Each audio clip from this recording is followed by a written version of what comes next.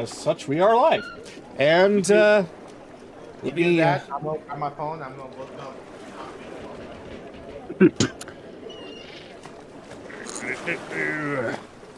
There's us, and then there's Akira. He plays a very, very different game. And then there's Bell. But Bell's not here right now, so we have one less. That's just thing. He'll be here eventually, though.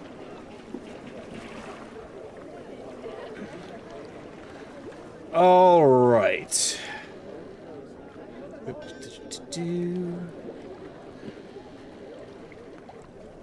Manage tools, make unique. Status. Mission. All right. Yeah, I'm surprised nobody wants Pariah's shield either. It's not that great. Not good either. It's not good for the way the characters end up fighting. No one's not gonna be up close and personal. Imagine me being up close. Imagine you dead. Oh wait, that's happened a few times. Technically, it only happened fully once. I was about to say, it only happened once, and ever since he just only got knocked out. Yep, I have been good about not actually killing anybody yet. I need to fix that. I need people to start dying for me. Although back then, Can't do it. No. although back then I was pretty squishy. But to be fair, though, Kakado, you did think event one time that you killed Grims. Huh? He says, I haven't killed anybody. And I'm like, but you thought you killed Grims at one time. During the spider fight.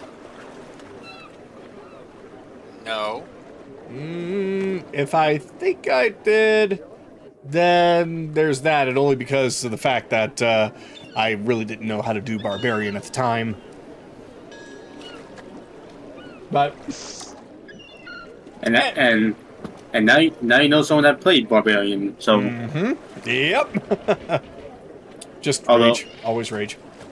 although that Barbarian is a bit more dangerous than what Grimm's probably is. Okay, so right now, we are live, so hello everybody that is in chat. Unfortunately, Bell is not able to join us, at least not for a while. It is Father's Day, and he is the member of our group that has Father's Day activities. So, as a result, he will not be joining us for we don't know when. It could be all night, it could be only for an hour from now, we don't know. But we are going to press on and continue as normal. So, let me go on ahead. I'm sorry? What was that? Somebody say something? No? I think I it heard- was a video. Oh. Because I was trying to reopen the video, and then for some reason YouTube played random shorts. Got it. Oh, well, no big deal. Let me go on ahead and get the audio going.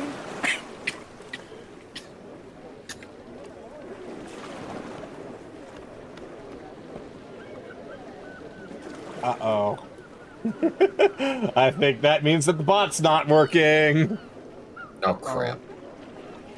So, Might make a bit of sense because I saw earlier someone tried to say a dad joke, and the dad joke didn't come in. Great. Okay, well, at the very least, y'all know what we can do is basically just play it, right-click, loop. So, Sorry about this, everyone. it is what it is. I'll keep doing it for every song going forward, just until we figure it out. But anyway, let me finish swallowing this bite, and then I'll begin the synopsis. So, better take a drink here. Last time, the party had begun preparations to raid Godfrey's casino in order to save Thornik. To do so, they decided to split up into different smaller groups, everyone with their own little role to play, in order to make sure that everything went very smoothly, at least up until the very, very end, if possible. Group A was essentially Chase, along with Belle. Kaylee went inside with them, but basically used her smaller stature and her stealth to hide behind the two, while all of the guards and all the staff were a little dumbfounded as to see Chase Viscari, of all people, at Godfrey's casino. So taking advantage of the situation, she was well hidden out of view. As they managed to make their way up, there was another, and that was Evelyn, who had actually gone in first. I should make sure I point that out. She had gone in first, wearing a very, very attractive dress made specifically to catch Godfrey's attention, and it most certainly worked. As she went in asking to get the special entertainment, Godfrey himself left the High Roller's room to greet her and went on his way to escort her himself to an elevator that he had in the back of the High Roller's room that was going to make its way down into Godfrey's own personal prison, where Thornik was thought to have been kept. But as Chase and Belle arrived, they managed to grab his attention very loudly for everyone to hear with the "Hey, cactus fucker!"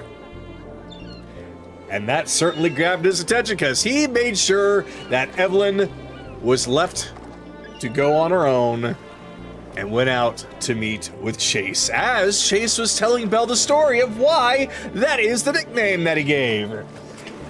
Although he tried to keep somewhat of a professional look at his casino, it was clear that Chase was very highly effective in his insults and constantly getting under his skin.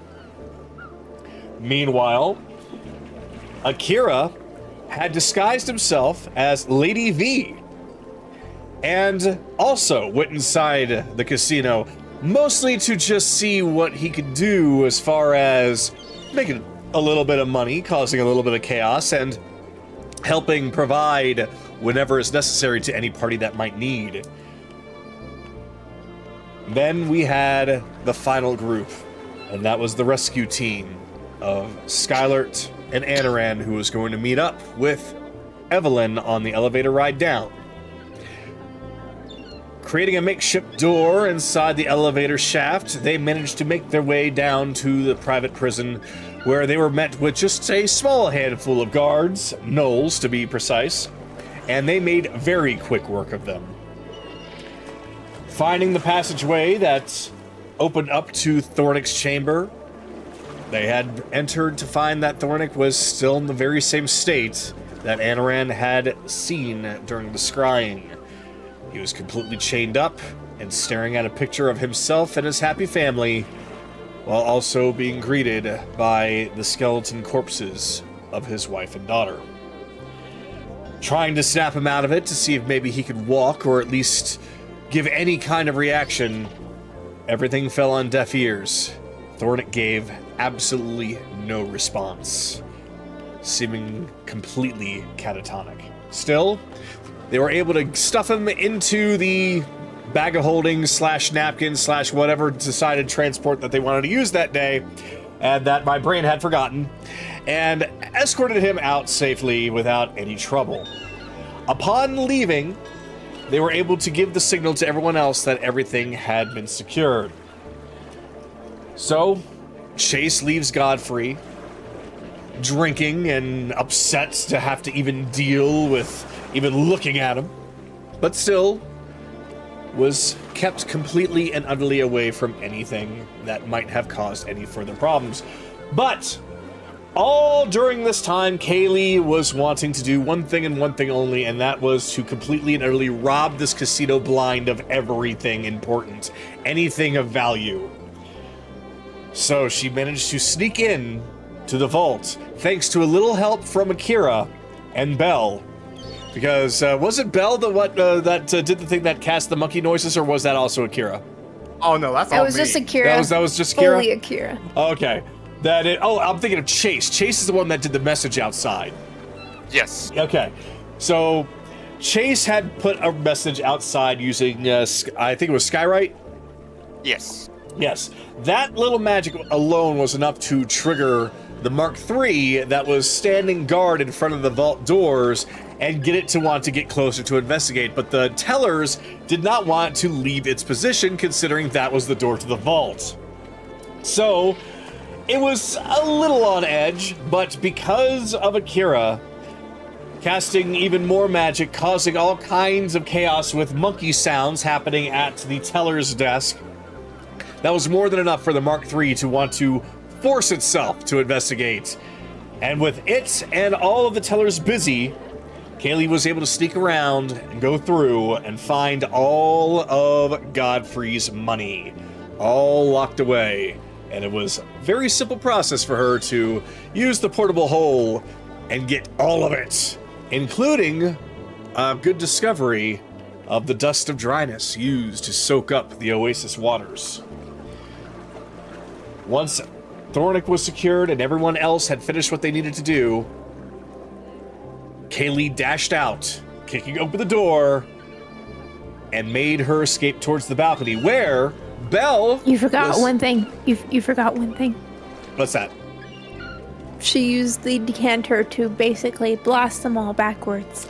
Yes, she used the decanter of endless water to help make her escape by using the geyser function of it, and blasted the Mark III and the tellers to the side, incapacitating them for the moment as she made her escape towards the balcony, where Belle, after having played some cards and even gotten himself noticed by one of the high rollers there, went to go meet a very lonely Julia, the one who had been arranged to be betrothed to Godfrey, of all people. As they were getting to know each other just a little bit, that's when Kaylee burst out, tackled Belle on the way down, and everyone made their escape. However, nobody was sure just exactly how Godfrey was taking it all, as there was no one left to tell them.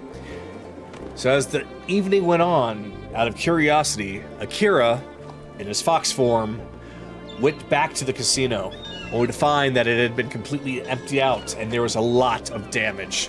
Godfrey had begun destroying everything in a rage inside, throwing things out the window, as a concerned but not entirely scared Julia was still standing outside waiting. Akira had gone up to be friendly towards her, and she was friendly back, only for Godfrey to come out in a rage, kick Akira to the side with all of his strength in his leg, and grab Julia and drag her off by the arm. And that is where we are going to begin tonight, with Akira having been brought back with the help of Belle and Evelyn, and everybody else is now inside the safety of the consortium headquarters of Dahlim. Is there anything that I might have missed that anybody would like to add? Not sure if you said it, but Kaylee did leave a little present for Godfrey.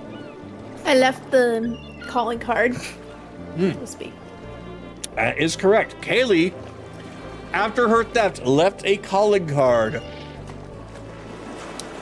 So, it's a wonder if he possibly have seen it or not, but considering his rage, and considering that's exactly where all of his money would be, it's a high possibility that he did.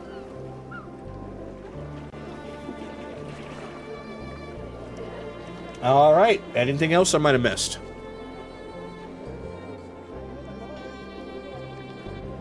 Okay. So, with that, I'm going to pass it on to the party. And I will say that before anything happens, I'd like everyone to please do a roleplay initiative.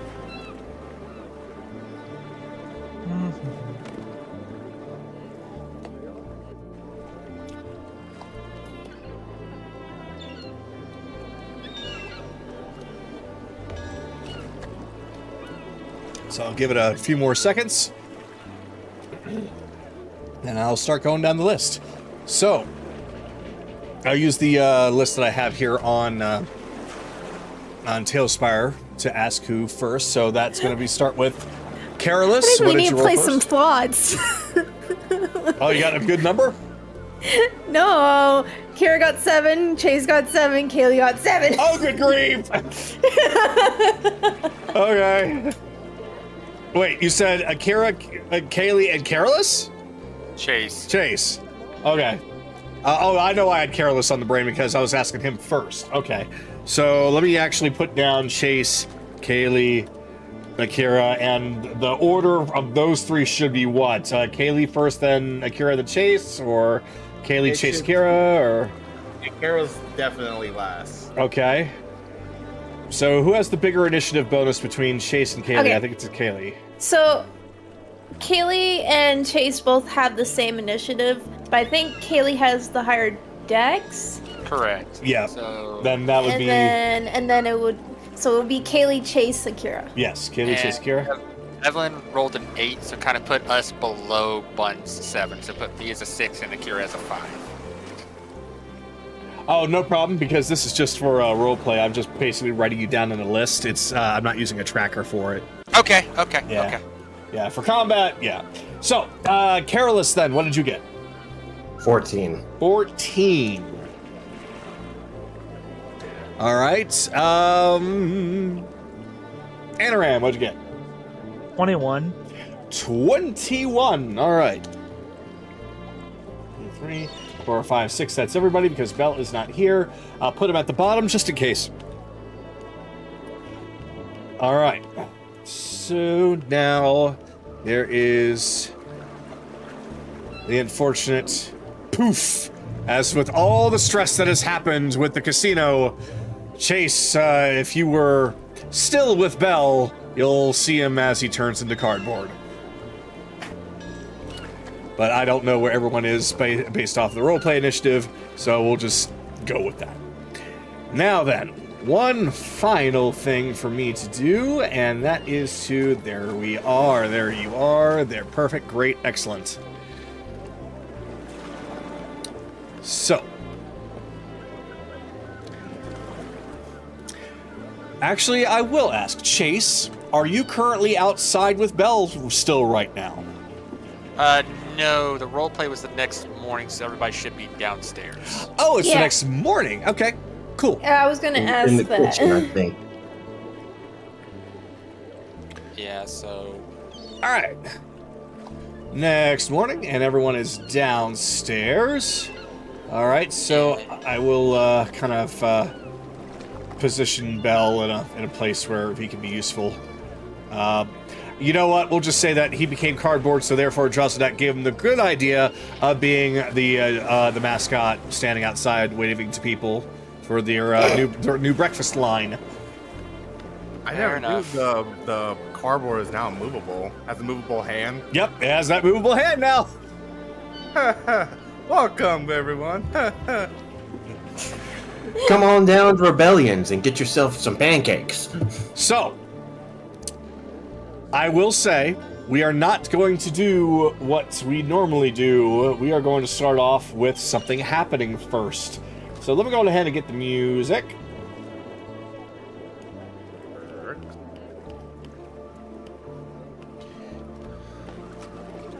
Hopefully it will work. Nope. Well, that's fine. So, new song in there. Go on ahead and play that if you could. So as everybody is waking up, or for those of you that have been awake, as everybody is getting ready for the next day to possibly find a way to save Zeid, stick it to Galen and Godfrey, there's the sound of somebody coming down the stairs. You can hear the voices of the familiar bugbears that are guarding it, like, "Who the hell are you?" And you just hear a familiar voice, like, "Oh, I'm here on business, don't have to be concerned about me or anything. Don't worry, I am friends with, well, everybody that's here." How do you even know that there's anybody here? Oh, I have my ways. Now then, let's see. Anaran, Careless, Kaylee, where are they? Should we be asking for, like, paperwork or something? I don't know. This is the first time this has ever happened. Oh, my goodness gracious. You know what? I'll just see myself in. Wait, you can't. Oh, wait. Oh, there's Sue. Oh, it's so good to see you. Oh, the little one is happy to see her, so I guess everything's fine. I think. This is the first time this has ever happened. He just pulls out a stone, holds it up to his ear. Sir, Mr. Drowsadak, we got a visitor here, and, right. Let her through, but that's me.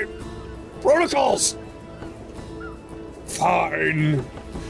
All right, you may go. Apparently, he was aware of your arrival as well. Well, I would certainly hope so. I did send that I was going to be here, but thank you very much for your diligence. She just goes over and leans down and gives Akira a nice little pet on the head. And it's good to see you too, little fox friend. So Anaran walks out half naked, his hair still in a mess. Oh, hi, Angela. Oh my goodness, is it really that too early in the morning? Is everyone still just waking up? I mean, I've been awake like this for a few hours now. Oh.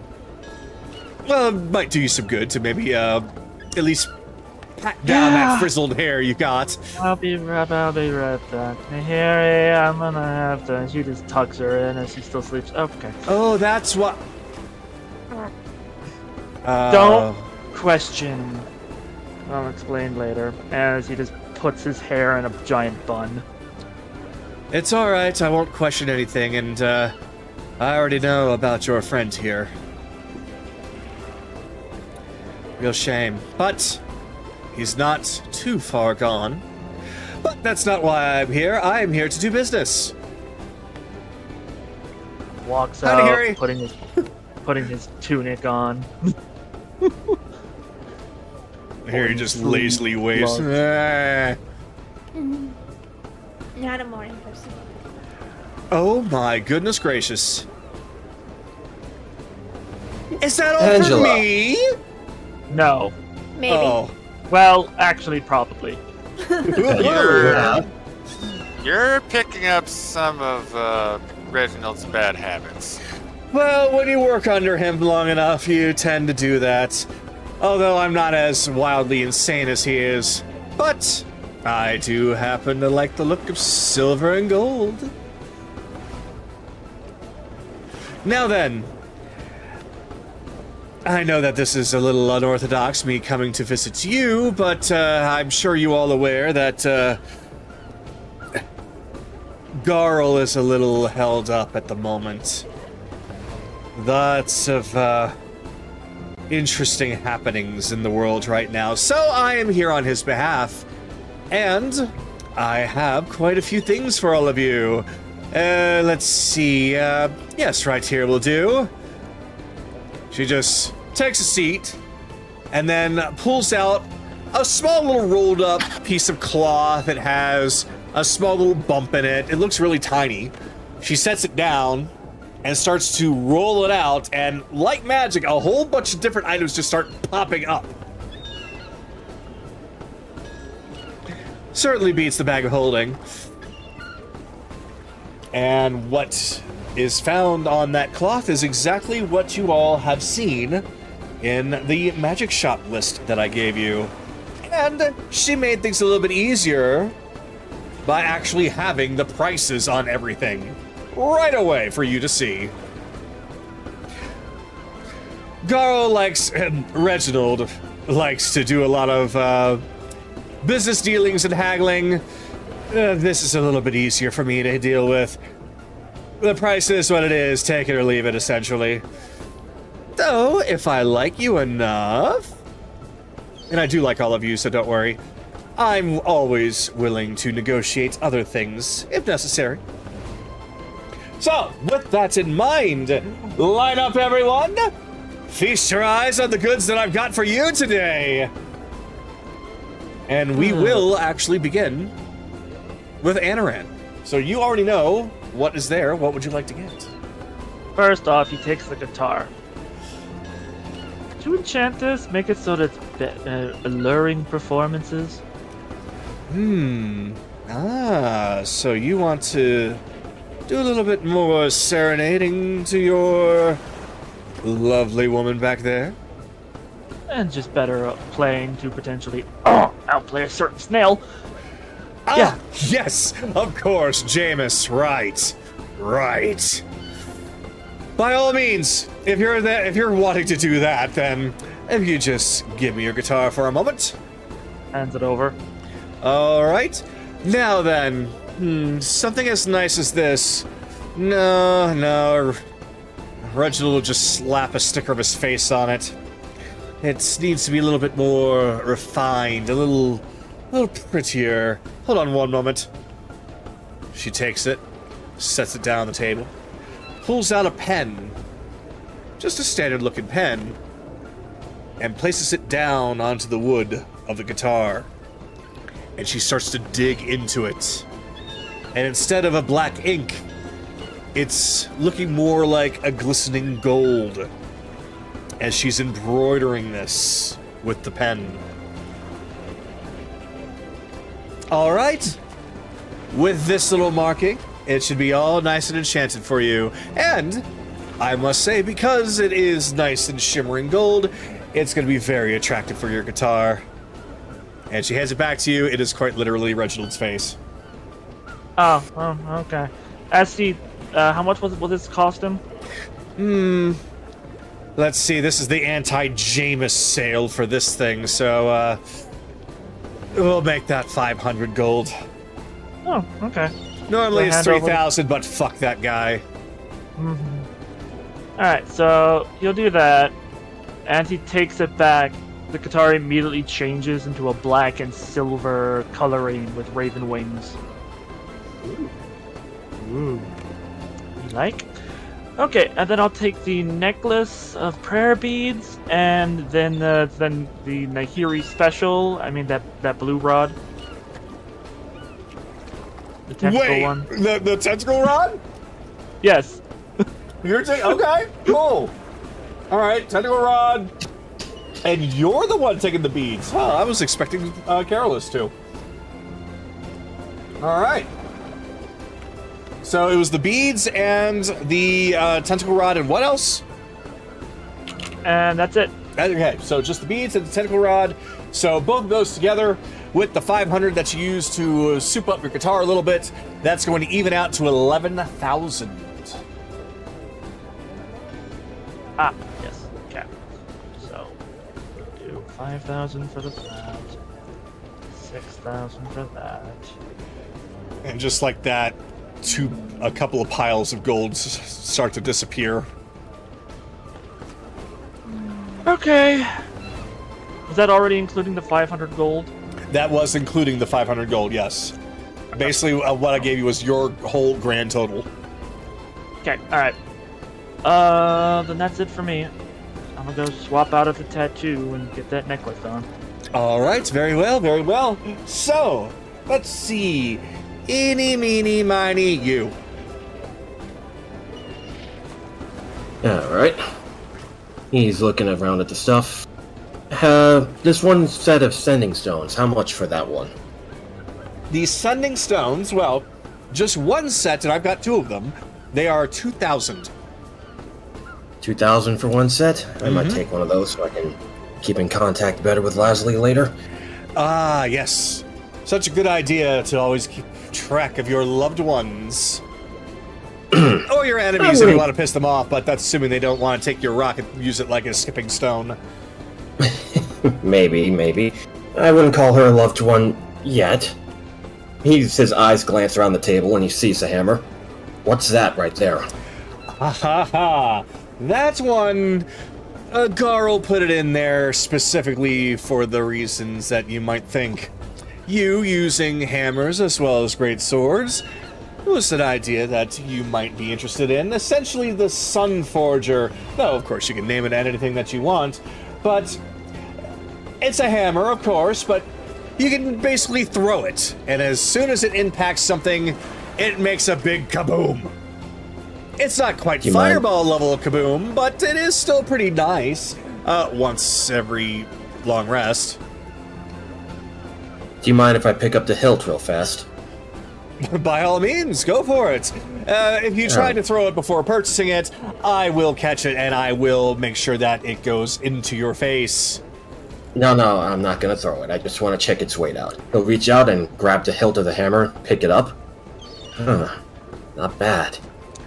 It's How got much some for this heft one? to it, but, well, the price of that one is, let me go on ahead and pull up my, here it is. Aha.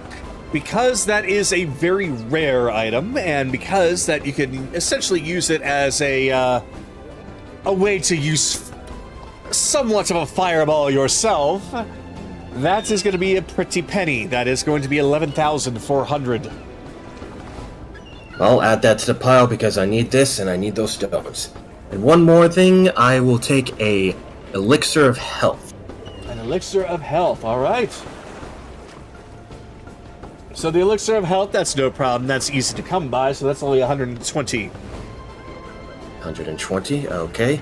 So overall, that should be 13,520 gold for you then, correct? That is correct. And I'll take it. All three of them. All right. Now, do be careful with that, because any impact will set it off, so don't drop it. You might go flying. Any impact. Okay then. Thank you for the notice. Any thrown impact. And knowing you probably want to make sure that that thing isn't going to be hanging around anywhere loosely. Keep it secure, and you won't become a charred mess. I'll keep that in mind. Though you got a fire sword, so now you got a fire hammer. Matches. No. Matches and should give me some more edge. Let me add the stuff, and then I'll just subtract the gold real fast, Goggle. Just adding everything. That's all right. As more of the gold is disappearing from the pile. Whoops, didn't mean to grab that. I suppose if we are going back and forth, how about you over there, young lady? Evelyn, right? Yeah. My, well, that's a pretty little number that you're wearing. Man, I need to update my wardrobe. Now then, what can I get for you? I was looking at the potion of maximum power and the mirror of the past. Ah, very good choices. That potion of maximum power is a very rare potion. That is why it's so expensive. But it guarantees any spell of 4th level or lower to be hurled at maximum power. So if you really want to put on the hurt, or at least make sure it's effective, highly recommended though it is in one use, so use it wisely. That mirror though, that's a very unique item. Don't expect it to give you all the answers, but if you're clever enough, you might be able to figure some things out far earlier than you would expect. So, the maximum power potion is 2750, and the where is it on here? There it is. And the Mirror of the Past is 7,500. So, everything together is going to be 10,250. Yep, I have that right here. All right. Well then, here you go. And she slides over both the maximum power potion and the mirror. Be very gentle with those. They are still made of glass, both of them, so much like the hammer, don't drop it. Though, not much of an explosion, but a whole lot of wasted money. No refunds. Now, is that everything that you're interested in? Yep. All right, very well. More of that money starts to disappear. All right, let's see. Back and forth, back and forth. Okay, aha! Get myself over here. You're the one that stole all this miraculous money, aren't you? Yes. Well, I thank you very much for sharing it with me. No, seriously, we were watching. That was hilarious. Now then, what can I do for you? Let me see if I can say this all in one breath. Potion of resistance acid, potion of resistance cold, potion of resistance fire. Please don't. I can't keep up. I want all the potion of resistances. Oh, okay. So, all right, 1, 2, 3, 4, 5, It's 6, 3,000 7, gold. 8, 9. Yep, exactly 10. And yep, that's 3,000. All right. You are making sure that you are surviving out there, aren't you? And then the other pair of sending stones. The other pair of sending stones. All right. So, Yes.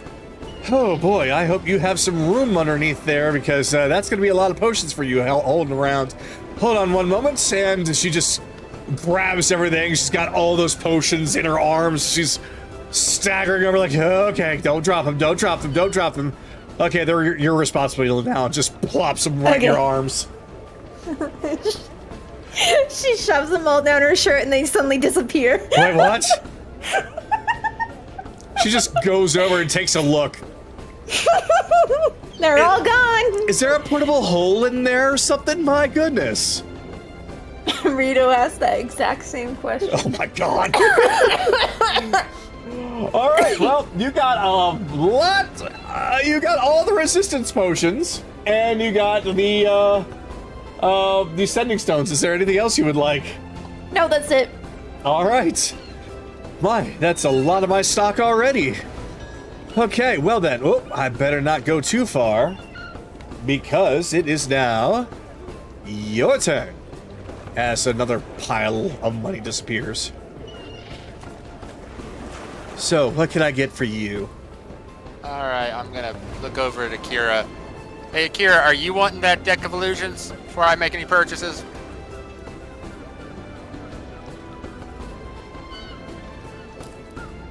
Deck of illusions is actually pretty fun.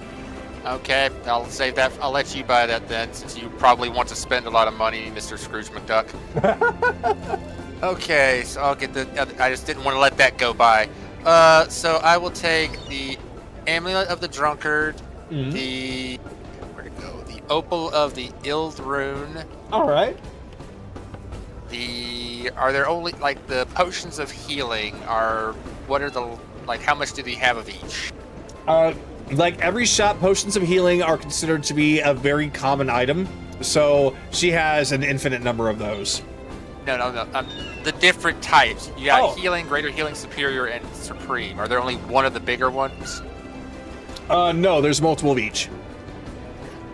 Okay. Alright, let's see. I'll grab that. That opal. Then I'll grab 2 superiors and 2 supremes. Alright, 2 superiors, 2 supremes. So let's see. The opal was the same price as the supreme, so that is going to be 2,700. And then the superior, 27. So 3,150, I believe, is the grand total there. The opal is 3,500. Oh, I got that. My eyes went crossed. 3,500, not 1,350. Understood. Yeah, it's 13. It's the amulet was the 1,350. Yeah, I had the amulet, the opal, and then 2 of each of the potions. That's what it was. Okay. All right. So let me do the math real quick here. So 3,500, 1,350, 1,350, and 450. Oh, you said 2 of each of the potions, right? 2 supremes, 2 superiors, the amulet, and the opal. Yes. All right. Okay. So amulet's 1,350, then 2 of those potions 1,350, 3,500, and then 450 plus or times 2. All right. Let me do that real quick. 4,005.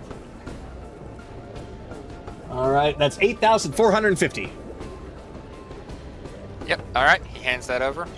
All right, excellent. And any last second purchases from you, or is that everything you would like for today? No more purchases, but I do have my all-purpose tool +1. I know you probably can't enchant it to increase the enchantment right now, but how much would that probably cost me? To turn it into a +2.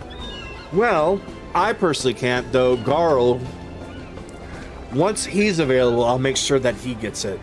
Since we're having to make you wait a good long time, if he was here, he'd probably charge at least 5 figures for it, but we could probably knock that down a bit for you. So let's say if we're making that thing a +2, probably count on that one to be around 5 grand or so. Okay, I'll keep that in the budget. Let me actually be real serious here and take a look here. All-purpose tool +2 price.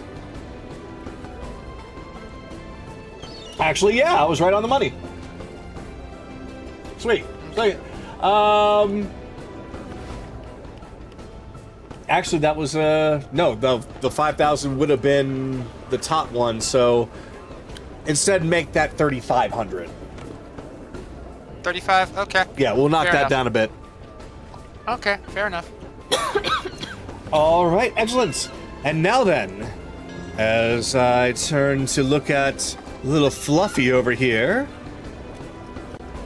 and I see you swimming in all that gold. I'm sorry that the pool's getting a little bit smaller, but I'm sure you're itching to use it. What would you like to get, little one? As I telepathic into her head, so I can actually speak properly. I want the bib. Give me bib. You want the butcher's bib. That's interesting. Although, yes, you do use a sword, don't you? That's going to be interesting to see. Just be careful, it is constantly dripping with blood, so if anybody sees you wearing that while you're getting close, there might be some looks of concern. So maybe not wear it all the time, if you catch my meaning. Still, very handy, very unique, very scary. Good for Halloween. $57.50 for the butcher's bib. And Deco Illusions. Now that's going to be fun. Just keep in mind, they are illusions. They will look and act exactly as they're intended to, but they literally cannot do anything except look and act like it. So, Although fear to the enemies is all I need. that's more than enough. So 800 for that deck. And that shall be it. All right. So that was, let's see, grand total of $65.50. So the bib actually constantly drips blood. Yes. Yes. It's always dripping with blood. Basically, you will look like a serial killer.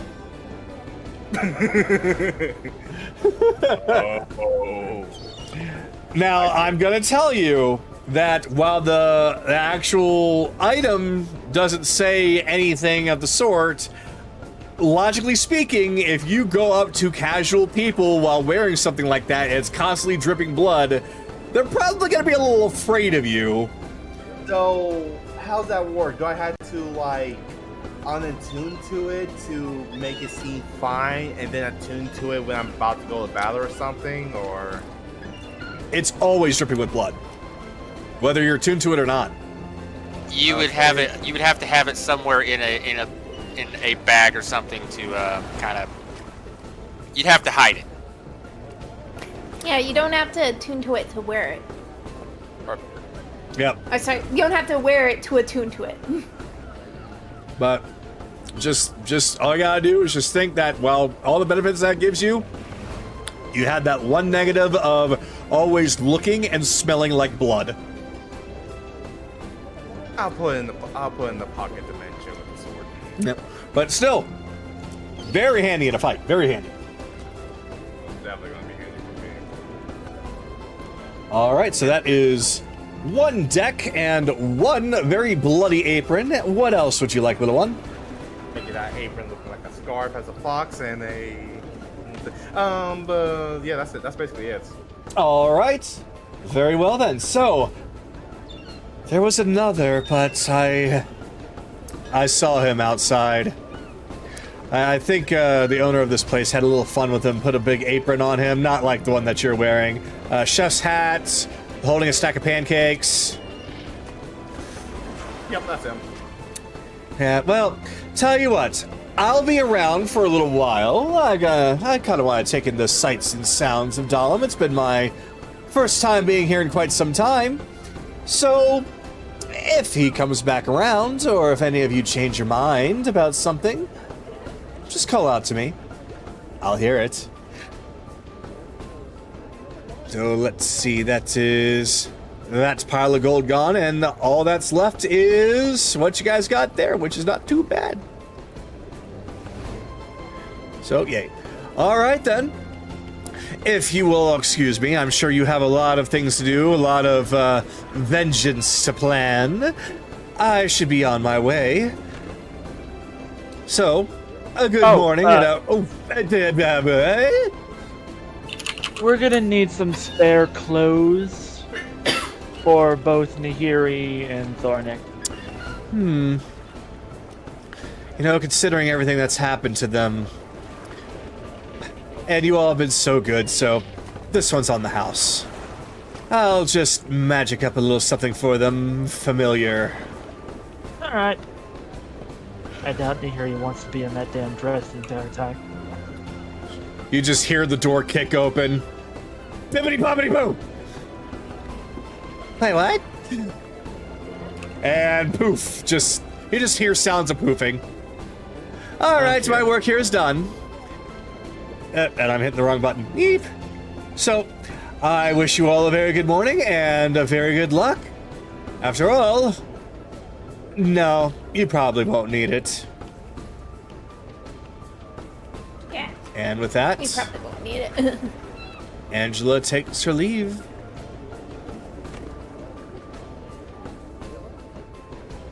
So, right now, let me, as you all are pretty much in the same room together, you all are free to roleplay amongst yourselves for a little bit while I get this, these clothes on Nehiri, and technically Thornik, although, the look of his figurine will not match exactly how he actually is. He'll just, you know what I mean. Yeah. Theater of the minded. Yeah, theater of the minded. Well, choices. Either turn to Ashbringer or give this new hammer a shot.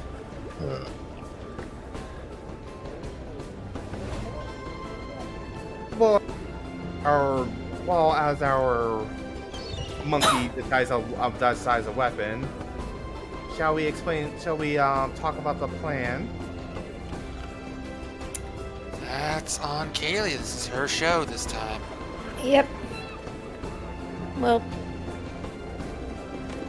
I would have wanted everyone to be here, but it looks like that's not going to be the case. If he wakes up, we'll tell him. Wait.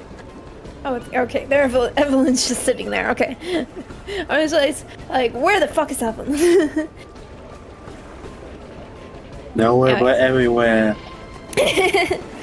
Alright. So, this is basically the plan. I'm gonna have Chase take both me and Akira to Gray, and he's gonna take us into custody, while also taking us in front of Godfrey, so that we can get Chase to be closer to Godfrey. And basically, the both of us are gonna face Zeid in his Hydra form. I'm going to use the Black Sap to return him to normal, and basically use him as a means to defeat Godfrey fairly quickly. Not Godfrey, sorry. Galen. Sorry, jeez! We're knocking them off one at a time. There's only gonna be one left after this. Exactly. After that, Chase is going to knock Godfrey down in the skirmish of both Zeid and Galen, and we're going to fight Godfrey.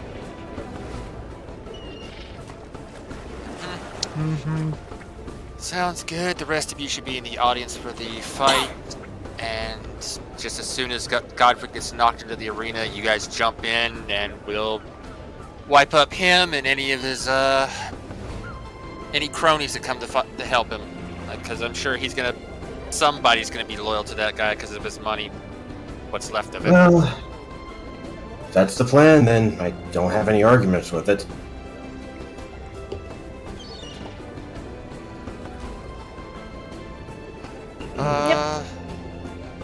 I got nothing. Actually, what time of day is it? It's morning. It's Morning. We'll say like 10 a.m. ish. Does anybody know if Julia would be awake at this time? I mean, we're gonna go talk to Gray, so he could probably answer that. Yeah. Huh? I say you that worry about her. I would rather her not be anywhere near fucking one of the G's. Jeez, it's too early in the morning. You slept 4 hours. Yep, I'm going back to sleep. I don't think he fell asleep. I don't think he tranced at all. He's letting the stress get to him again. We'll deal with that once we're done here. We've got this to deal with, and then we have to find that gateway. Yeah. Right. Do you think the chances that Crusher or your grandfather might be together on that one? From what Gray's mentioned, they did not seem to be allied in this. I think they're competing with each other to who finds it first. Well, if that's the case, we catch either one of them off guard and potentially kill him. Win-win situation for us, if you ask me. We can hope. We can hope. So, what I'll do right now is is there anything that anybody would like to do right now here in the consortium before going to speak to Gray? Or just in general? It's gonna take a little bit of time for this to happen, but I'm gonna kind of just have Sue doing this while it's going on. Is the opal has a different function that you can inscribe it onto a non-magic weapon to give it it destroys the opal but turns the weapon into A magical one. that is non-attunement. So that's what Sue's gonna be doing to chase his gun while this is going on in case we do the whole Hydra fight during this character day. Interesting. Okay, I was wondering when I put that in there if anybody was going to use that or just keep it as it is. Okay, cool. Excellent, and an excellent choice, putting on the gun. All right. So, that will take, I believe, 8 hours. Yeah, that's why I'm having Sue do it while we do other shit. Okay, and I can tell you right now, you have enough time for the 8 hours because that would be... Hydra fight will be like tomorrow or something. Either late the same evening or the next day. So Okay. you're fine. Yeah, but if Chase had to do it, he would be out of commission for 8 hours, which is why I'm having Sue do it. No problem. All right.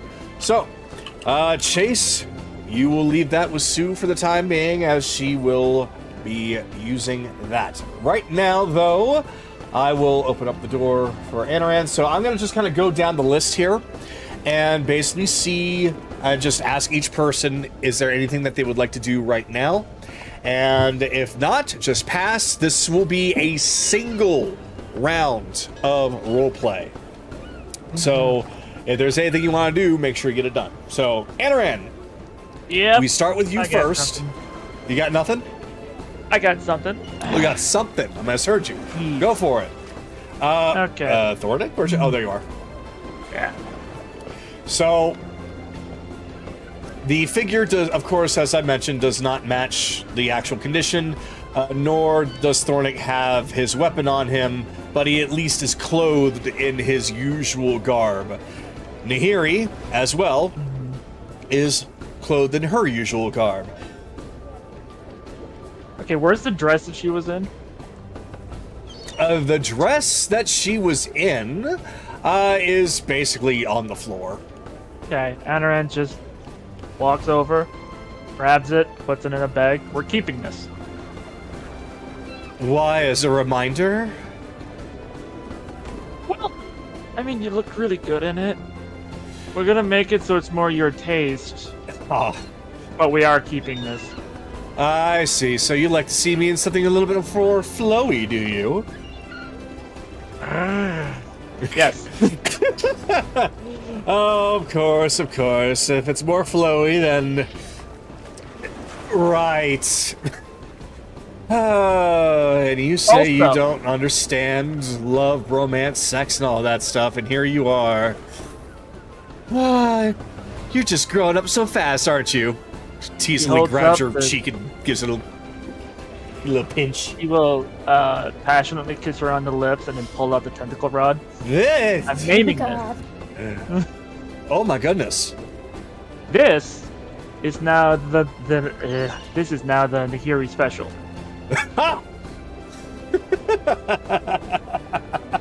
I was gonna call it Tentacle Tuesday, but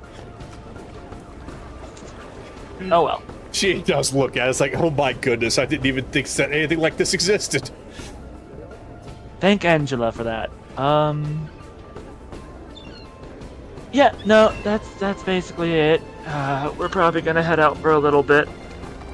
You know, based off the design of that thing, it looks a little bit like a cat of nine tails. Only it's three.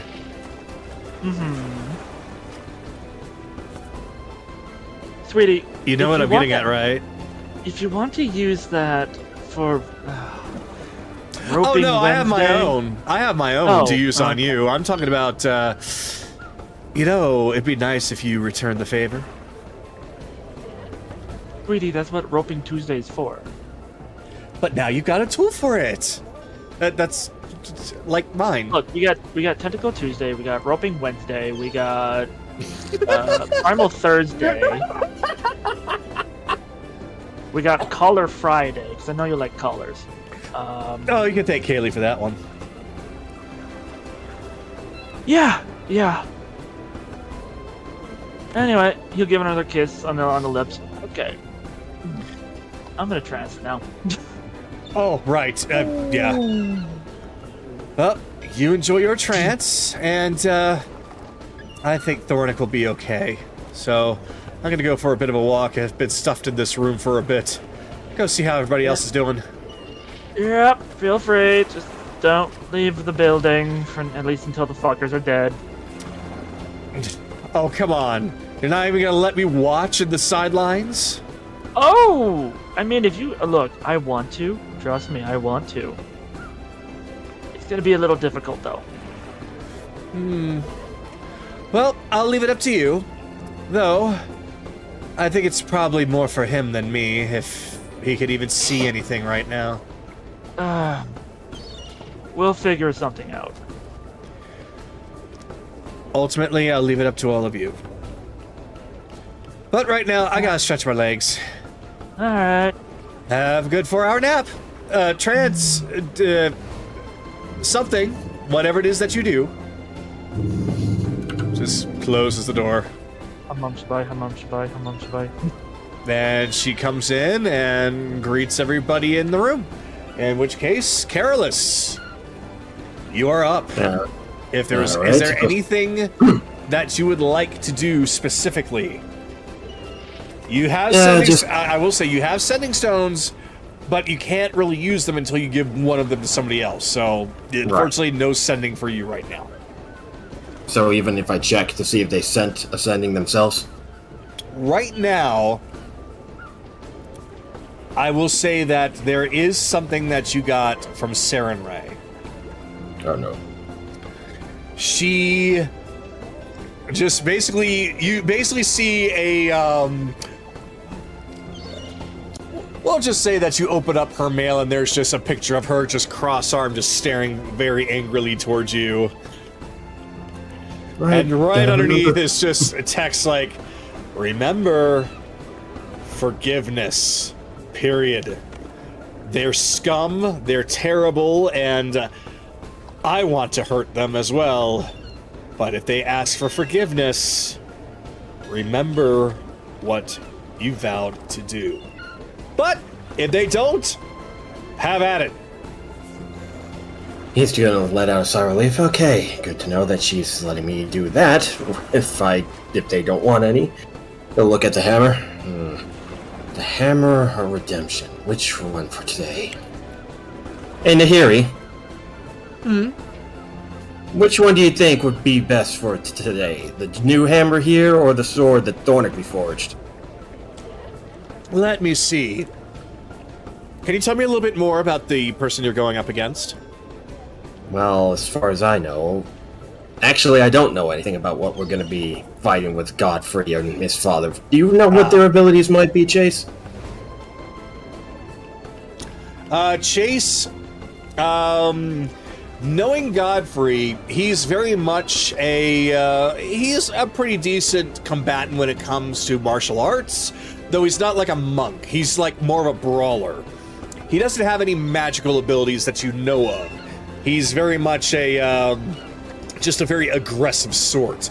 Though he has a very long history, though, of anger issues, and almost like a barbarian, he tends to lash out and do a bit more recklessness and damage if he's pissed.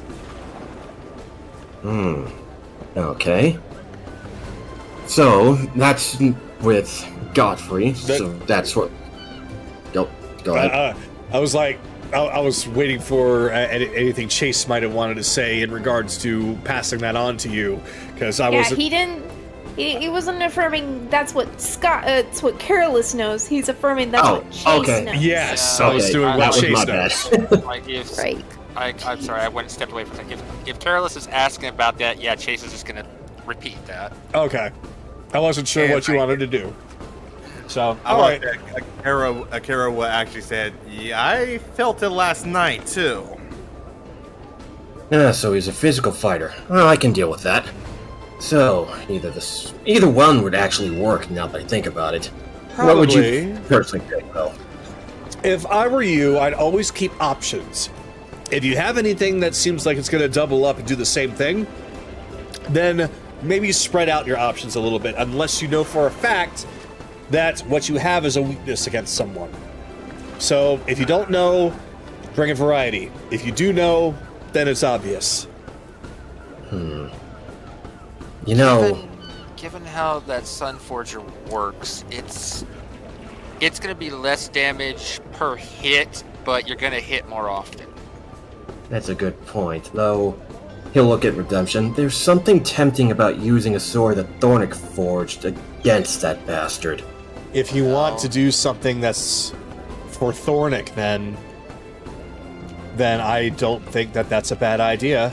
But ultimately, what you really want to do is what will benefit you and your team the most. That's the case. I'll probably stick with redemption for now. Sunforge will get its turn in the sun, though. There's a lot that I gotta tell you about, though, Nehiri, once we get done with all our stuff here.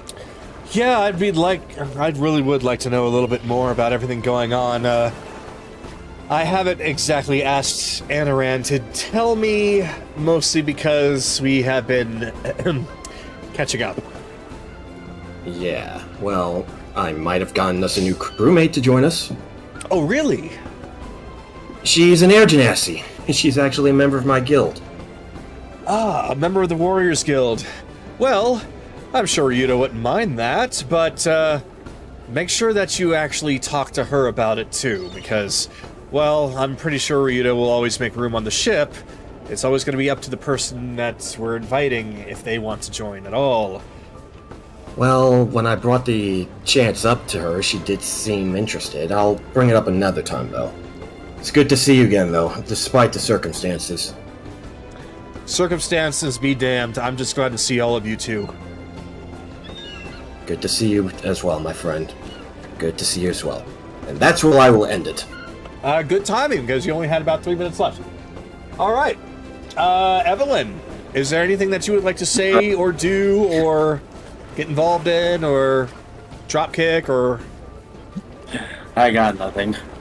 dance around in that flowy dress, show off the bits? The only reason why I'm still in this outfit is because taking my main outfit is back at the Sorry household. You're right! Oh crap! Well, it looks like she's stuck in that outfit for a little while. All right, teasing aside, Kaylee, is there anything we would like to say or do at the moment? Not really. She'll say to Nehiri, we'll save stories for once we get back to the Sanguine Sea, plus once Thornik's back to normal. Right. There's stories on our end to share with all of you as well, and I'll make sure that you all know about it. Though I don't want to give away too much, because there's one person who really needs to be the one to tell it. Most of it, at least. So, do me a favor and get that idiot back, please. Of course. And when you do, give him bonk on the head, or 12. A good dozen. In fact, Baker's dozen. Make it 13. Let's see once we get him back. I think him having to deal with all of this is probably punishment and not enough. At least in my opinion. No, I understand what you mean. Alright, we won't go too hard on him until after we hear from him. Yeah. Deal? Deal. And Okay. I'm going to make sure that he actually talks. No more secrets, no more silence, no more I want to do this because I'm worried about burdening everyone kind of bullshit. No, I'm sure that part's probably true, but for reasons that are really stupid. Yeah. Don't worry, I think we all would like an explanation. All of us. Very much so. Anyways. But I'm just- gonna pass along. Oh, that's all she go was ahead. doing was she was just reaching her hand under your hood to give you a little fluffy head rub. All right, Chase.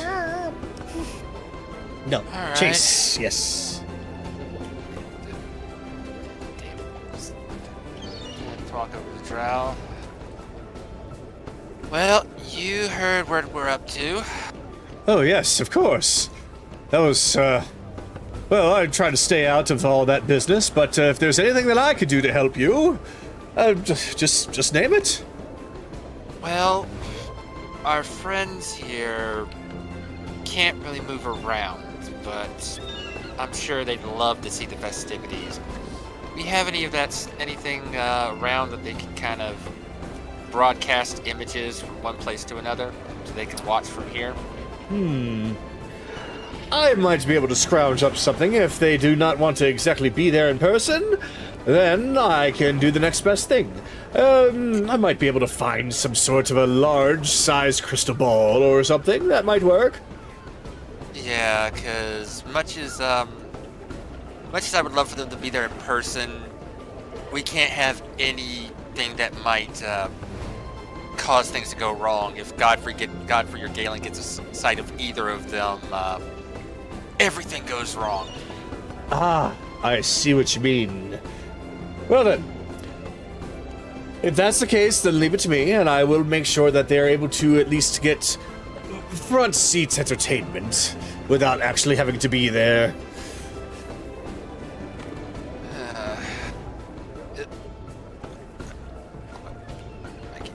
What the fuck's going on? Computer, calm down. There. Start glitching for a second. Alright, thanks. Of course, of course. Turns. As much as I'd love for you to be there in person, Nehiri, is that going to work for you?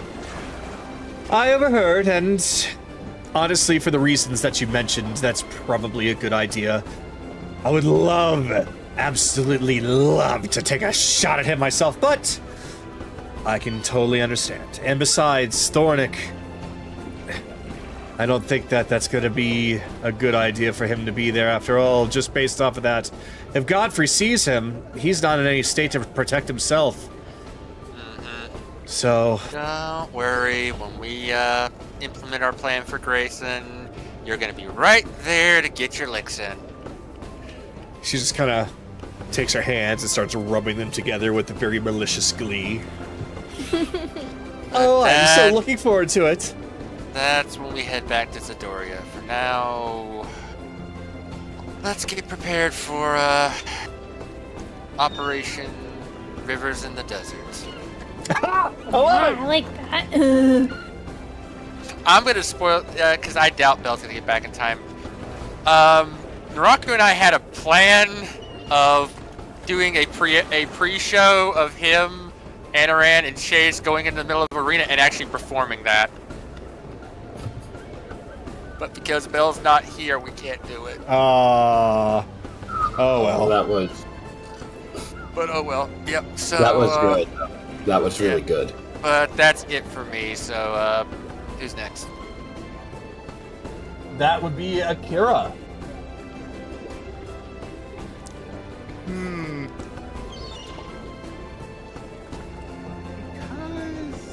it seems that I don't have anything but... Cover me. I demand it. Jump straight into the boobs. This makes me stay down, isn't it? With that dress on, yes. I at least am in my fox form. Thank you very much. That's gonna have to do. That's fine. There we go. There we go. That way his head's right in there.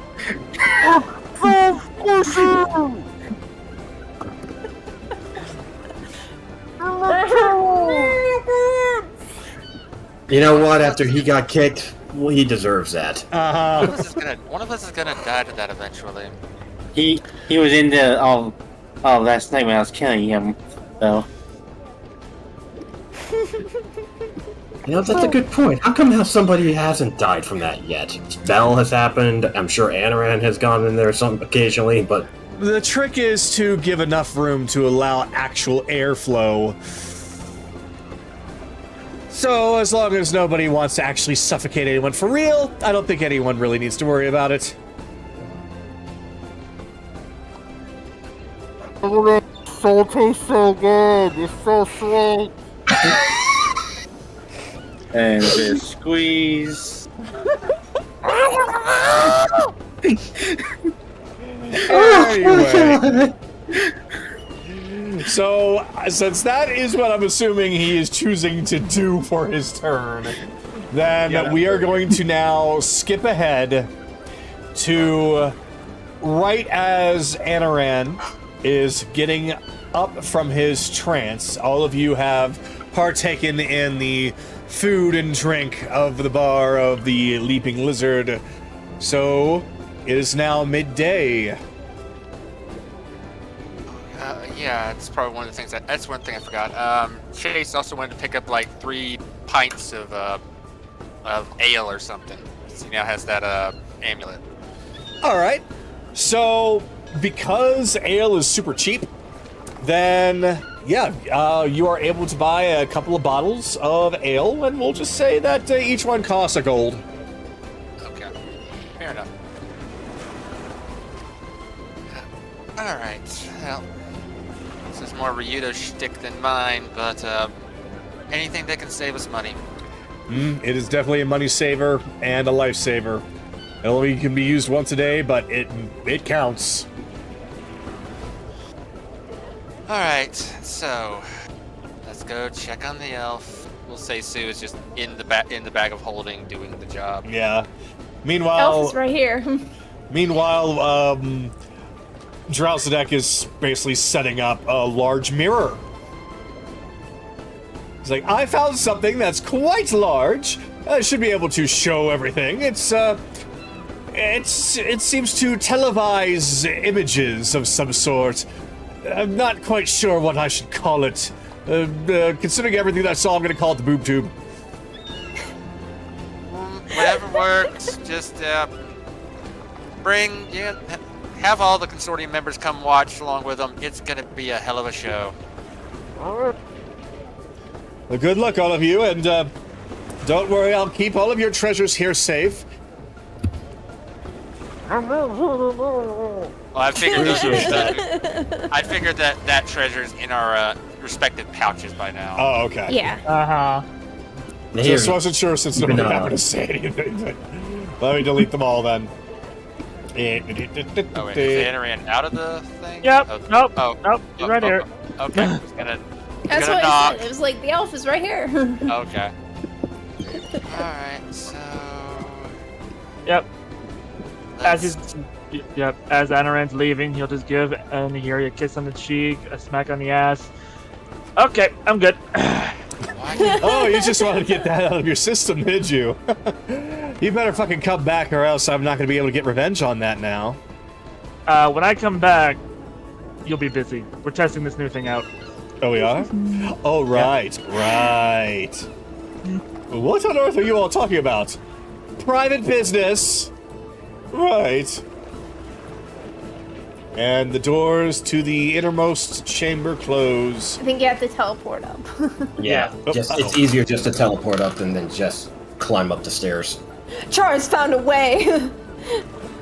That's because Charles is stubborn. He forced his way up. Life finds a way. And of course, we'll grab Okay, Bell. Jurassic Park. We'll grab Bell, stuff him in his own portable hole, and Anaran will hold on to it. Yep, I got it. Minor illusions on him. He has a nice mustache. Well, the mustache can stay, but we gotta bring him in case he wakes up.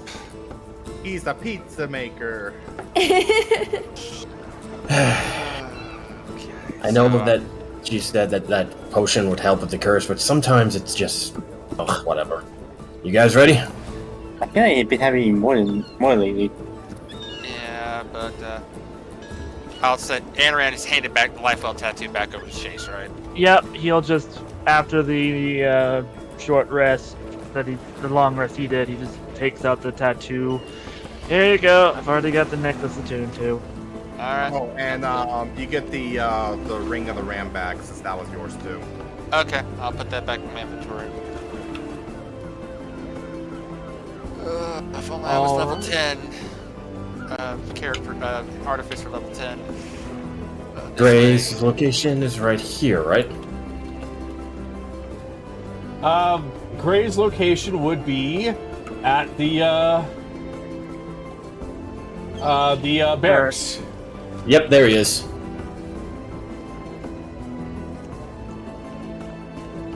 Alright, let's see. 1, 2, 3, 4, 5. Oh, too far ahead. 5. Where is this? Oh, there you are. Alright. You sure about this, Kaylee? I'm sure. Okay. Akira, you do you want to be in that form, or do you want to be in a different form? I'm fine as long as my true form is not shown. I'll be fine. All right. You already have Black Sap. You just never put it in your inventory because I gave you one before the Nehiri fight. Oh, okay. Yeah, but just so we don't have, so you have one already for this whole thing. So. Yep. All right. All right. So, as you all enter, you see that Gray is actually sitting there with his. If you want to stop the music, now's a good time to do so. Gray is sitting there. It was actually running out. Oh, perfect timing then. He's sitting there with his hands clasped together. He's leaned forward, resting both of his elbows on his knees, leaning forward, looking quite distressed about something. Oh no. What happened? Oh. Hello, everyone. Oh, I'm not even going to mince words. You all are going to want to know. Come on out, Julia. They need to see it.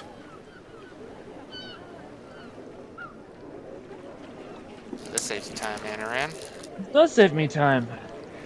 So, you see Julia walking out. She seems mostly put together, though she has a very, very dark black eye on her left eye. Mm-hmm.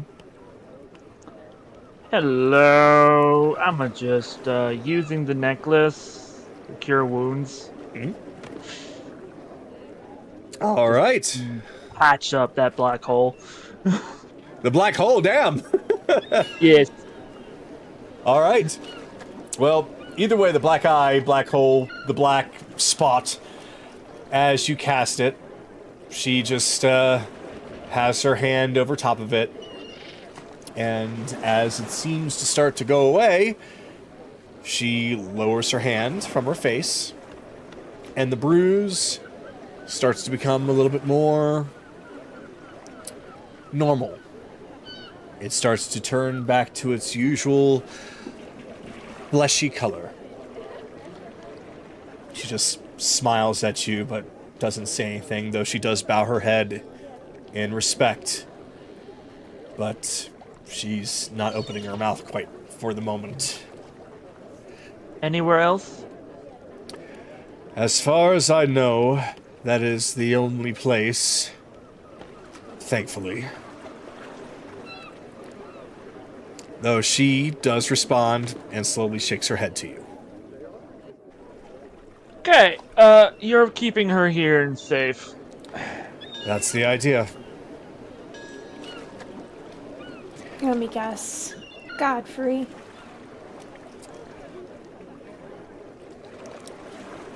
Yeah. She came to me this morning. Said that she was going out under the guise of shopping. Took one look at her and I knew.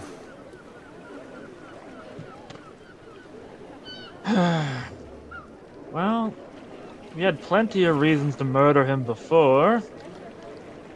Now we have even more reasons. Yeah. Gray, I'm just gonna ask you one last thing. Do you still want to see?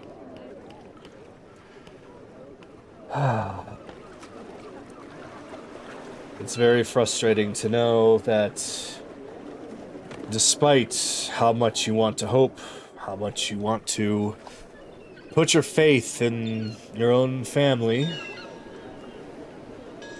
just to see that he would so easily just strike at Julia, who had done nothing wrong, just because of what had happened to him. I'm going to just say it. I think he is too far gone. Whether it's under his own ambition or the poison of that stupid thing in his head, whatever it is, I think he's too far gone. And if Good. he's like We can kill that, him. I'm sure my father is as well. Yeah, as Chase takes out the bag of the pellets of dust of dryness. Yeah, we found this in our little heist. All the oasis water you could ask for. He was dumb enough to put it in a glowing chest. More like too arrogant. Probably didn't think that anybody would actually steal it. Well, that was his first mistake. His guard for that was pitiful. Yep, very distracted. I'll hold on to these for now until they're dealt with. Then we'll return the water to the people. All right. So, I'm sure you didn't decide to come here on a house call. What can I do for you? What can I do to help? Well, you did spare us a chance of making sure that Miss Julia here was safe. By the way, you make excellent music. She turns and actually opens her mouth this time and just very quietly bows and says, "Thank you." Yeah. Our young T friend wishes he would be here, but a curse of his has kind of got him disabled temporarily. Oh. Well, that's a real shame. He was telling me about her talk with him.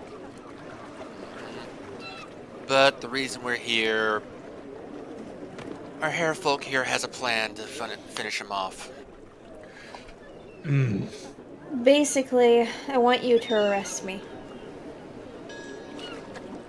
Well, that should be simple enough, but that probably isn't going to do much on its own, so what's the rest of the plan? Gray, I'm the one that cleared out the entire vault. Okay. I think left you the... want... Yeah, go ahead, bud. Sorry. I left a calling card there for him, basically telling him that someone specifically stole all his gold. And I want you, well, specifically Chase, to turn me in to Godfrey. And I'm assuming once I do, he's gonna set me up right up against the Hydra, which is exactly what I want. Ah. I'm picking up what you're putting down. Alright. So, this is all so that you can get in there, and that Chase would be in his good graces for something. Well, Pretty much. I'll give you the quick rundown. First and foremost, that Hydra is actually a friend of ours. really? You saw the bird, right? Yes, Colorful. They turned the bird into a Hydra. Oh, for fuck's sake, did he actually use it? Okay. If your friend is now the Hydra, then you need to be looking for a very specific gem. Oh, we know where it is. Oh. Well, that'll save time for explaining. I already know what to do. We have a plan. We have a way of at least freeing his mind. So, the Hydra, the thing that Galen loves so much, is going to be his downfall. While that's going on, I'm going to be behind Godfrey. The second I see an opportunity, his ass is getting dropped into the arena, and we're all we're all going after him. Considering this is going to be a Hydra fight, that's going to be bringing in a lot of people. Are you sure you're up for this in front of a crowd? Oh, I want a crowd. We've killed people with less. Actually, we did an entire arena fight with some frost giants, so this is going to be no different. Yep, that was kind of similar now that I think about it. Here's All the right, thing. Yeah, everybody at that arena, they're not going to care as long as many of them probably hate those two as much as we do, and the rest, as long as their money isn't too affected when you take over, they're not going to care. So news coming back to the other nobles, it's going to take a while. By that time, well, two more are going to get knocked off the list. They're going to know they're going to know what's happened the second we go after the vampire bitch. I really don't know about this whole taking over thing, but at the very least, I can use my influence to keep watch over the docks, because if there's anybody who's going to find out about anything that's happened here, it's going to be Crowley. So as long as we keep that information out of his hands, then you probably won't have anything to worry about for a little while longer. Yeah, our identity needs to keep secret. We have some friends out there on the ocean already. The Oni pirates are kind of monitoring the waves for us currently. Oh, is that right? Making sure Crowley doesn't get any more of his fucking shit. Very well then. Looks like you all have had this plan for quite a while. Parts of it, yeah, but Gray, like, when this is all said and done, the arena and the casino are technically gonna be yours. I know it's gonna be a little too much for you to run. Dad and I'll be happy to buy out half of them, so we'll run them. You just kind of have to collect some income and just keep the city going the way you have. Maybe a little better.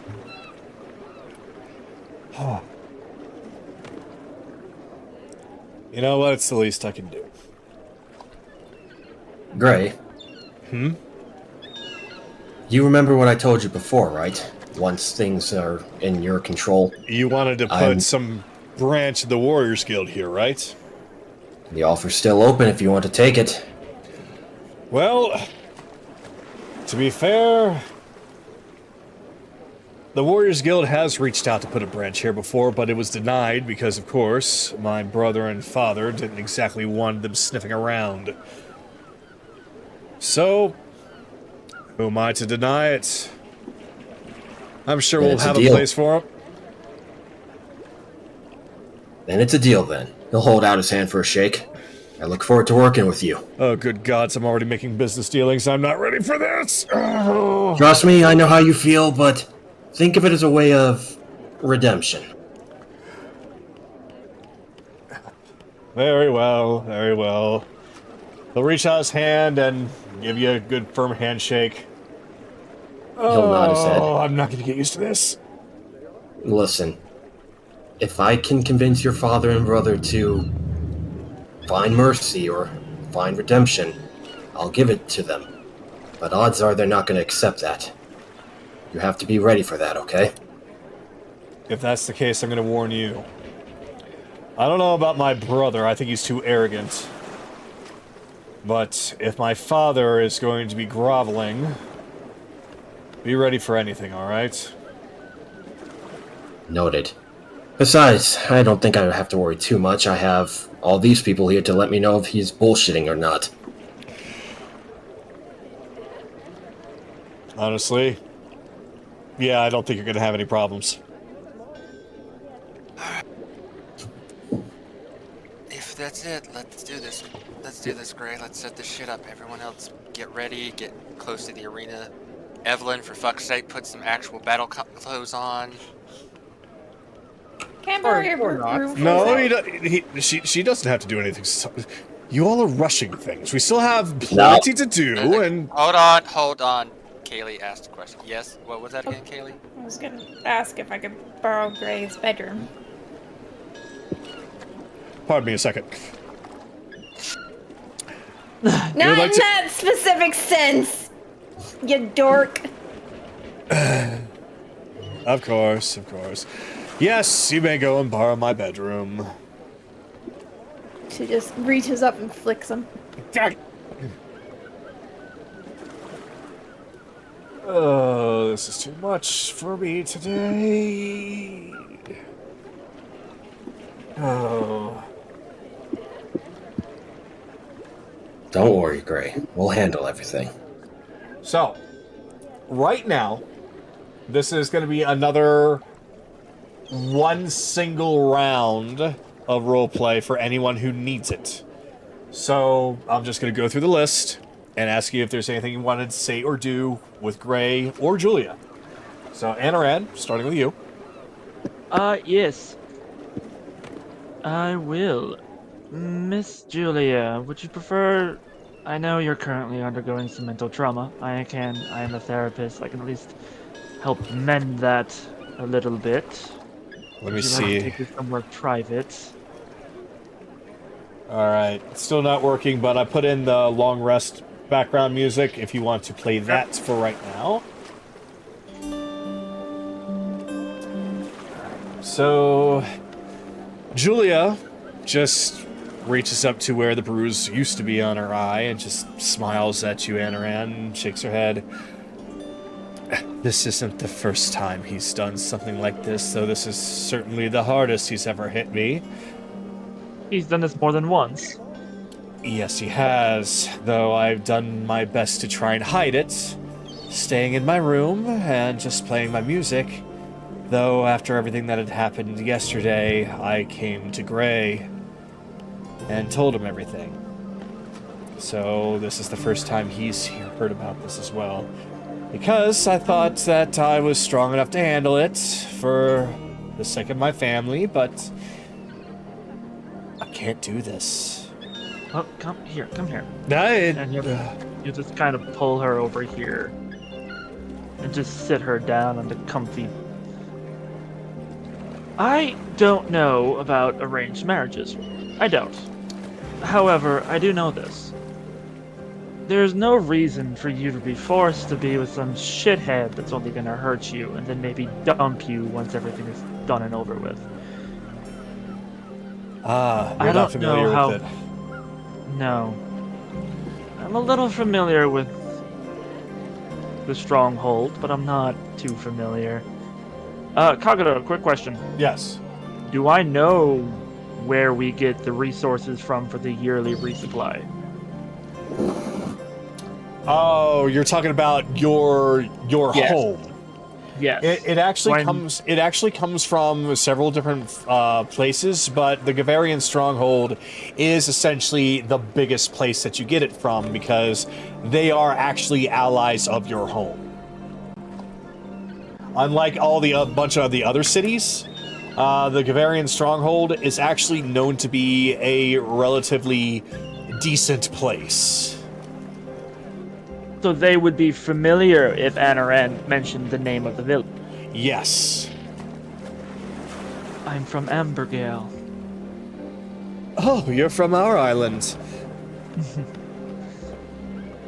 Well, Now- it's a small world after all. A small archipelago, at least. Now, I don't know how all this shit works, but we're killing your aforementioned fiance.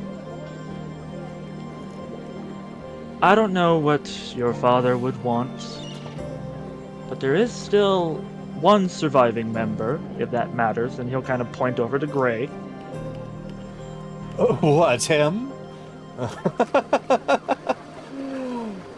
Oh, that's actually kind of funny. He's actually done more for you than Godfrey ever will. Oh no, I'm not disagreeing to that at all. It's just, he's got wandering eyes, as I'm sure that you've seen. He doesn't really have eyes on one person in particular. Well, then I suggest you start making him only focus on you. Honestly, between him and his brother, he's infinitely times better. Besides, you might actually enjoy your music. He has mentioned that he does.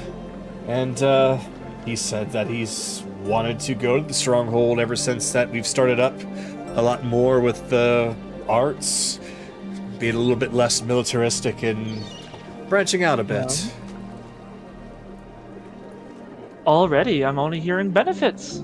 Positives. Go for it.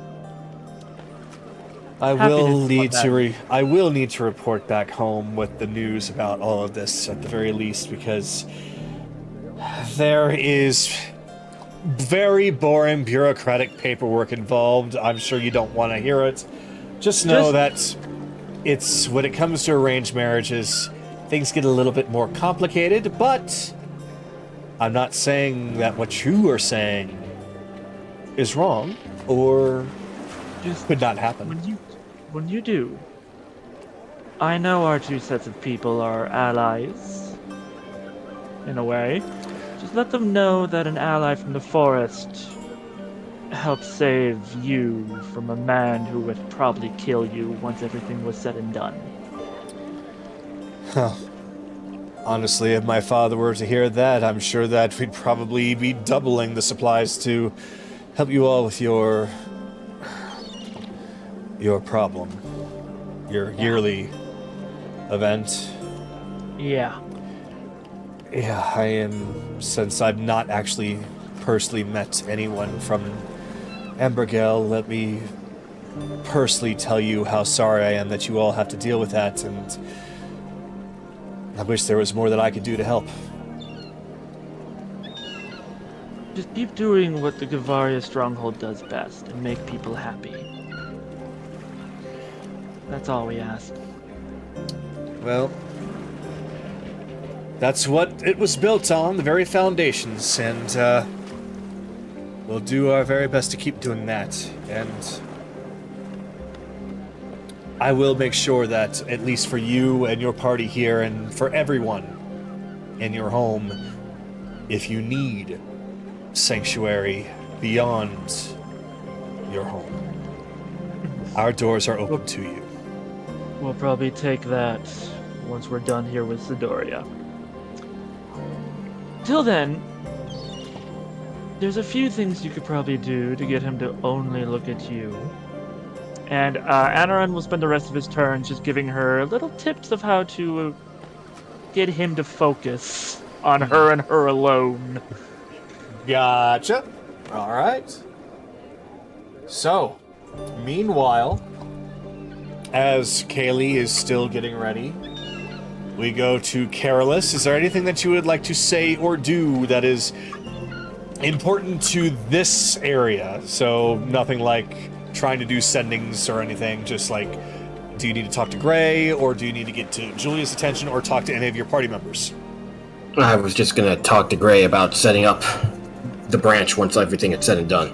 Oh, that's probably, I mean, unless you would like to say something very unique and specific to that, I would think that maybe you guys are kind of talking about that just in passing.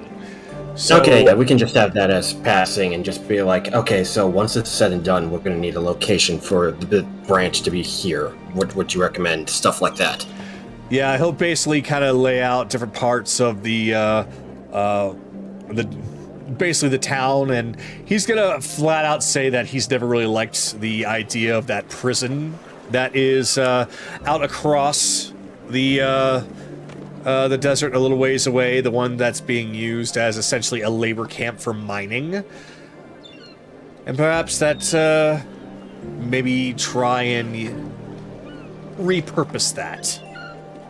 Okay, he's gonna nod his head and kind of agree, like, okay, yeah, once you take over, you can get all this done, set it all up, stuff like that, and that's what I'll end it. Well, I mean, he will at least, as far as conversation goes. I'll actually kind of roleplay with him for a moment here. As you two are going over the plans, as he's pointing out the mines and everything, he does look at you and, you know, this place has just been nothing but sorrow and death, really, just for making profits for some people. So it would be nice to actually repurpose it into something that is a little bit more hopeful, you know? Though I get what you mean. I will warn you, it's probably not going to happen very easily, because that is not completely owned by my father. It's also co-owned by some of the more noble and rich dwarves that live here. They're going to probably have a hard time wanting to give that up, considering it's free labor for them to do their mining. So we'll work on probably replacing that, but until then, let's try and set up a branch more within the walls of the city. Just a small one, and then when we can finally make it work, we'll make it work. Nothing that's truly good is, well, let me rethink that because I lost my train of thought. I learned something on my travels. If something is purely good and it's difficult to obtain, then it is worth fighting for, no matter what. That's what I've learned, and that's what I believe. I think you know that as well. You very much are the paladin of the group, aren't you? I learned never it from lived my that father. life. But I learned it from my father, what can I say? it's at least good that some people are. Anyway, we'll worry about that once everything else is done, and maybe after a bit of a break, a vacation, a little time away. Wait, I'm just saying vacation over and over again. Did I mention I want to go on vacation? I want to get away from it. You have mentioned that a couple times. Yes. Yes, indeed. Alright, now he'll pretty much be done. So, alright. Next up would be Evelyn, who just disappeared. I She's going to get changed. Oh. Yeah, remember, it's at the Zidoria house. The stuff is at the Zidoria household. Oh. Basically, you ran out to go to the Viscari's. Got it. Yeah, as soon as she said get some outfits, get a good outfit on, gone. All right. Then we'll at least say that the Viscari's open the door and welcome you with open arms, and are like, "Oh yes, your clothes. Yeah, don't worry, they're all right here, washed, folded, pressed, everything. Even smells like lilac." Well, that's a refreshing smell.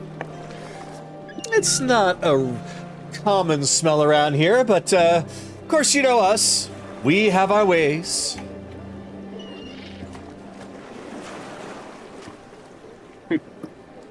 We should have if someone else in our group did the laundry. I'm pretty sure it would smell a bit of lavender. Ah, yes, the wood elf friend of yours, Anaran. Well, lilacs and lavender, they are both very beautiful smelling flowers. So, maybe introduce lilac to him if he's not entirely familiar. Might have to because he tends to use lavender a lot. Oh, you're sick of it, I get it. Don't worry, I won't say anything.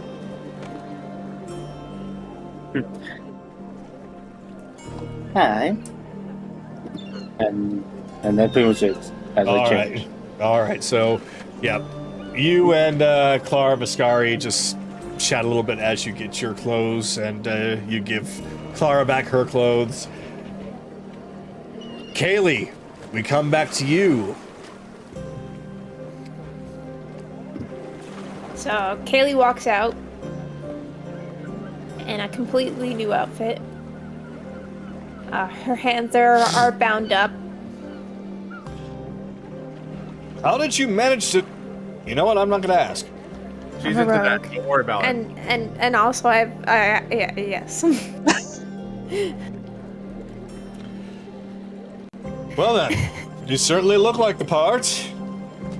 And, well, I don't know if you did any kind of trick with the rope, but I'm not going to do anything to it, because if that's your way of escaping, I don't want to mess with it. So, it looks real enough to me, and I'm going to be perfectly honest, Godfrey's not going to care. He's just going to see that your hands appear to be bound, and he'll be happy enough with that. So. I have a question about the arena fight. Right. When you guys have people face Hydra, are they basically deprived of their equipment? No, that would be a one-sided fight. When it comes to equipment, everyone is allowed to have, at the very least, their armor and their weapons. Certain magic items as well, just as long as they can't be used to escape. Basically anything that's for offense or defense, whatever to allow everything to be fun. Because that's what this is all about to everyone. Even though those involved in the actual fight are fighting to the death, everyone else that are watching are getting prime entertainment around here.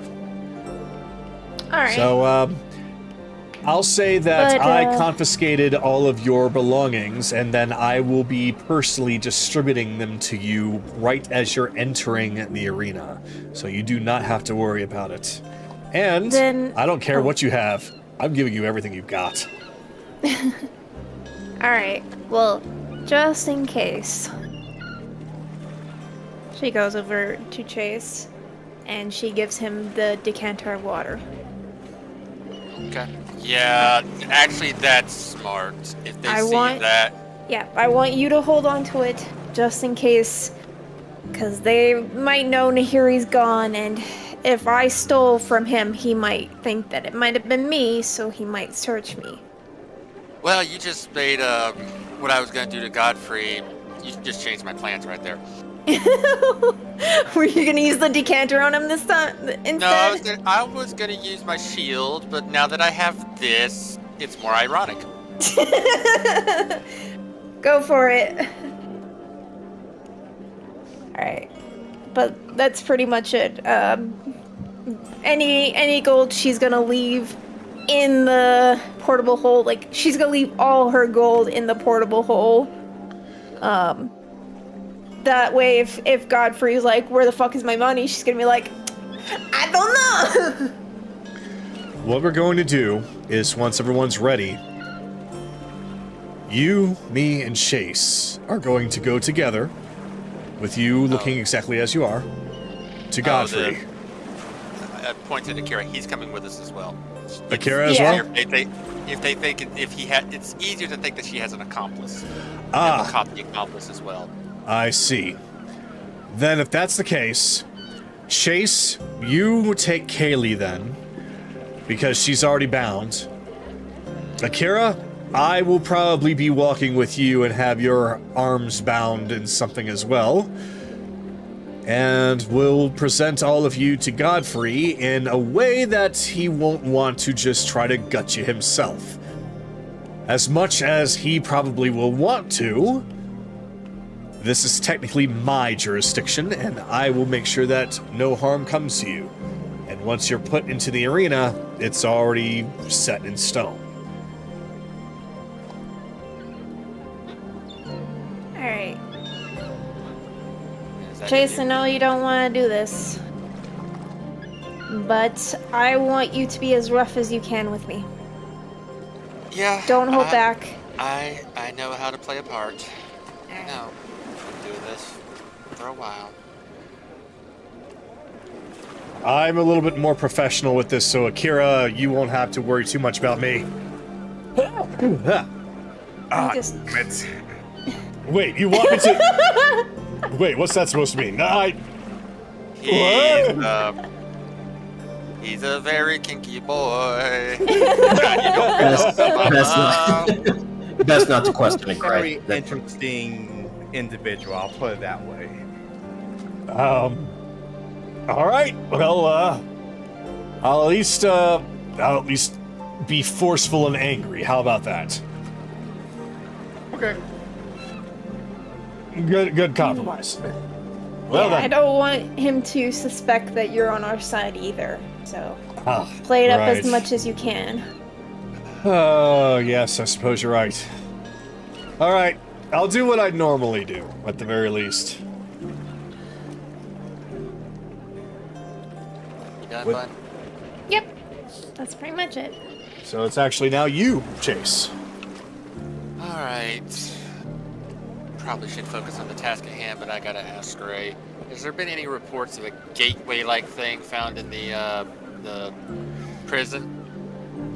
As far as anything around the prison, no. Nothing as far as a gate is concerned. Though, I do remember that there were murmurings about somebody finding something. When I mean somebody, I mean some of our esteemed guests. I give with massive quotation marks.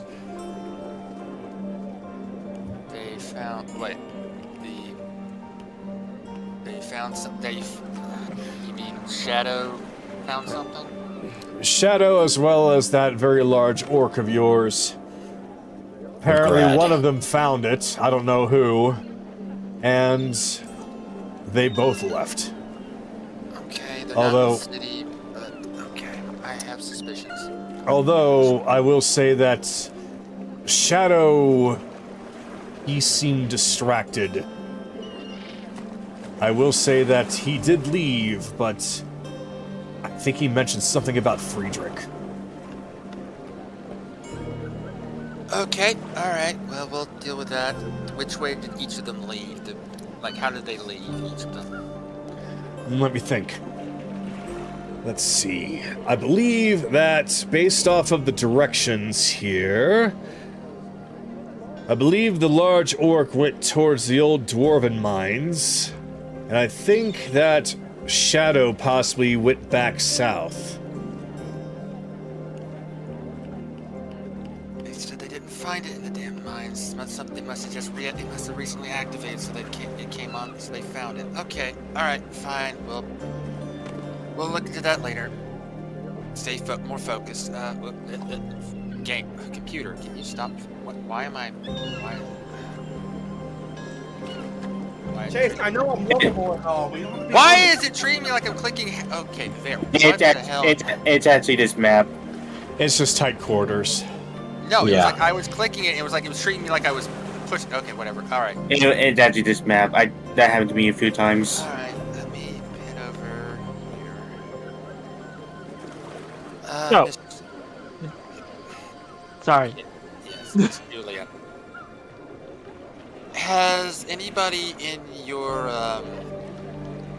family or somebody had a meeting with a bearded gentleman by the name of Vicus? Old I'm- man, black robe. Well, I don't know of anybody by that name, but I have seen somebody by that description. In your hometown? Yes.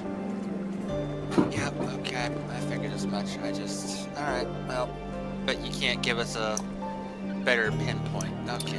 But Unfortunately, no. That's fine, that's fine. I just wanted to make sure if we needed to be more on guard when we head there. Alright. Let's go over, just check Kaylee's restraints, make sure that they're convincing enough, and then I'll end my turn. All right. And that's going to leave us with Akira.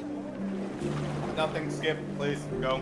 All right. Well, basically, Gray is getting you ready then.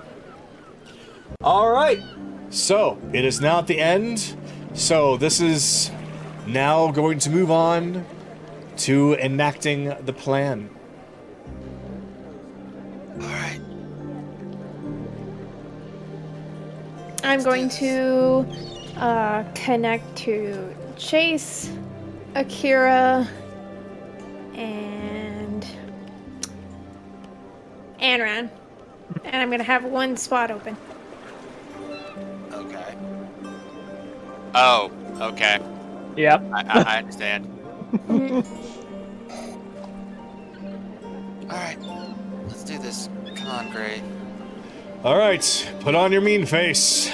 We got a job to do. Alright, you move it. All right, maggot. Let's go. Ooh. Where did you find this wonder rabbit? She doesn't say anything. Might as well head towards the arena then. Yeah. Are we okay? So, Is Godfrey and Galen on the map? basically, I will say that right as you are about to get ready to go, Gray had just used a sending stone to get in touch with Godfrey. So Godfrey is currently waiting for you right at the top of the whole area, basically towards the entrance where it would split off to go towards either the palace or the arena. So let me go on ahead and get him there. Okay, yeah, so up here. Yes. Okay. Yeah, he's going to personally be meeting you there. Are you going to change the music? I am going to change the music. Do not worry. Okay, so Bun, just teleport yourself up there. Where are we teleporting again? The place where the Behind the Viscari yeah, household. that big platform above the Viscari place. Mm-hmm. All right. I believe that this is appropriate. Let me, What?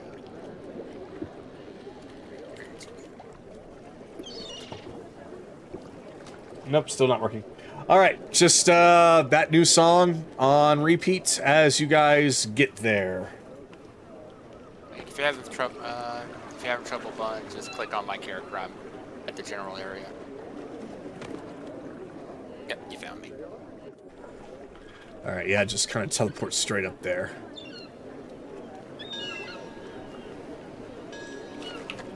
Oh, yeah.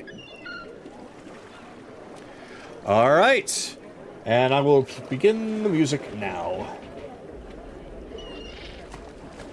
So, as you all are dragged through the streets all the way up the stairs, you can see that Godfrey is waiting for you, alone.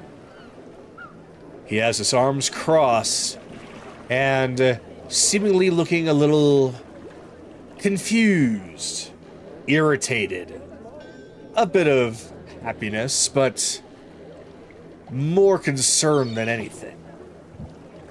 So, Akira, I'm going to move you along with Gray. Come on, Yeah, I'm you. gonna do anything. Move it.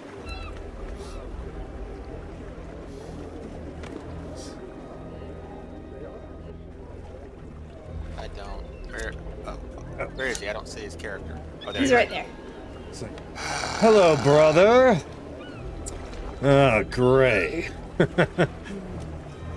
Oh, it's so nice to actually have some good news, considering, although the fact that this has even happened at all proves that you are completely inept in your duties, keeping the streets clean of these rats. Oh, Godfrey, calm the fuck down. He was meant to helping me track this bitch down. If anybody's gonna cause problems in my town, it's gonna be me. Right. Gray, I appreciate what you have done. For you, I'm quite surprised. I didn't think you were the type to do any type of helping for me. Look, I was a little worked up after my adventures. I took it too far yesterday. This is my way of making it up to you. Okay? I took a little bit of frustration I had out on my friends, out on you, and I'm sorry. Wow. An apology from you. Well, considering the gift you have given me, you can count that apology as accepted. But it's quite interesting.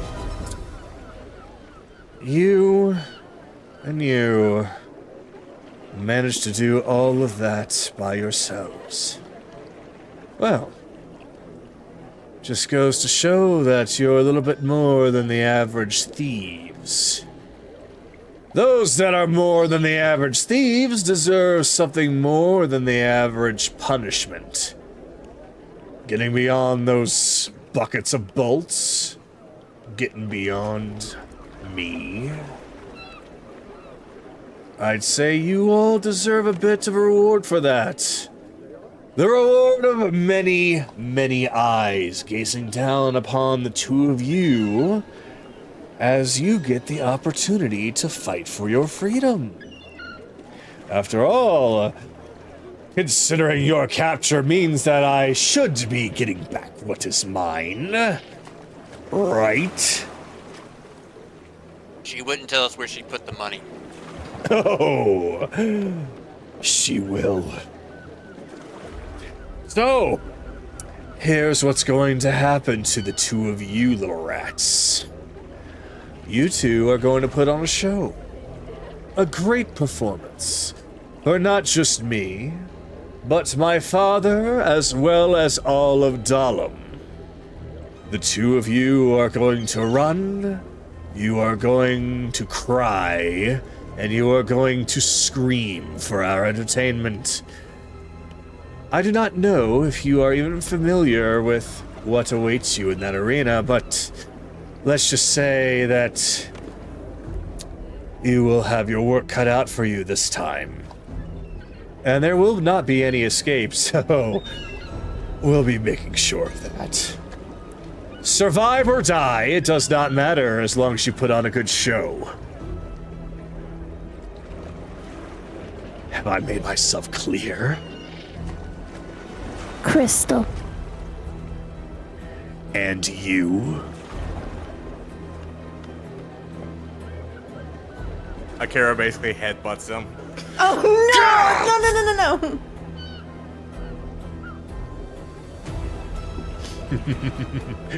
A feisty one, aren't you? Well then. if you have that much fight in you, maybe you will be able to do some good in the arena and entertain us. As long as you don't actually keel over and die like the rat you are. As he rears back a fist and punches you right in the gut, Akira. He doesn't seem to hit you nearly as hard as when he kicked you that night, but you do sustain 16 bludgeoning damage.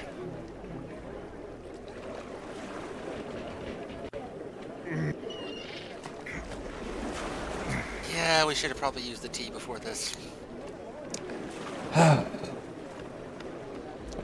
I'm apologizing to you, Gray. I tried not to do that, but as you can see, the rat left me no choice. No, I completely understand. It's my fault that he even had a chance to even do that. As he grabs Akira by his fluffy head and kind of gives it a squeeze of, what were you doing? I'll make sure that he is properly contained. So, if you will excuse us, we have some preparations to do. Of course, of course. I'll leave it to you. And Chase, considering everything, I'm surprised I'm not even saving this, but you have been an enormous asset to this whole thing, so I believe you deserve the best seats in the house to this whole event. Right alongside myself and my father. The best food, the best drink, the best seat. I wouldn't miss it. It's gonna be a real spectacle. And as he comes over and kneels down next to Sue. She's not there. She's not there? Okay. Never mind Yeah, then. I just move her around so that Because it's convenient. Alright, so never mind, yeah, he doesn't do anything in regards to Sue. So yeah, basically just invites you. I'm going to go back to the palace and let my father know that there will be a match. I think that, well, you need to be at your best, I suppose. Let him have a day of rest. The both of you, you will be going in together. So plan whatever it is that you need. Make whatever prayers you need to make. Not that anyone's going to hear you. You're going to need it. And that's when he takes off. Oh, you idiots. He could have... Well, at least he didn't put us all in that frickin' punch. Come on. I made convincing. That's what that matters. Come on, let's get you to the arena. We'll get you fixed up so you're at your best, and, like I said, I'll make sure you two have all of your equipment. Just put some faith in myself. And of course, your friend Chase. We'll see to it that this all ends. Mm-hmm. And Gray takes Akira with him.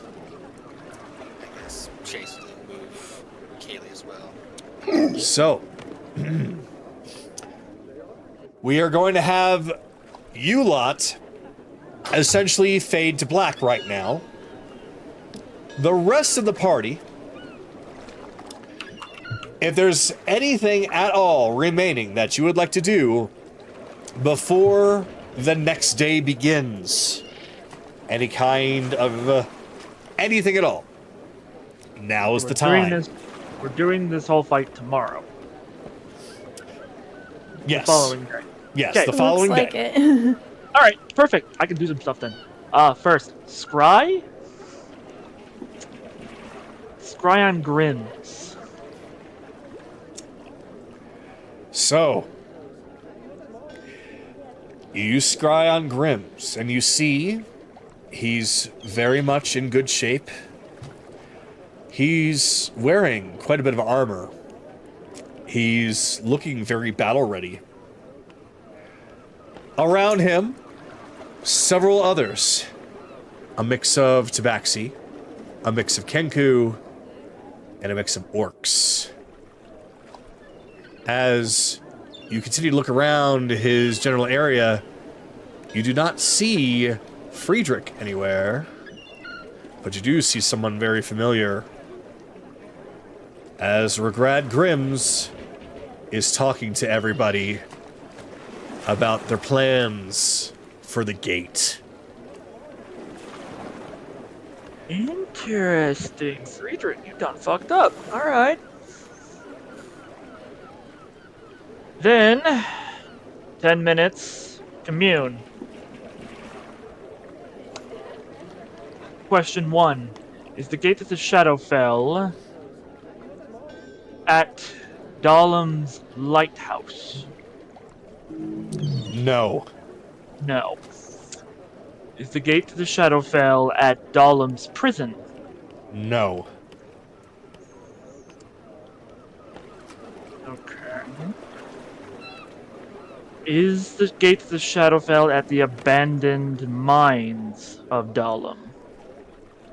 No. But it does lead to it. Interesting. Okay, I can clarify more on this tomorrow. And then I'll do ascending to chase. Grims is not with Friedrich, Grims is with Crusher. Crusher's here in the Dahlim area. We're getting an extra pirate. It's not part of my calculations. I like that. He'll then send to Nehiri. Darling, Grims is in Dahlim right now. With Crusher at the gate. We'll probably get him soon. Once everything is done with the two fuckheads that run this place. Alright, so basically, you hear Nehiri just scream out, "Stick his head on a stake!"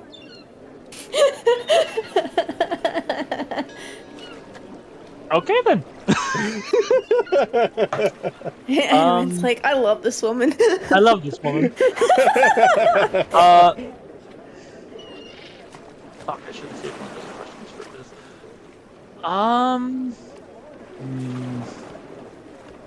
By the way, Alright. if you're still playing that music, I stopped it, so you can stop it too. Well, that's fine. I'm going to keep playing it anyway. So, I'm going to use Commune again.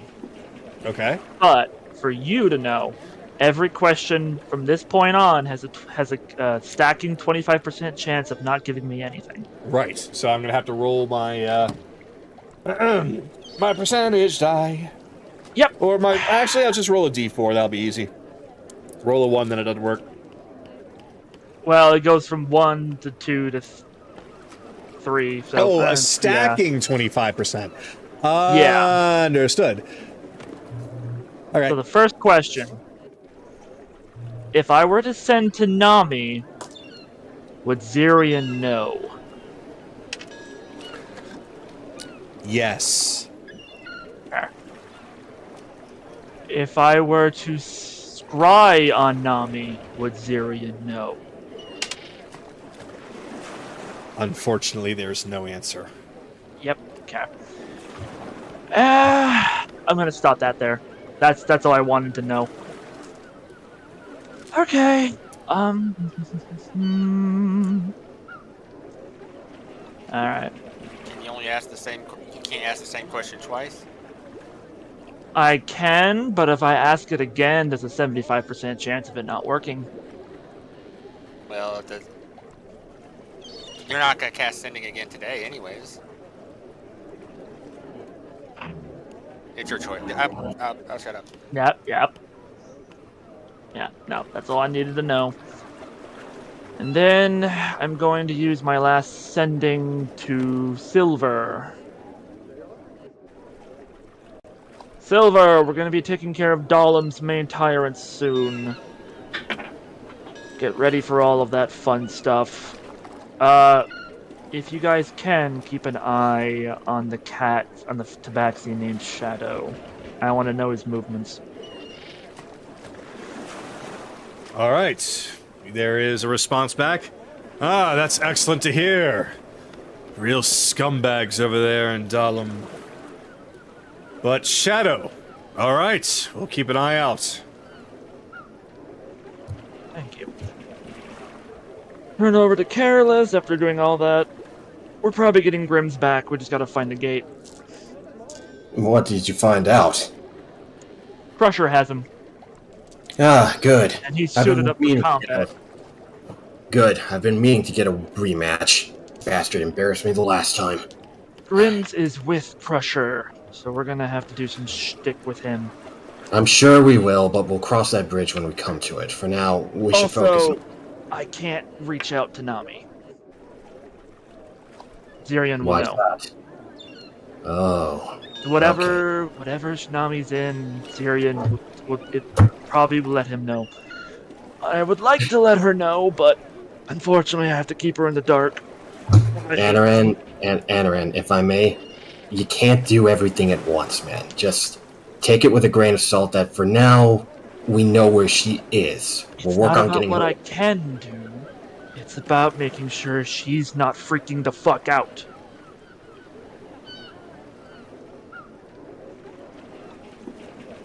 Unfortunately, I can't do that. So, alright. If you got anything you want to do it now.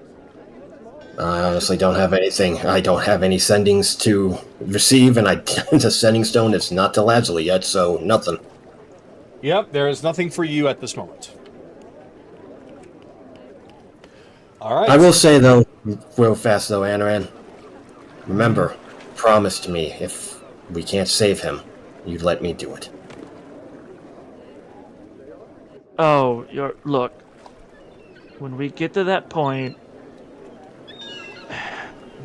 you may need to abandon that idea just to comfort your mother. But don't get anything in stone. Well, I guess you're right. We'll figure it out. We should probably head to the arena then, right? You could? No. Rest up for the day, then we'll go. Yeah. It's like, you could, just won't be able to do much there. So, anyone else that has not been arrested that would like to do anything else? Really, I think at this point that's just... Nope. That's just Evelyn. Yep. Evelyn!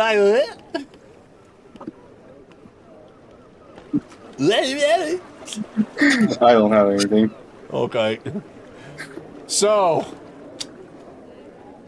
night falls. Mm-hmm. Next day. Tea set for everybody that can have the tea set, which is just me, Careless, and Evelyn. Yeah. But you already hear that there is talks amongst the townspeople, especially those in the barracks, about that there will be an arena match tonight against the Hydra. It will be in the early evening, but they have set up some preliminary fights just to get everyone's palates salivating a bit. But you know that at the very least, at 6 o'clock p.m., the Hydra fight is set. Alright, let's go. Yep, here we go. Alright, so, shall I go on ahead and get all of you to the arena now and get things started there? Yes, and since we're about to get into a fight scenario, why don't we take a 5-minute break while you do you know what? That is a fantastic idea because I need to use the restroom myself. So let me go on ahead and pull up the map and get you all in there so you can at least see it. And it is a brand new map compared to what it was before. But you'll understand why, because it is much better to see. Now the proving rounds are over. Let's go to the true arena. Alright, I'm gonna take my dogs out and get a drink. I'll be right back. Alrighty. So I am going to first bring in everyone, and then I will place them properly.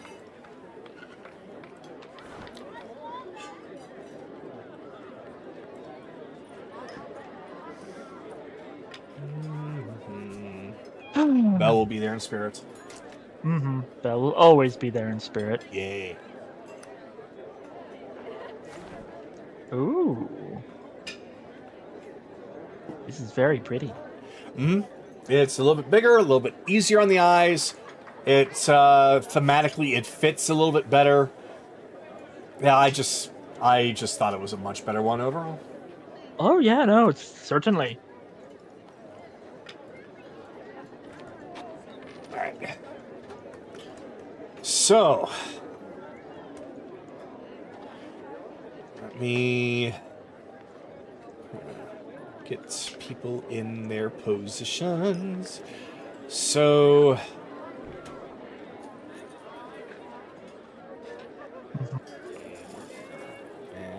and boom.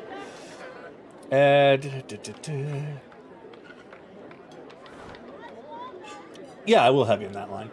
All right, and now for you all.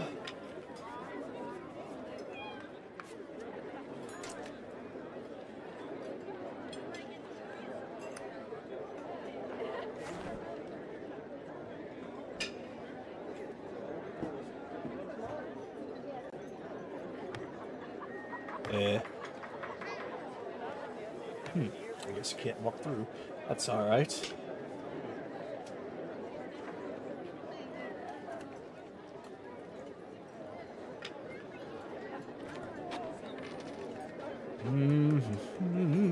And soup. There we go.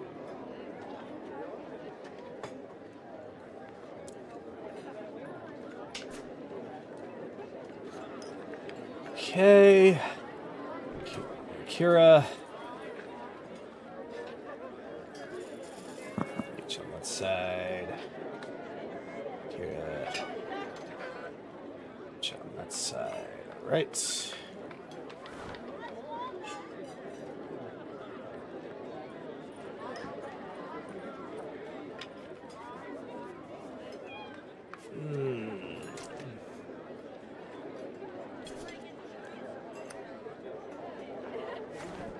Yeah, in here's fine.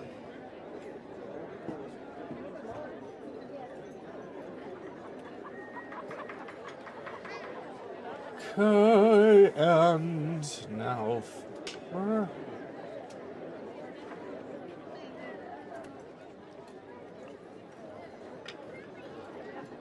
you and considering the fact that all of you are now not involved, I'll delete you. Oh god, there's only 3 of us. Which one of the 3 of us gets the actual initiative? What? Wait, what? Who? For the initiative bonus spell I have. Right. Yeah. Roll a d4. Roll a d4, re-roll on 4. Yes.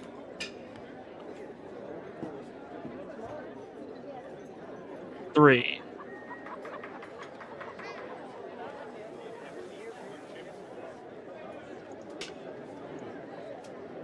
Fuck, I didn't specify who 3 was. You know what? Fuck it. We'll just do careless.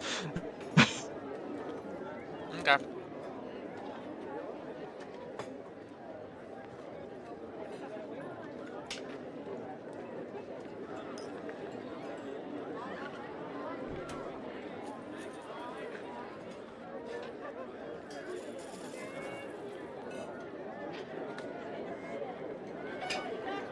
All right. Now. All right. Be right back. Well, bot can be activated every single turn. Hmm? Huh. What can? The rod. Oh yeah, yeah. Interesting. It probably Well, changes. It probably changes targets if you like the other person gets freed if you use it on somebody else. True, but that's only if the grapple effect is activated. Yeah. Oh, we'll give that a try. Put the Sunblade down, because the Sunblade's not really going to be a necessity.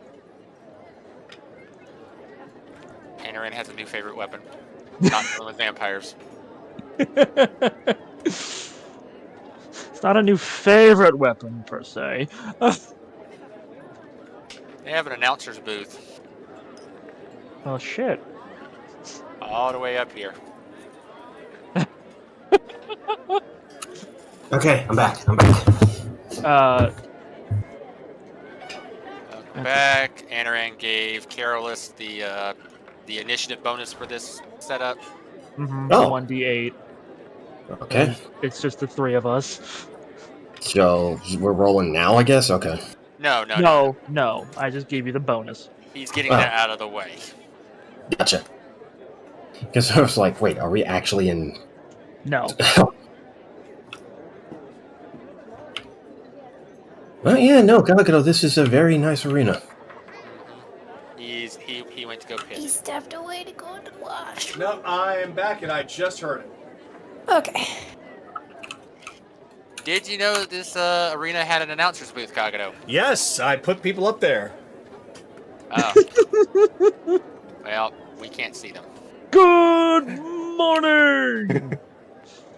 Yeah, I guess since they are kind of high up, but yes. Yes, there is an announcer's booth.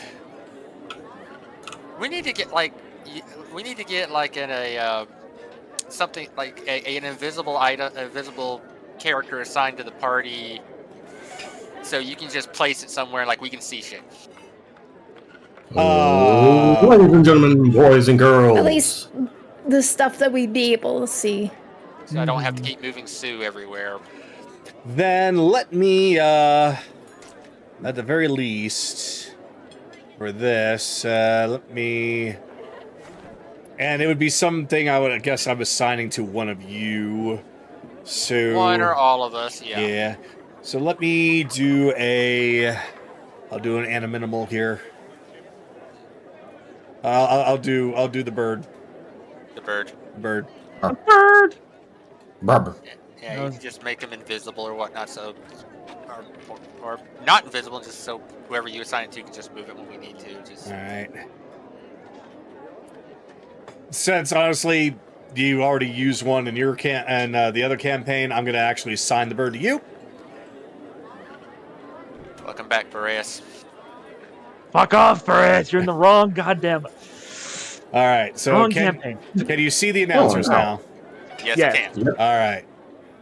I kind of want to see if Anaran can get up there. Angela's twin sister is there for some reason. Nope. Angela has her own figure now, remember? I know. I'm just making a dumb joke. However, if you look across, you'll find that there is another special spot that's being used. Yep, I know that's where Chase is. Nope. Up there, up yeah. top. Somebody's there. Okay. Okay, can't see that one either, so screw it. Soup, come here. Oh, you can't see him? No, I'll take care of it this time. Okay.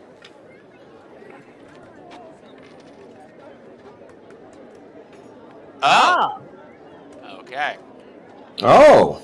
There are seats. Wow, this shows their power over the meager Galen. Well, they're also they're technically in the nosebleed section, but they can see everything. So it's kind of both a benefit and a detriment. It's kind of we'll say that's the compromise. It's like we get to be higher up, but very high up. Yeah, that's gonna change when this thing gets taken over. We're renovating this seating area.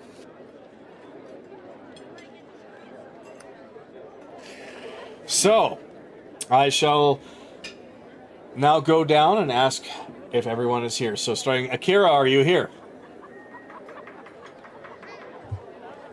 Yep. Okay. Bun, you are... I did hear you, so... Yes. I know that Chase is here. Charles.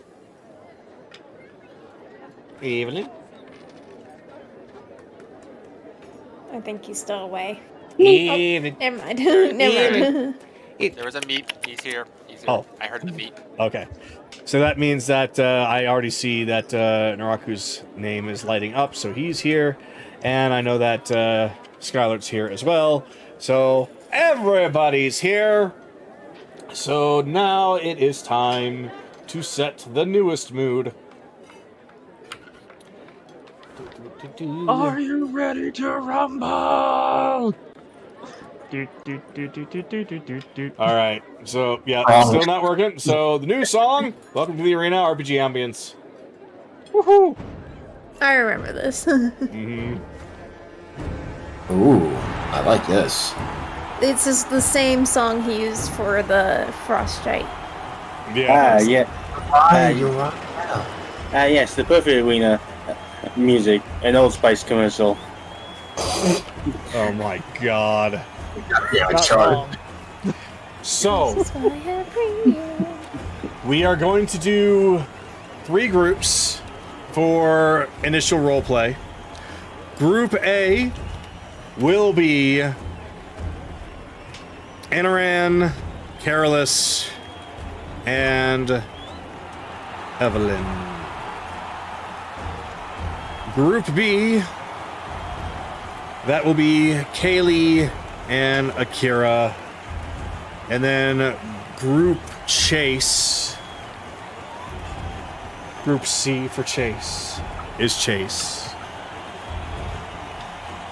So right now, I shall give the bit of opening. All right. So, we start now at the arena where several preliminary fights have just completed. There were some fights of man versus beast, beast versus beast, man versus man. Lots of bloodshed, a little bit of death, but everybody's having a good time as the entirety of the arena is packed. Not quite every single seat is filled, but a good 95%. The nosebleed sections up on the very, very top corners seem to not be enjoyed as much. Everybody's crowded around near the bottom. There's still even a line outside as people are trying to get in at the very least to see the Hydra fight. That's where we start with Anaran, Carolus, Evelyn, and Cardboard Cutout Bell, as all of you were able to get, we'll say, the express lane, as you all have been noted as friends of Gray, able to beat most of the line and make your way through, as one by one the line continues, and then eventually it is your turn. Oops. Why did I spin? Because that was my fault, and I will hide Bell for the time being. Here, I'll just move out of your way there, buddy. So you can see a very well-dressed woman with a tablet in hand, with a pen. All right, we still have some seats open for more esteemed guests, such as yourselves.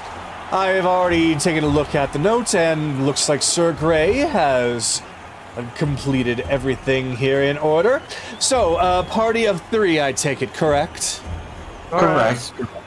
All right, then. If you'll just go up the stairs behind me and find yourselves a comfortable seat. The place is rather packed, so whatever you can find, I'm afraid.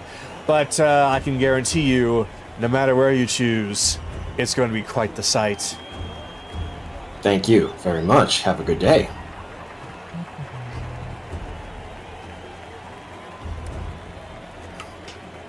So, as you reach the top of the stairs, you will find that on the opposite side is the more royal seating, but the majority of the seats surround the entire arena.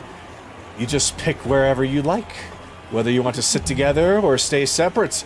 And there is actually a small little tavern serving drinks and snacks where Anaran has decided to take a seat.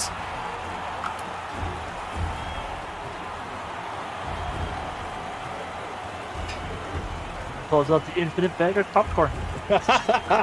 Perfect. Oh, I thought you left that with Nehiri. Not yet. How do you think the jump is down there? We have the parachute. It's fine. I know we have the parachutes. Just I will thinking out say, leaping over the guardrail here would be 25 about feet. 5.5 tiles worth. So 25 and a half, 25 to 30 feet. We'll say 25. Yeah, A lot of damage if you fall. Yes, it's lucky that there's someone there that can parachute, that can dimension door Evelyn down, since she's declined last time I offered the parachute cloak. I mean, I could always carry her, but fair enough. If you were to Yes, carry her, babe. that would be an acrobatics and an athletics check together. And would possibly also cause the parachute cloak to rip. Yep. It's designed for one person. Yep. Better to keep things simple. So, Alright, I guess I'll just get the parachute ready. all right. So the three of you together, as Anaran munching on popcorn, is there anything the three of you would like to discuss right now? Anaran's just holding the tentacle rod. This will be your first day. I expect results, whether in battle or the bedroom. Oh my god. Are you talking to your new toy there? It's Yes, not he's a talking to his toy. he's talking to his rod. You don't do that? It's not a toy.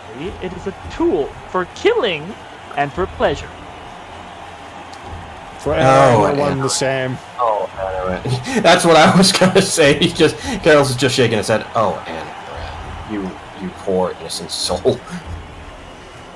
I don't think he's so innocent anymore. What about you, Evelyn? I'm pretty sure some people consider some weapons as toys. Says the man that names everything he ever get. Look, it's a tradition in my family, okay? You named the new one already. No, the new one already has a name, so I didn't name it. Besides, its name already sounds better than what I could give it.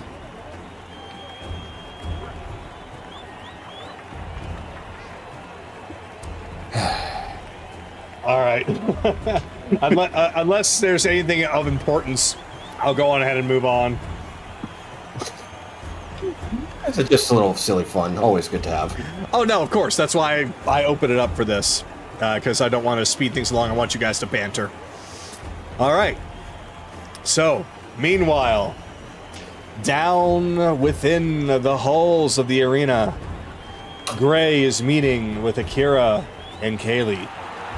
They are in a room full of different kinds of armor and weapons. And he approaches the two of them.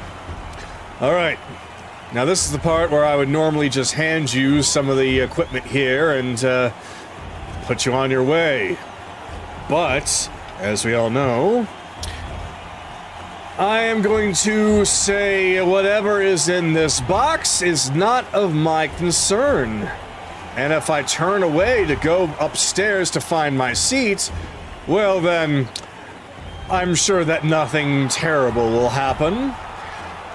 Of course, when it's your time, just make sure that you go out. Let me see if I can see the correct pathway here for you. Just go on down this hallway, and you'll find a gated door. They'll open it for you. Is there anything that you need to know before I leave you? They gonna let us say anything before they start? I'm sure that the announcer would probably give you a moment, but if Galen's bored, he'll just summon the Hydra. So, That's fine. give it a try. If he summons it, it's fine. All right. This is literally the last time I'll be able to speak with you until everything happens, so if there's anything else, make it quick. Kara? Oh, I'm good. We're good? Yeah. All right. Snap my fingers and my katana appear in my hand. All right. All right. You all are set up with your basic equipment to deal with the Hydra. I am going to go and check on something before I find my seat. So, good luck to you, all right? But, wait. Do you have the black sap with you? Did she still be in her equipment? So the answer is yes. Yeah. All right, just I was gonna say she lifts up her, like, pant leg. Ah. But it's like, is that appropriate to do in front of Gray? No. I see that you are well equipped. Now, remember, it is one of 3 gems. That's the polymorph gem that's keeping him that way. Make sure if you want this whole plan to work that does not get removed or destroyed, alright? Alright. It's just the mind control. Alright. I gotta go and check on a couple of people. Alright. Get all their equipment back. You ready for this? It wasn't my first time in a cell, so I'm fine. Yeah. Just, I'm gonna be basically moving to try on get up on the Hydra's back, so to Oh speak. my god. Fun. I'll let you do that. I have a bunch of cars I would love to play with. Just to keep the Hydra occupied a little bit. Yeah, just keep him distracted for the time being. I'm going to be giving a little bit of speech before we start.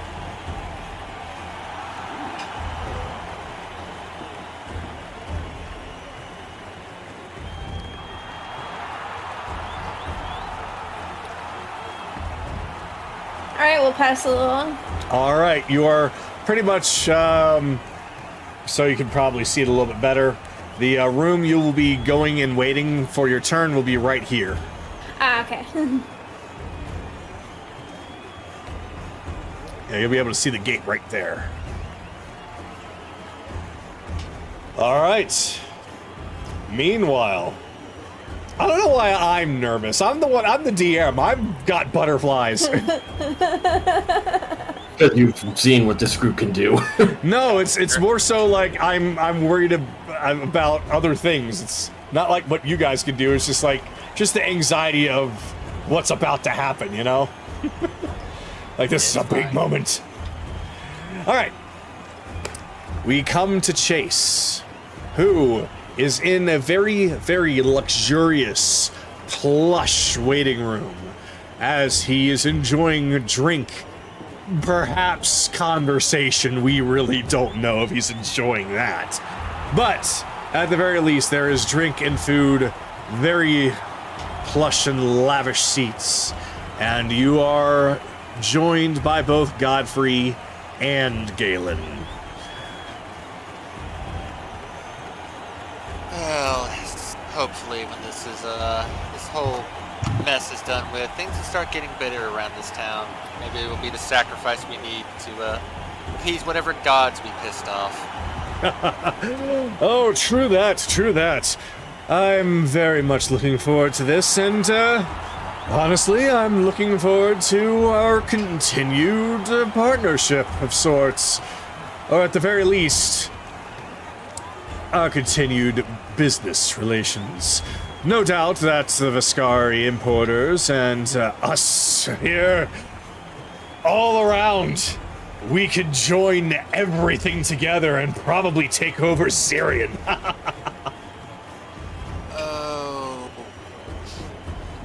That's a bit suspicious. It's a bit Auspicious. overly ambitious for right now, at least. Remember, I was at the ball. I kind of got a hint at what he really is. We're gonna need a lot more firepower than what we have right now to take him down. Oh, well, you don't have to worry too much about that. After all, I've been hearing a little murmuring from that Crowley fellow. Seems he's got something in the works for him. A lot of us are not quite a fan of being ruled by a dragon. So, after we've received these little things, as Galen goes and points up to the little gem in his head, I think we'll be able to take him. And then rule this archipelago ourselves. Of course, we'll probably have to take down Crowley afterwards, but I'm sure minor little accidents that happened in his laboratory, I'm sure people will understand. Well, yes, if Crowley met an accident, it would be a shame. Then that goblin workforce, with proper motivation, might actually be able to turn out a better product than what they already have. Those robots look interesting, but I can see flaws all over them. See, that's what I was telling you, Father. Those goblins have money just all over them. We just need to take them for ourselves. I know, but they're such disgusting little creatures. Well, I can handle the goblins if you want. Oh, well Take then. an interest into them. Look into their culture. Not a bad idea. Let the Viscars deal with them, as we deal with the rest. Not a bad idea. Oh, this whole thing's giving me goosebumps. And the fight hasn't even started yet. Gonna go take my seat. I'm too excited.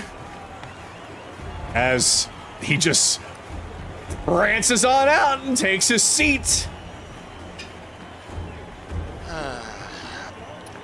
Honestly, between you and me, I wouldn't mind if something happened to him as well. But that's neither here nor there. Now then. I'm sorry, you were wanting to say something. I didn't mean to cut you off. No, go ahead. Go ahead. He was basically going to just outstretch his hand towards you and be like, would you like to join us out on the balcony? I believe the fight is about to begin. Takes it, starts shaking it, then pulls him close. I do know what you did. We'll see if you can start making it up to me later. You know, considering what you've done for me, I'll go on ahead and let you in on a little secret. Yes, it was me. And yes, it was very petty of me. And I do apologize, especially after seeing what you've done. But, considering that we are to be business partners, I suppose those things we should put in the past and look forward to our future.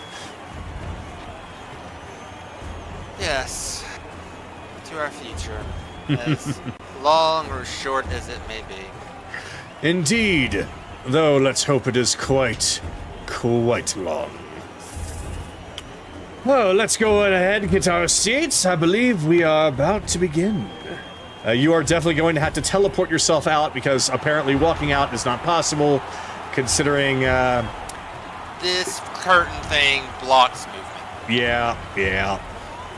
Alright, which seat is he sitting over there?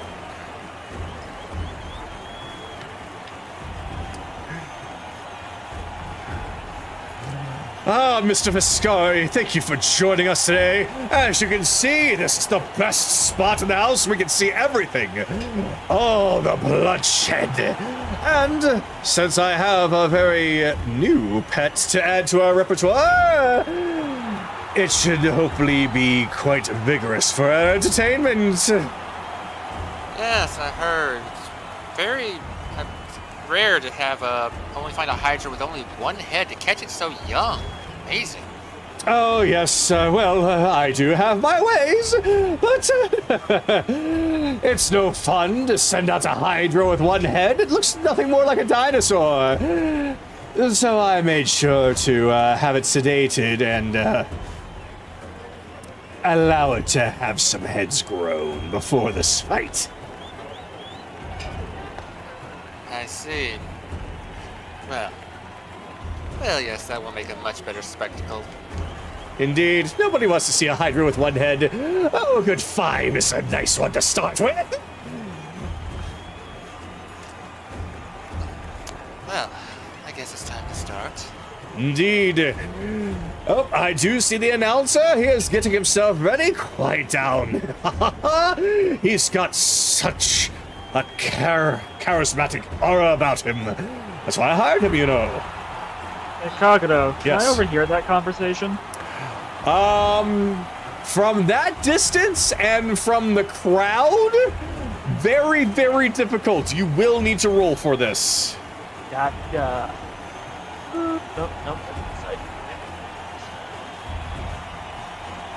Hey, crit. That's a 28. Yeah, you heard every fucking word.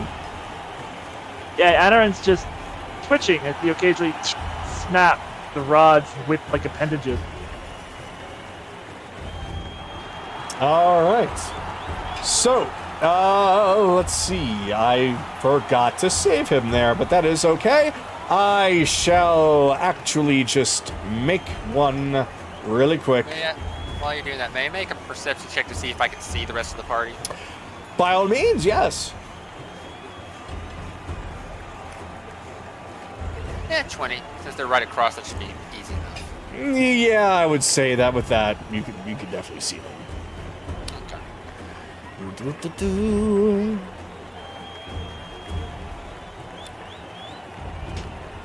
All right. We'll say that. Oh, my arena fight did not move. That's interesting. Arena music. All right. So, you know what? Just because of this guy's pose, we'll do him. All right. So, as I believe that might be the door that, well, that Kaylee... Nope. They are on the other side. Okay, good. So the door opens, and out walks a man with a staff as he makes his way towards the middle of the arena. He holds up the staff as he gets everyone's attention, and then takes his other hand and presses it against his neck. And as he speaks, it booms loud enough for everyone to hear. Ladies and gentlemen, welcome to the main event. Everyone's just loudly cheering. Just mostly everyone is on the side of the Hydra. They're all cheering, Hydra, Hydra, Hydra. Yes, you all know it. That's what you're here for. We have the Hydra here tonight, as it's going to take down two very horrible criminals. Criminals that dared to rock the very foundations of this city. Criminals that dare to threaten the very lives you live. There's just a big amount of boo! Yes, well, you want to see them ripped apart, don't you? Well then, let me introduce to you the two criminals in question. Come on out, you two, and introduce yourselves. Kaylee and Akira, the door opens. And as Kaylee and Akira walks out, there's a whole lot of boo and hits and thumbs down and rip them apart.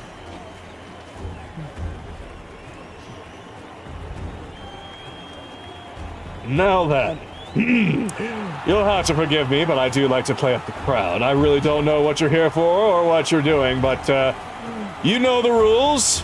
Win and you will be set free. Lose, and you will be dead. So, try to fight your hardest now. So, now's your chance to address the crowd. As he turns over and takes a look towards...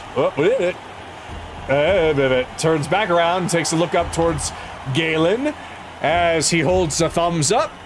Galen just looks down at them, nods, and gives a thumbs up as well. All right. You apparently are able to make any last comments. So, you have the floor. Touch the staff and speak true. Everyone will hear you.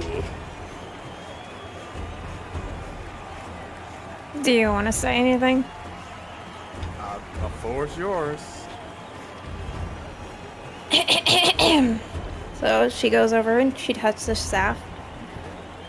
Ladies and gentlemen, welcome one and all.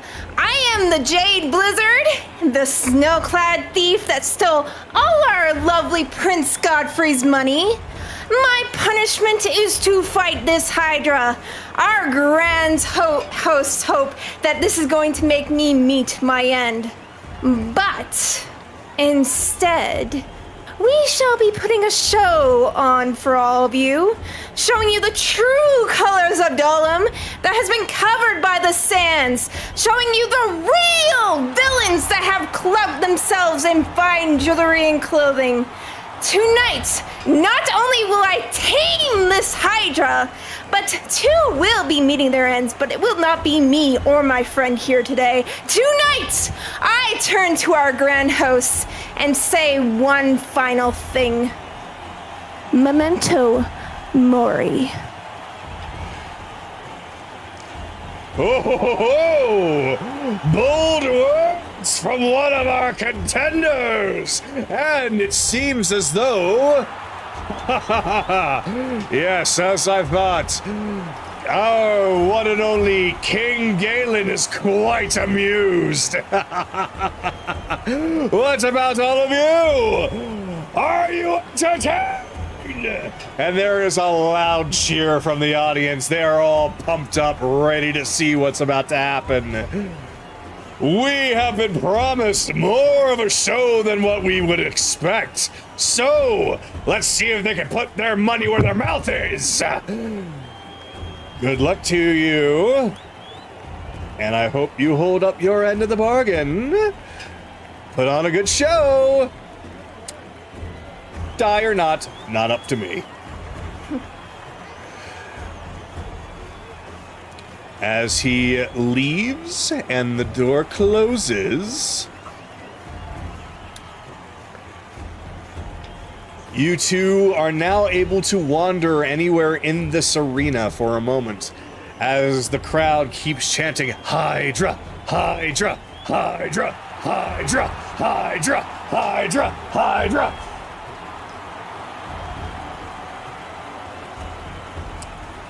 So, is that where you will begin? Yep. All right. That's all I gotta say. All right. So, Chase, you can see that Galen is so enthralled and amused that he's actually gotten up from his seat and is now standing on the edge, slightly leaning over in excitement. He's kind of even dancing around on both his feet. He looks very giddy, very excited. Godfrey's just staring at him, rolling his eyes, but he does turn and smirks at you. Galen then holds out a hand, and as he's doing that, go on ahead and say what you wanted to say. She seems very spirited. Hope she doesn't pull off what she says. Oh, I have no doubt that it'll be entertaining at the very least. I really doubt she's going to pull off anything, though. She managed to fool me, but what's she gonna do here? This is the middle of the arena. It's not like she's got any other tricks up her sleeve. Galen now has his hand out with a thumb up and out. Bring out the Hydra! There is a loud cheer And then there is a rumbling noise. Kaylee and Akira, you turn to your right, and you see that the gate opens. Beyond that gate, you can see that there are some boxes and some cages, and we'll say that the door opening is actually not to scale. It is bigger than that. Seems that it's the place where animals are being kept, but you don't see the Hydra just yet, as the stomping and shaking starts to get stronger, and then sticking multiple heads out at once, practically taking down the wall next to it, out scurries Zeid. He big boy. Mm-hmm. Very Very big boy. big boy. And the gates, we'll say the gate's closed. All right. And as soon as he comes out, all those heads look like that they're not quite used to each other. Almost as if they're trying to fight for dominance. Though, you can definitely see exactly what you were told before. Around the main neck, the one in the middle, it is decorated. It does have some chains. And right in the center is a small little golden piece that has 3 different looking gems in it. One looks exactly what you would expect to see, considering you've seen it multiple times already around the necks of the pirates and the goblins. Another looks very much like the gems that are embedded in Godfrey and Galen's head, seemingly empowering this creature even further. But the third one is something brand new. It is rounded, smooth, bright red, and constantly glowing. And that is when it finally turns its heads towards all of you, takes a couple of steps, and then stops. Almost as if it hesitates for a little bit. What's going on here? Attack them! Chase calls out, "Come on! Give us a real show! Attack them!" The Hydra seems very confused, but it just seems to shake it off, and then it begins to charge. All 5 heads that are growing out of its torso begin snapping in various directions, though they seem wild, completely uncoordinated, completely confused. But still, the audience seems to be eating it up, as it doesn't matter if it seems confused or not. It's a big-ass Hydra, and it's biting at you too. So, what are you two gonna do? Do you want us to like roll initiative to see who goes first? If you remember, there's no real fight here. I know, but just whoever's going to be doing whatever they want to do first. Oh, I understand what you're saying. Okay, then, yeah, go on ahead and roll for, we'll treat this as literally a roleplay initiative. What did you want to say, Kira? I was about to say, didn't you want me to go first? So I. Oh, yeah, actually, he makes sense. Yeah, that makes sense. I'll have Akira go first. All right, so, as it charges, one head is staring at Kaylee, another head is staring at Akira, the other 3 are a little wild and confused. What do you do, Akira?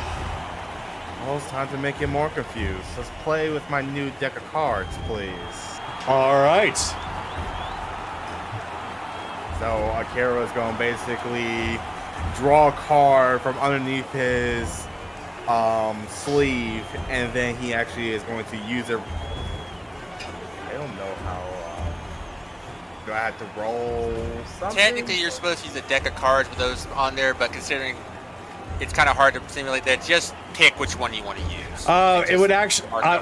I would say that if it's supposed to you draw it and you get it, it would be essentially I would do a card draw generator, or you could do one yourself and tell me what you get. What would you prefer?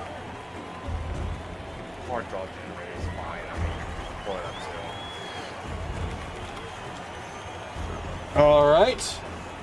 So random cards. Here we go.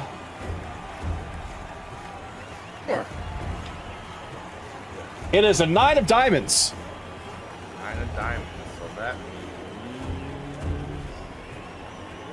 Ogre Mage. Ogre Mage. Ogre Mage. All right. So, let me get in there. And just make yourself a note somewhere, Ren, that you know that 9 of diamonds is gone. All right. So, we'll say this ogre comes out. Although it's holding a giant rock as it appears. It's got several bones around its neck, all with different magical looking glowing eyes in the skulls, basically indicating ogre mage. And it just appears and does a big Yeah, he's basically going to be doing. He's basically going to basically announce his presence, roaring at at Zeid. Basically, get him to look at him. So yeah, one of the heads immediately turns, and then more follow, and then they're all just kind of turning and looking at this thing. Meanwhile, Galen is just like, well, this is quite unorthodox. I've never seen anything quite like this before, but it's so exciting. Meanwhile, Godfrey's like, what is the meaning of this? This is not... How to get his hands on a deck of... Oh, it's nothing. It's not like that's going to do much. As you can see, it's nothing more than illusion. It can't hurt the Hydra, only distract him. That just makes things more fun to watch. And that will basically be it for my turn. So basically just making it over to distract the Hydra. All right. So, yep. So, basically... So, yep, you create this thing to distract the Hydra. It turns, and out of its confusion, it just looks at it and then just, like, sort of leans in and tries to bite at it. And then keep on biting at it as nothing is happening to the illusion. It's just confusing biting, wondering why nothing is working. Bingo. Okay. While he's confused, Kaylee is going to jump up on the Hydra's back. You just hear the announcer, oh, and she gets up on the Hydra's back! And I'm going to try and use the black sap. All right. You take out the black sap. What form is it? Smoke? Syringe? It's syringe. Syringe? All right. So, I want everyone who is listening to the Welcome to the Arena thing to just stop it right now. Just click stop. So, and let me also stop the ambience as well. So, Kaylee gets up on the Hydra, takes out something. Nobody can really see what it is, although Akira and the rest of the party knows exactly what it is. As she pulls it up and then slams it down into the side of this creature. And after a few more bites against the ogre mage illusion, it stops. And it just sits there. What is going on? Hello? Is it alive? What happened? I need details. Someone give me details. When Kaylee finishes injecting the black sap into him, she's going to connect to Zeid. All right. You try to connect to Zeid, and it is a perfect connection. Hey Zeid, so I know you're probably confused about what's going on. I'm probably confused too, but I'm gonna need your help with something.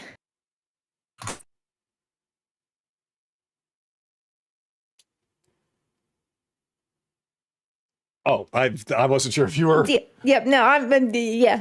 So basically, I'm waiting for him to respond. So basically, yeah, you hear Zeid's voice really for the first time. Like, oh, Kaylee, is that you? I appear to have been sleeping for a while, and why is there an ogre in front of me? And not doing it. What's going on? Wait, why am I so high up? I'm not flying. So, right now, you're a Hydra. I'm a what? They turned you into a Hydra. You just see all the heads just twist and turn around each other as they all turn to look back at itself. Oh my god, I'm ugly! and the guy who did it is over there. All the heads just stop and then slowly look up and stare at Galen. He's also the one that hurt Nehiri, and the guy next to him also hurt Thornik. Oh, is that right?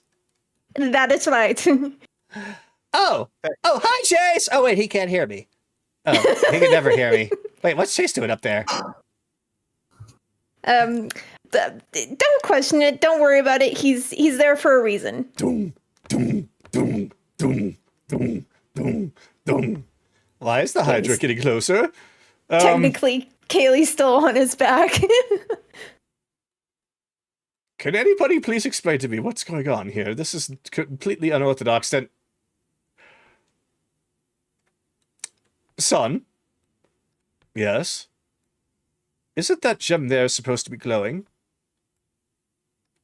Which one? Oh, right, that one. Yes, I do believe you're right. That one is supposed to be glowing. Which one was that one again? It's not the polymorph gem, that's for sure. It's still a Hydra. That's... Oh, that's not the gem that Vicus gave us. Which How are you means... two controlling that thing? Oh, well, we have this collar around its neck, you see, and one of the gems is a courtesy of Allura, and it's supposed to keep it subservient. And it's not exactly glowing right now. Kaylee's gonna point a finger up towards Galen. Sick him. Oh, right. That thing. Right. That thing that you have. That thing that you have Thor do. All right, I can do the thing. Let me see if I can do this right. Roar! But despite how pitiful Zeid's roar is, it is immensely loud and deafening, as it is a deep and terrifying roar that comes out of all the heads of the Hydra. Oh, goodness! It's gone berserk! And it gets closer and closer and tries to reach up and go for Galen. But it's still not quite able to. I can't quite reach. I'm not quite used to standing on these hind legs. I can basically talk to Z too, right? Yeah, I got a side whispers between Akira, myself, and Zeid. I'm basically saying, keep at him, Zeid. We want him to fear you. Oh, okay. Yeah, don't worry, Zeid. We'll give you a good pampering when this is all done. Oh, is that Ed? Oh, where are you? Just Don't all the worry heads about are it. looking around. No, focus, Galen, focus. He should not be in the link if it's been over a day. Yeah, True. I'm only allowed to connect to those I can see, so That's all true. I was Fair able enough. Never to. Yeah. Can I get some help? I can't quite get him. I'm here to not.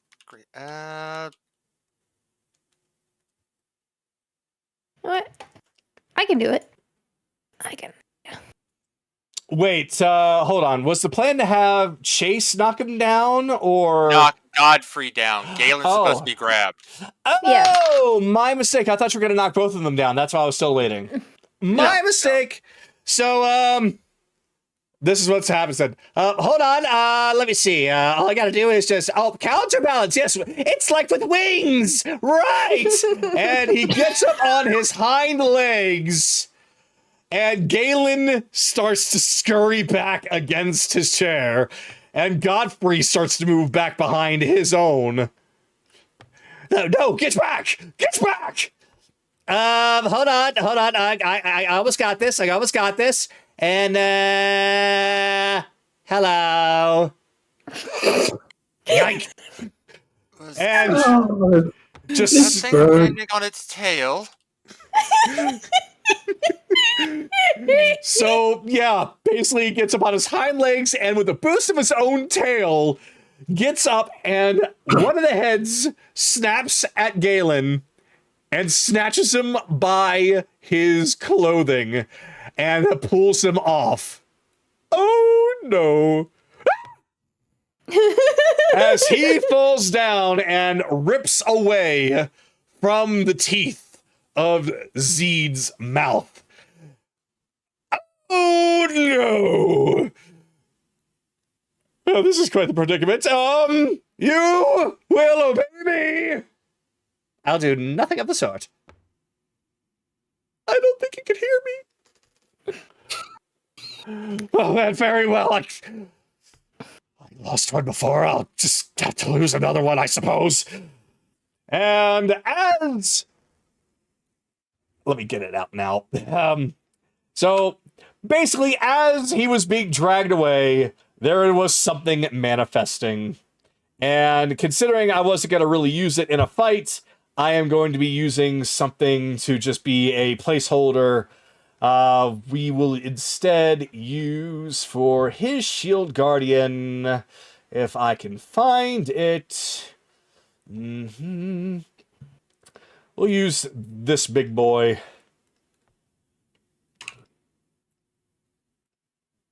Maybe not that big. There we go. So,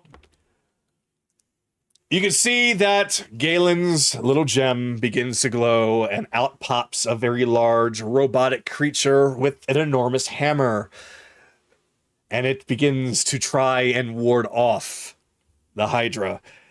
It grabs several heads and starts to push and drag, Galen following alongside, as they all get relatively more in this area.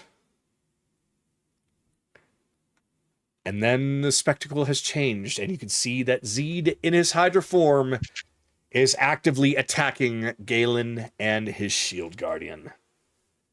That is when Godfrey runs up to the edge, takes a look. Well then, this is not exactly what I was expecting. But, do your best, Father. I'm sure that, we'll find a nice place to bury you once everything's all said and done. At that, Chase pulls out the decanter of water, goes, remember what I said about your source of water drying up? Oh, yes. Momentum Mori, Godfrey. Geyser! You backstabbing son of a...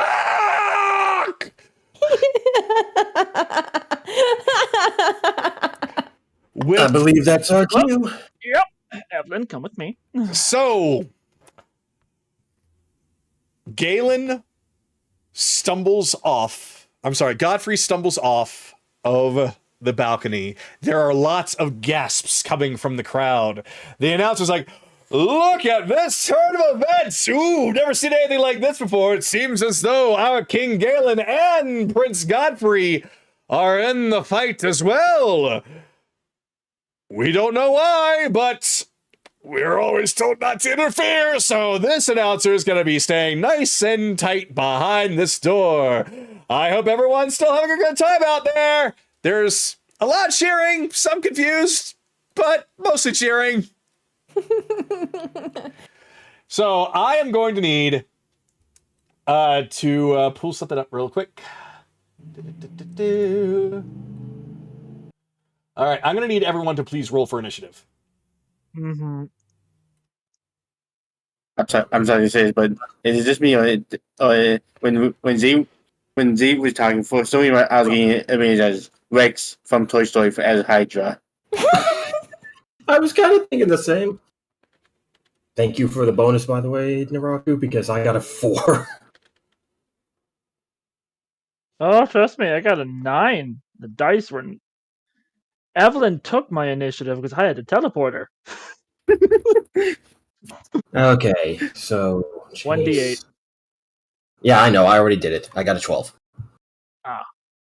1d8 that became a 12? Yes. Oh my Because goodness. my initial roll was 4, and the 8 made it a 12. All right. So then, with that, I'm going to double check. Evelyn, you got a 15? Yes. Okay, Anaran, you got a 9? I got a 9. Careless was a 12. I already found that out. Kaylee's a 15? 16, because I'm above Evelyn.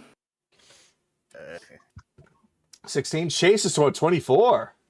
Yes. Fitting. All right. Bella's not here. Akira's a 12. 16. 16. Okay. So he would go before Bun would go before him, so bump her up to a 17, I guess.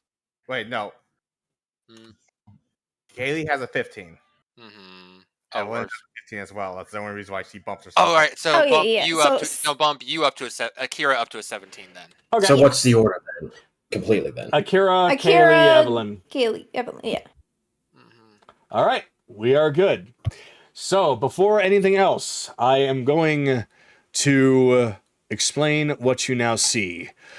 Godfrey landed prone from that water, but mostly from the shock as he's still laying there, as he immediately leaps up to his feet and then looks around at all of you. This was all a setup.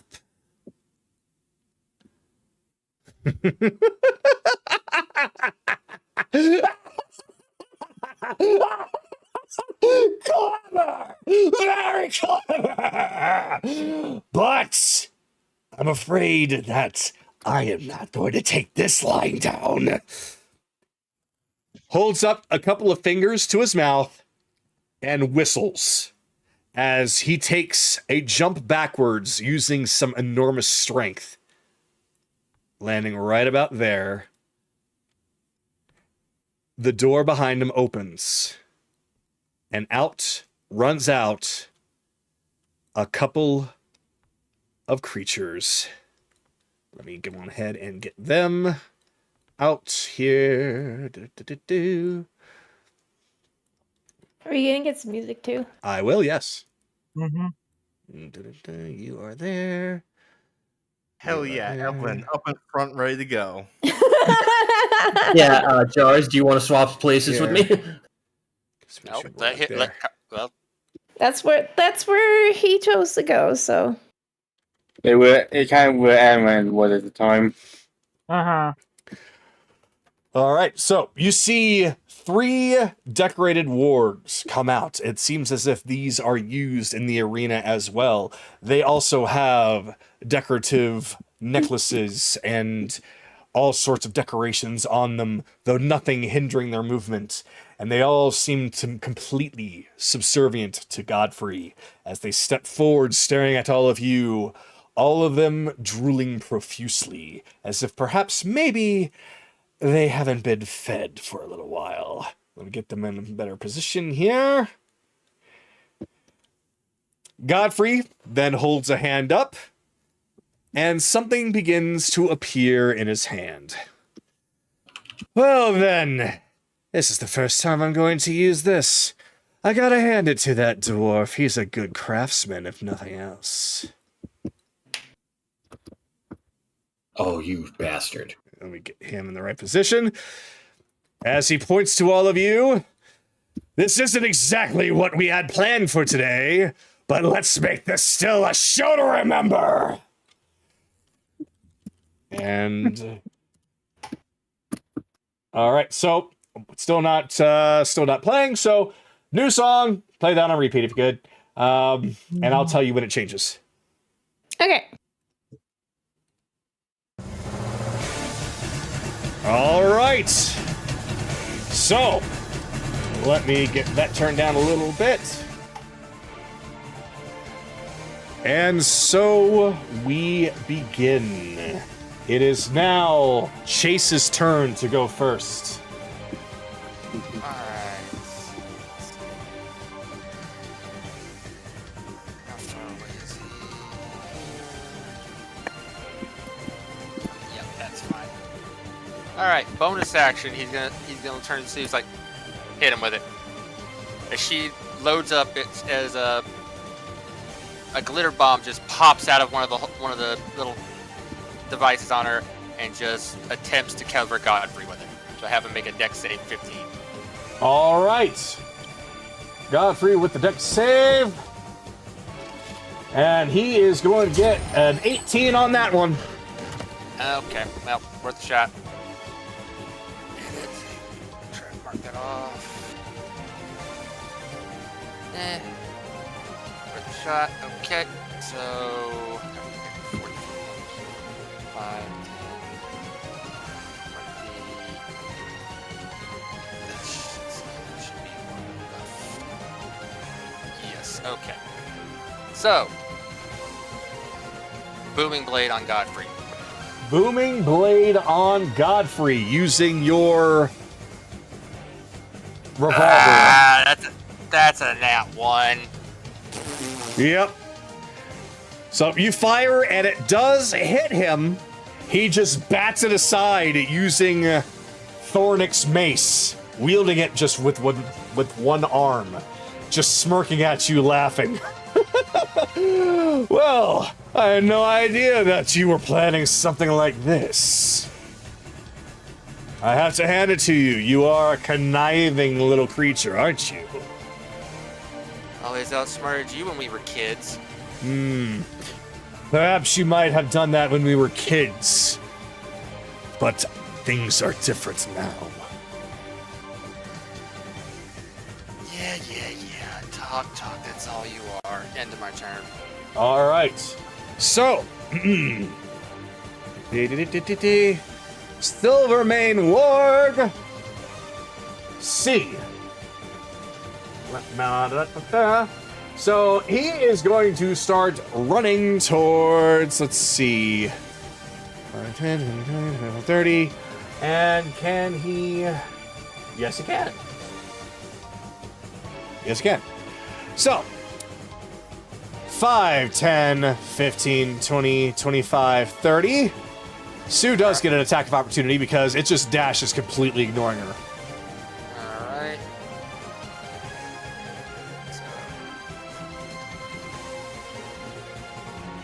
That's a 9 to hit. Nope, unfortunately that does not hit. And from there, it leaps and pounces upon Kaylee.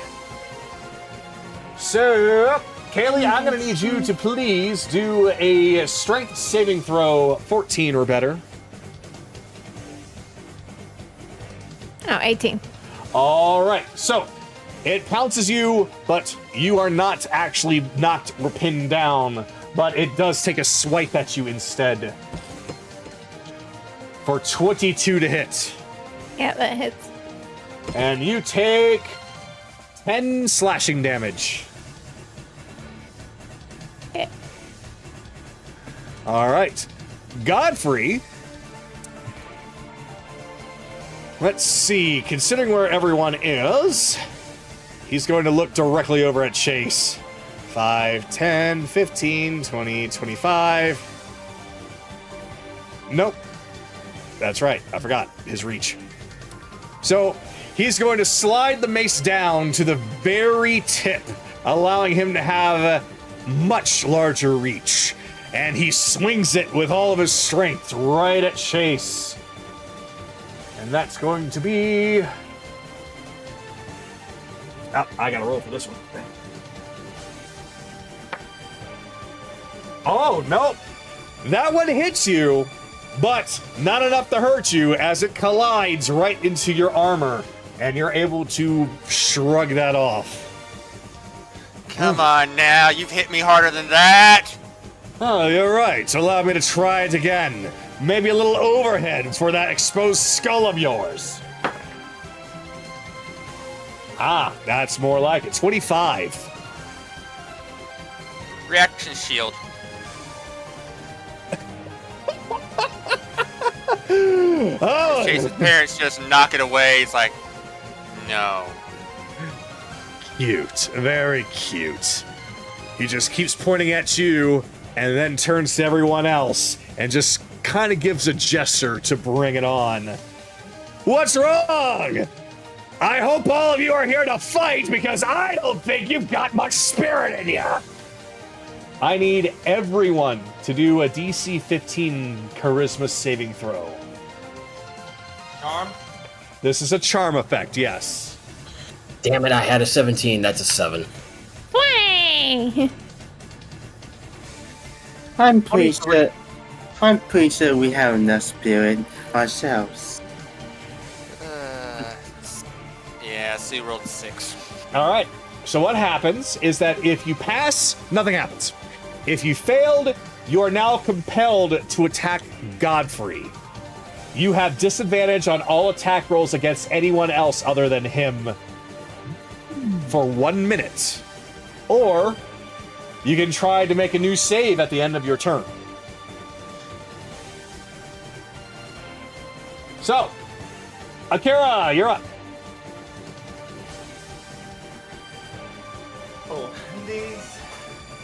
Oh, these animals wants to be hungry.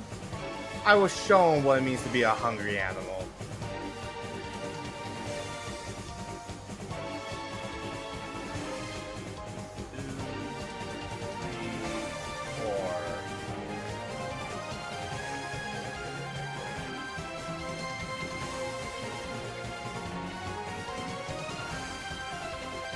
Trying to think of something real quick. Okay, Spirit Shroud is up. And...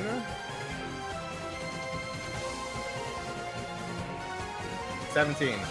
17 will hit him. Wait, you did also, you passed the charisma, right? Yeah. Okay, yeah. I'll say charisma's my thing, man. I know, I'm just checking. 13 slashing. 13 slashing to the Silvermane Warg A. I'm gonna just give you the total. And so 26 damage in total. 26, all right. All right, so you run up and start slashing at this thing, and you get it pretty good. It kind of yelps and staggers back a little bit.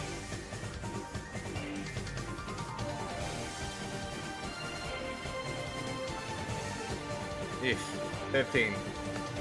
15, that hits. Okay.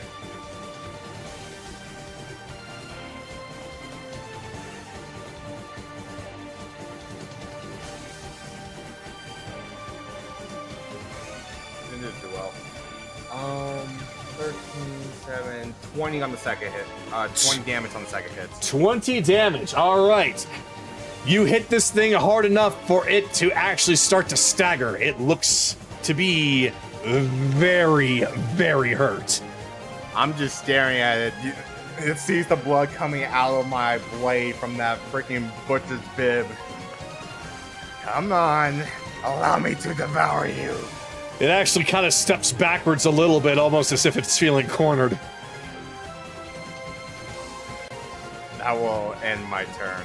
All right. Kaylee, you are up.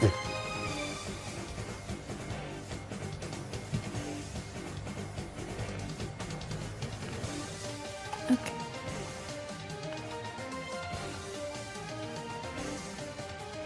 I should probably get... Oh, I'm sorry. I should probably get this guy in a better position here. So, there we go. She's gonna throw her axe. And appear right behind Godfrey. And she's gonna take out her poison dagger and try to slash him with it. All right. A 24. All right. With the 24, You do hit him. Okay. This is a DC 15. Hold on. That's con, right? Yes. That's 17. Nope, 21. Roll the 17. Okay. Okay. Well, he still takes damage, which is still 7. And she's going to 5, 10.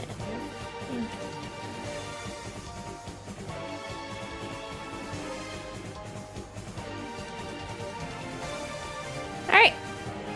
That's my turn.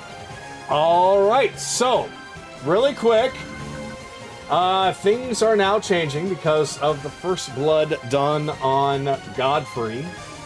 As you ran up and you managed to take him by surprise, appearing behind him, taking your poison knife, and while he was not truly affected by the poison, you do strike him. And that makes him... Go ahead.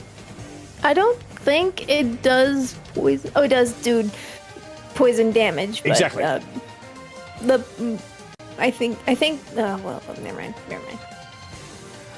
Either way, you drew blood, and that is when he just reaches up to where he was cut, puts his hand over it, takes a look at the blood that has just been shed, and he begins to laugh hysterically.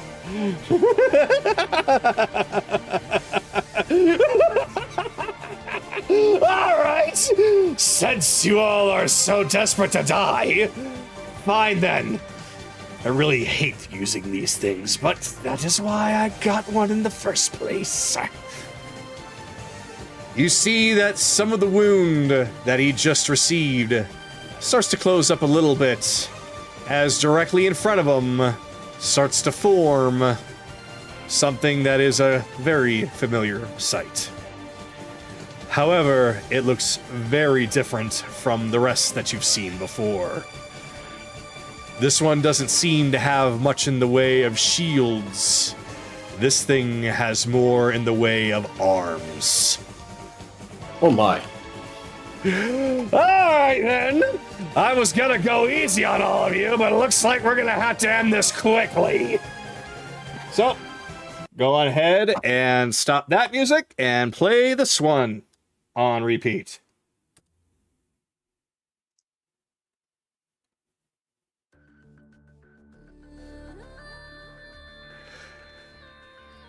Every single one of you is going to die today, and afterwards, I'm gonna take over this town. Then, the rest of this island, the entire archipelago, the fucking world if I need to. Bring it. All right. And with that, we now really begin. So, it is now going to be Evelyn's turn. Oh, good. And I'll admit, I really when Katie went behind him to attack, but she moved away, so that means I don't have to worry about her. Because have pretty much everyone right here make a dex save. All right, you're casting a spell with that there. Hold on a second.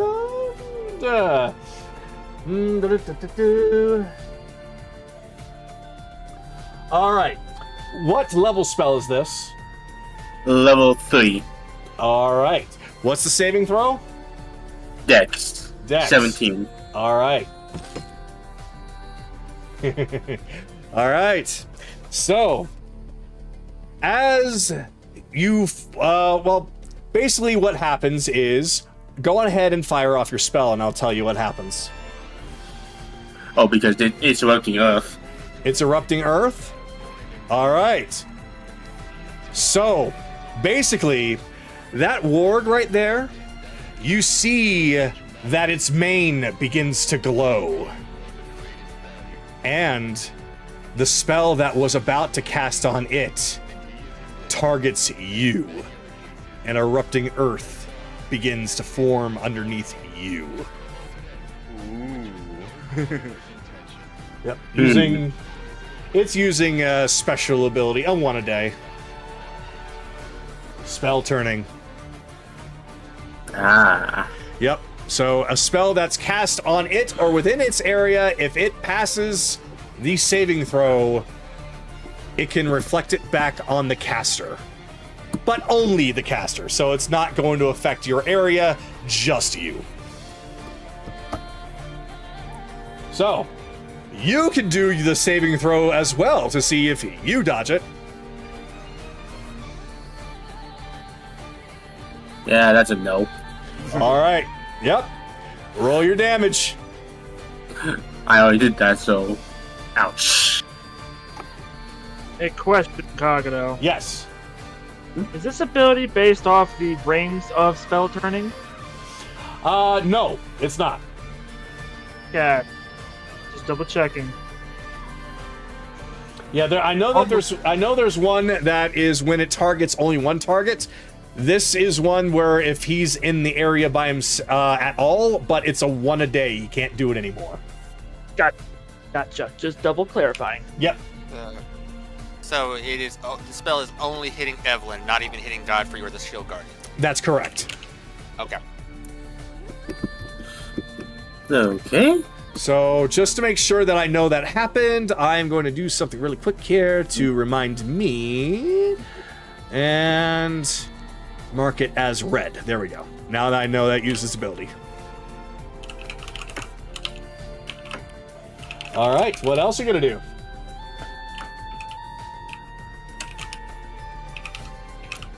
Alright, then. If that's the case,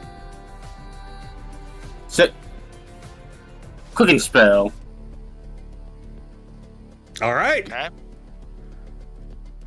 And have all three to make a wisdom saving throw. Wisdom saving throw. All right. So that's going to be B and those two. All right.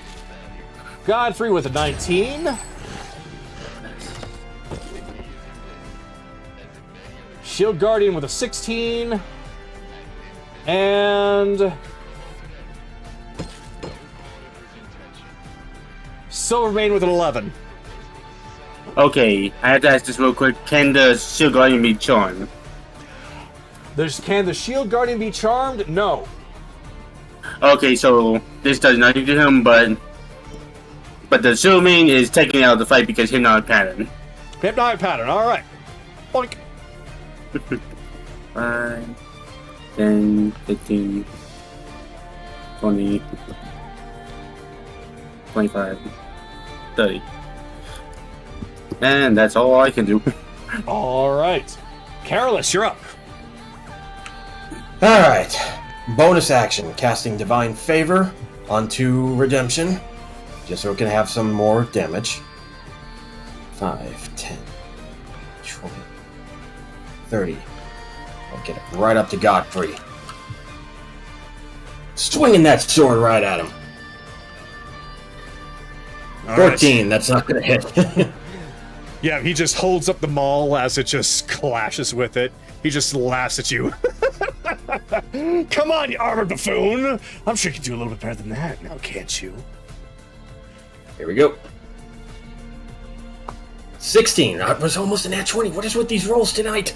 Yep. 16, he blocks it again. As I thought, you're pathetic. Stand aside. What was that? I think it's Akira. Yep. Alright, if that's your turn, let's move on. Yep, hold on. I have to make that con saving throw. Or not con, charisma, sorry. If the damn dice would load. You know what, just go. I'll let you know what the roll is. I don't want to hold it up. Alright, no problem. So now, Akira, you're staring down this warg who is looking a little desperate.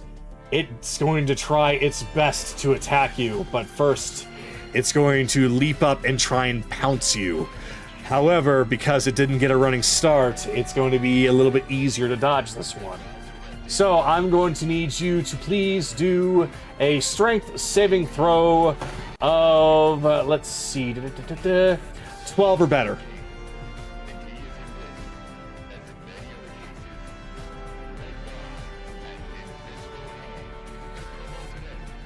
Oh, his computer's being fucky. Uh-oh. Oh, that's no good. All right, then. Hey, let me go on the phone real quick. Okay.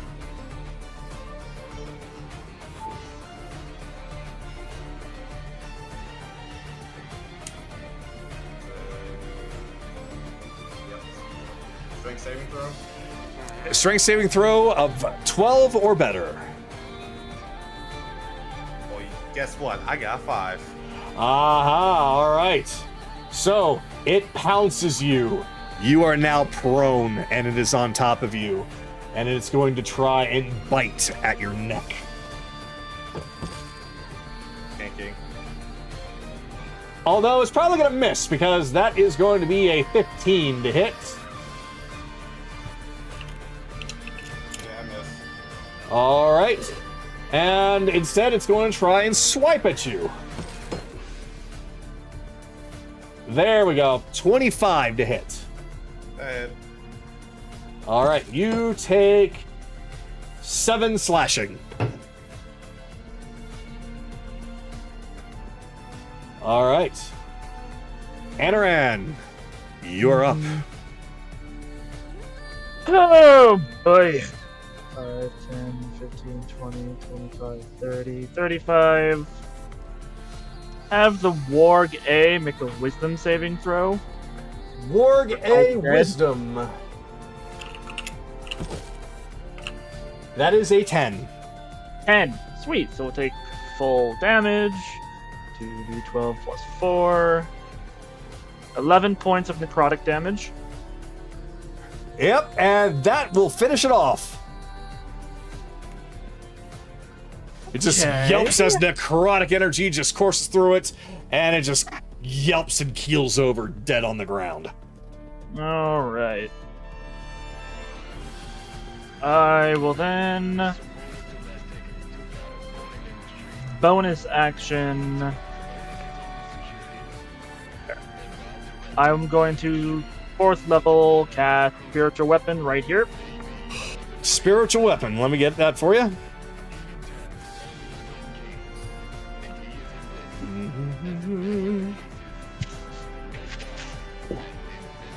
I really should make that thing a unique so I can easily find it. What's its name again? Anaran Spiritual Weapon. All right. Oh, no wonder I didn't find it in there. I was in the wrong category. My mistake. All right. I've got a lot of A's in here. There you are. And it's size medium or large again? Medium. Medium? Okay, so it's its right size. All right. And right here, you said?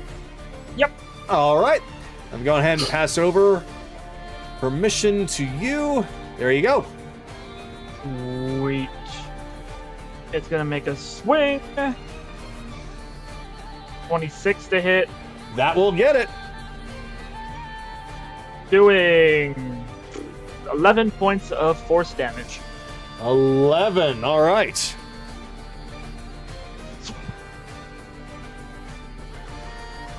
That's my turn. Okay. So it is now. Let's see. B is incapacitated. Bell is not here, and A is dead. So now we're up at the top. So Chase, it is your turn. All right. First bonus action, he's going to give Skylar 12 temporary HP with protective shot. Okay, so that boosts up my 9 temp HP by 12. Oh wait, No, y'all. no. Did we do? Did y'all do? Hold on. Let me. Yeah, we did the three of us did the temp HP. Okay, then I'll do it to myself instead, because that would override. Okay. Yeah, sorry. I mean, y'all 12 would be nice. Yeah. So then, have the Shield Guardian Godfrey make a dex save. 16, as Chase says. Yeah, I've come up with a new few tricks since you've seen me last, Godfrey. Try this spell. As he's casting Acid Geyser. Acid Geyser. All right. And you said it's a Dex? Dex 16, yes. Dex 16. This is on both the Shield Guardian and him?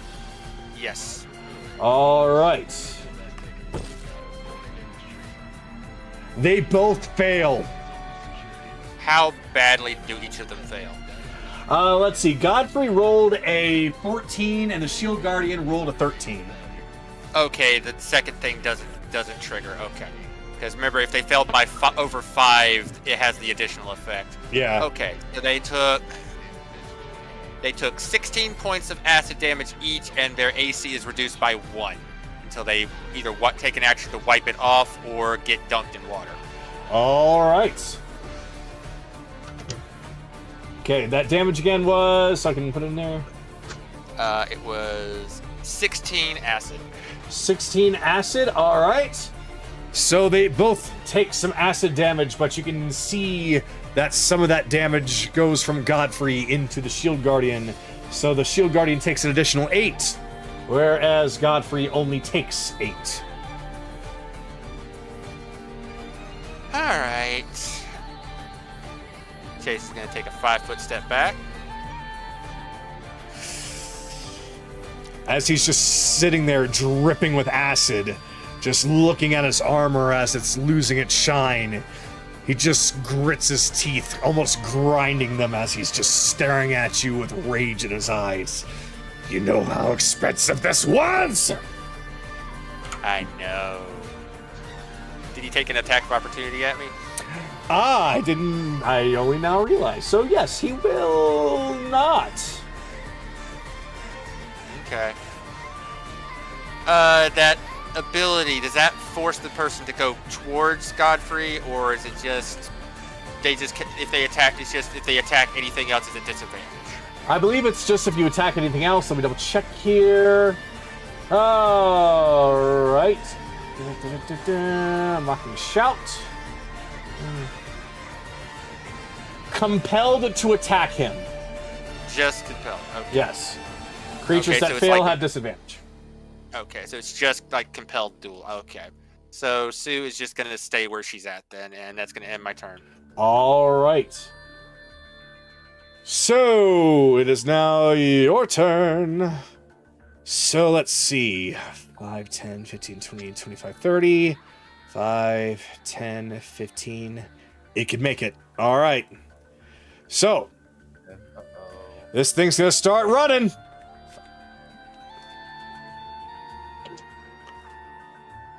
So the spiritual weapon gets an attack of opportunity. It's not a creature, so... It does not have a reaction. Never mind. Yeah. All right. Evelyn, you are just in range for this thing to pounce right at you. Of course. So, strength saving throw 14 or better, please.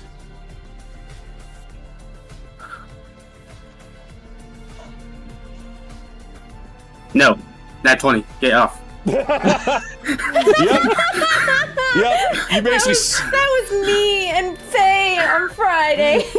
Nice. Go to the yard. He have more meat. All right. It's going to still try and take a swipe at you, though. All right. Here we go. Claw attack.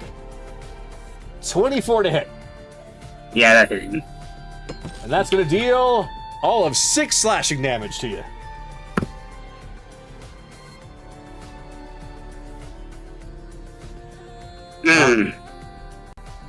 And I lost concentration. Yay! It's back! All right. So, let me now go back to... It is now Godfrey's turn. You there with the armor. He reaches out and attempts to grab you, Careless. I said, step aside.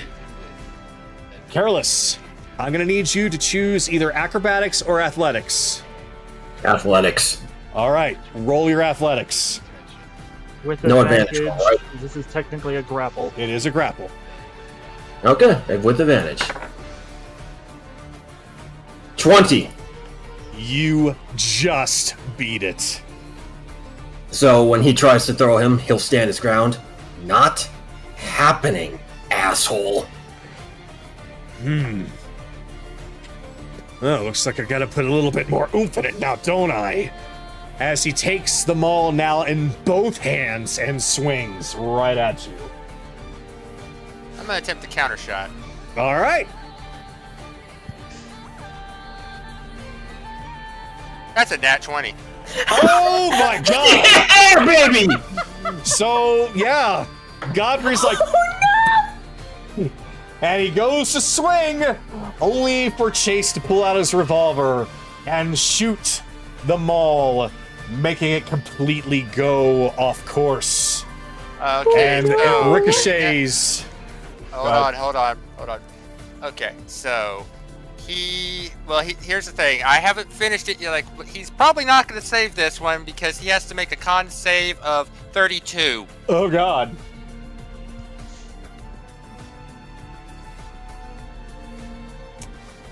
I may end up putting a cap of 30 on this later, because now that I have the extra D6 on this.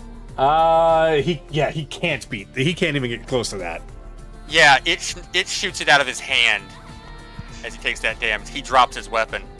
All right, it drops out of his hand, and he just looks down at his open hand, looks over at you, Chase, and grumbles angrily as he has no choice. Yeah, he takes 32 damage. Let him finish, guys. Sorry. As he has no choice but to use his final action to recall it back to his grip. It fades from the ground and appears right back into his hand. All right, how much damage did he take? 32. 32, so that's going to be 16 damage to both him and the Guardian.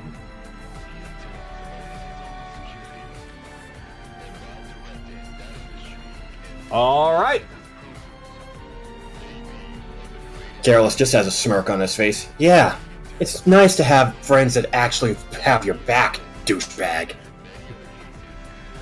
I don't need friends. I just need things to obey me. It is now the Shield Guardian's turn, and it regenerates a little bit of that damage that it took. Not a lot, but you can see that some of the dings and scratches that it had, a little bit of them starts to fade. Alright, so what it is now going to do is it is going to look all around, and it's going to see that things are a little bit one-sided. So, it is going to take all of its hands, and it's going to use its special ability of Stonewall. And it punches the ground fiercely. So, let me get that set up. I'll just use whatever is... I'll just use... there should be a block here. There we go. That's better. All right. So... 5, 10, 15, 20, 25, 30... 5, 10, 15, 20...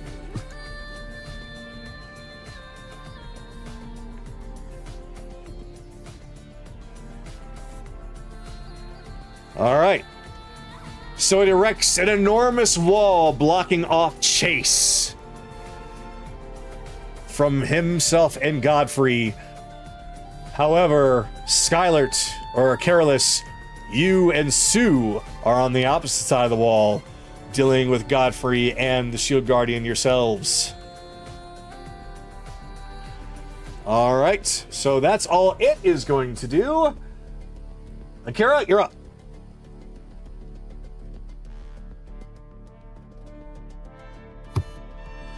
Computer issues again. Yeah, he's having some computer issues. Uh-oh.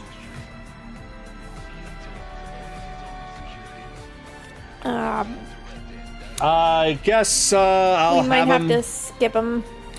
I am going to have him 5, 10, 15, 20, 25, 30. Have him come over here and attack this thing. Well, I should pull up his character sheet, I suppose. Alright, Akira. He's back? Oh, he's back? I'm gonna have to be on my phone for a bit. But... Alright. Well, it's your turn. What do you want us to do? A's down. I'm technically prone. Oh, that's right, you were prone. You weren't knocked down, I forgot.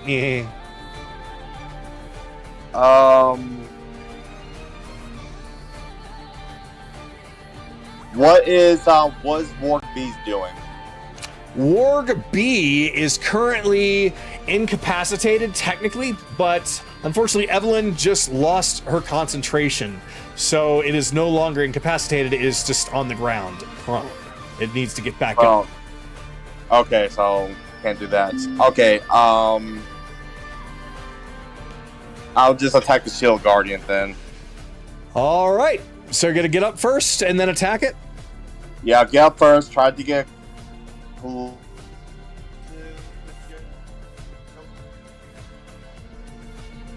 But We got cut off. Yeah, Yeah, he went really quiet.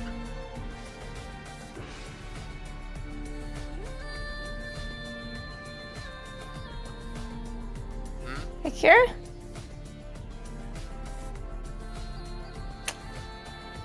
Yeah, swap. It's You're cutting in and out. yeah, it's swapped to desktop. I'm trying to fix everything. Okay. Get me a little bit closer to the Shield Guardian, like to the 10 feet closer, and Eldritch Blast. I'm going to do Eldritch Blast. Alright. Eldritch Blast against the Shield Guardian. Alright, give me 1 second to pull this up. Skills, action. That's a crit. Oh, goodness! So, 28. Yes, they both will hit then. Okay. How close am I to the Shield Guardian? 5, 10, 15, 20, 25, Okay, 30. that's all you know. Okay. So, first one is 10. Alright. Yeah, that sucks. 16 damage in total. 16 damage in total to the Shield Guardian. Okay. Yep. 16 force damage. Alright. Still a pretty good amount. That will... Stop attacking me, cat. That will end my turn. Alright. Kaylee, we come to you.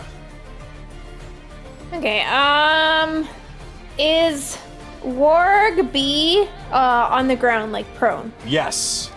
Okay. Then I'm also going to shoot at the Shield Guardian. Alright. Steady aim. Steady aim on the Shield Guardian. Okay. 26. 26 will hit it. Okay. 4.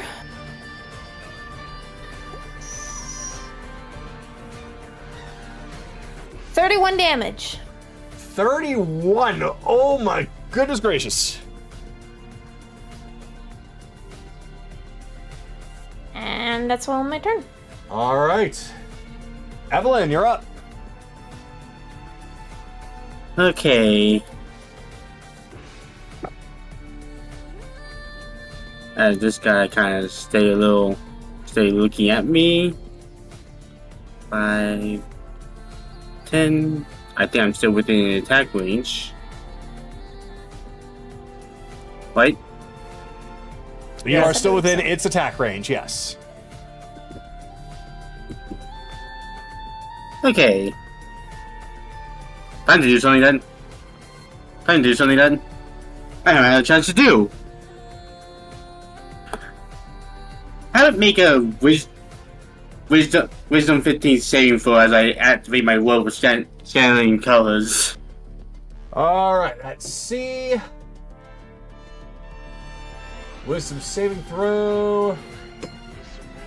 Oh dear, that's a nat 20. 22. So it's going to use its special ability. This isn't a spell. Yeah, this is an item. Oh. Never mind then. It can't use a special ability because it's not a spell. Alright, well, still 22.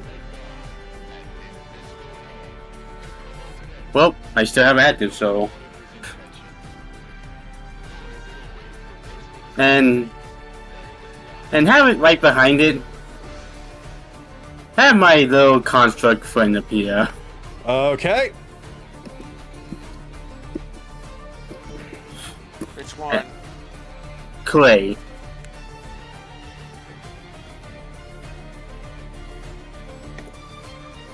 Large or medium? It's medium. It's always medium. I always forget because there's so many summons. Yep. Yeah. It's fair.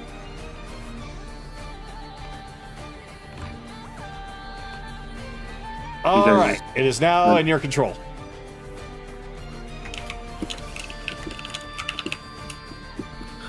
Alright. And no.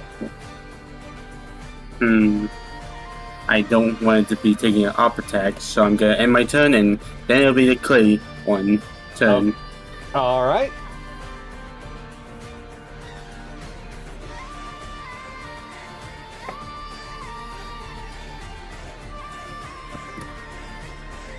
Five, 10, 15, 20. Hey, I'm giving you advantage. Yep, you gave yourself advantage. So now he gotta do 2 slams attack against the thing. Okay.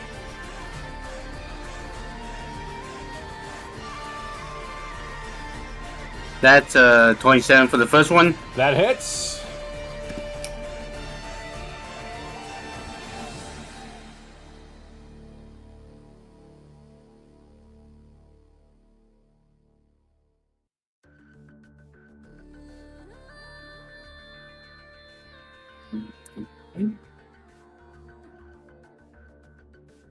Dealing, since this is a 5th level version, that deals 14 damage. 14 Bludgeoning. damage. Alright, yep, your clay creature just rears back its meaty clay fist and just socks this warg in the nose. And second hit. That's a 23. Yep, that'll do it too.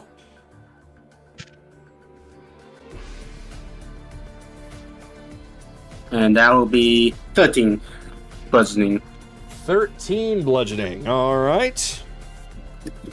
Yep, it's not looking very good now. You just clobbered this thing in its nose very hard twice. And that's all he can do. Alright. Carolus, we come to you. Alright, free action. Channel Divinity gonna transform Redemption into the Lightning Blade form, right in front of Godfrey's face. He can make a con saving throw if he wants to see if he's blinded or not. Alright. That was what? That's that was, for fire only, yeah, not lightning. yeah. Ah, That's yeah, the you're Deathbringer. right. I just assumed because it was lightning flashing down. You know what? You're else, really man. pushing that blinding effect, man. Hey, if it might help. So, Kagano, I need Godfrey and his guardian to make a con save of 14, please. Godfrey and the Guardian of Constitution. Okay. That's 15 from Godfrey. And 26 from the Shield Guardian. Well, they take half damage from Thunderwave.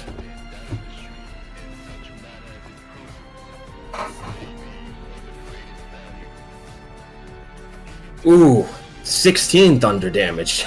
Even Would have been. So Yeah, it would have 16. been 8, though. They No, take no. 8. 8. So 8 for you. 8 for you. Then 4 on you and 4 from you. Okay. Yep, once again, Godfrey takes half the damage. Let's see. Do I want to pop it? Nah, I'm not going to pop it. I'll have to end there, but I've got the lightning blade ready. All right. Anaran, you're up. 5, 10, 15, 20 is a bonus action. It'll make an attack at advantage. All right. At advantage. Good. 23 to hit. That will hit it. Doing, ooh, almost max. 18 points of force. 18 points of force. All right. No. 5, 10, 15, 20, 25, 30. I take the rod. Tentacle Tuesday on this poor creature. Uh-huh. All 3 attacks on it. Okay, so this has a +9 to hit. First one at advantage is a 25. That will hit it. Second one is a 15. That hits it. Okay, and the last one is a crit. Double crit, actually. Oh, God. So, let's see. This I thing think it's does- dead. Well, let's see. The Nehiri special is 1d6 flat, so that is 4d6 damage. Oh god. Yeah, 20 damage. Oh, my goodness. It's still alive. But oh, my God. But it also needs to make that con save, DC 15. Yeah. And okay, that's 19. Okay, then he's fine. Is he though? Is he really? He got defiled by so many tentacles and he's near dead.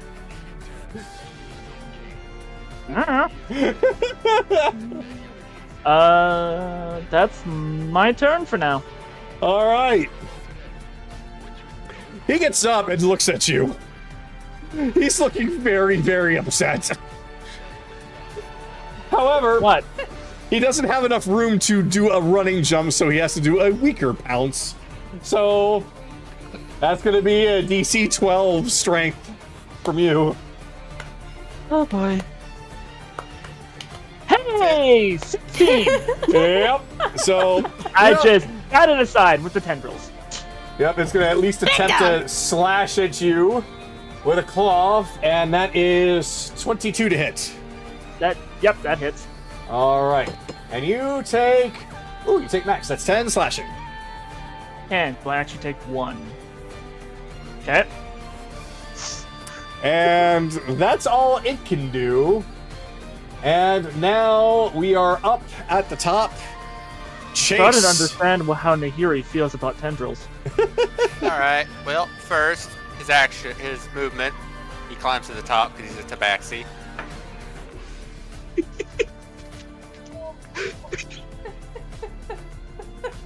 You forgot I could do this, didn't you, Godfrey? He's just looking up at you and smiling. Keep at it. Alright, bonus action. Sue's gonna first take her shot. 17 to hit. 17 to hit. That will... Wait, who's taking a shot at? Godfrey. She's Godfrey? compelled to attack Godfey. Oh, that's And right. he does Okay. grab- Yep. 17 will not hit. He deflects that with them all. So his original AC was higher than 18? Yes. Okay. Alright. So... Let's see. Oh, yep, the let's give it a shot. Have the Shield Guardian make a Wisdom save. Okie dokie. Shield Guardian, Wisdom save. 15.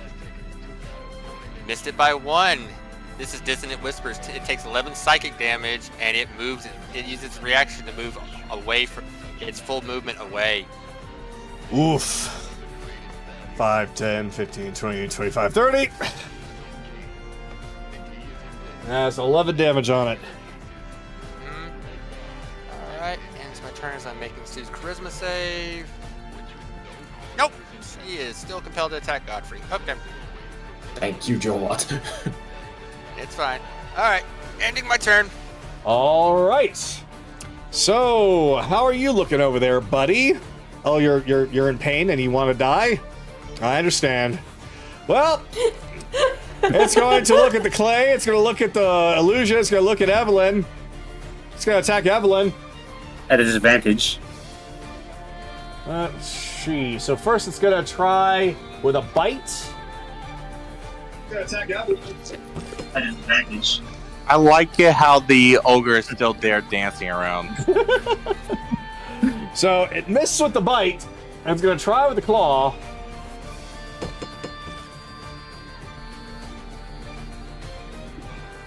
$17. Yeah, that's hitting. All right. That is another max. That's 10 damage slashing. Hmm.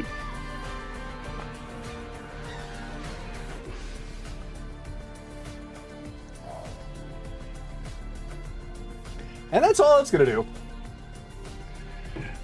So, Godfrey is going to step over here.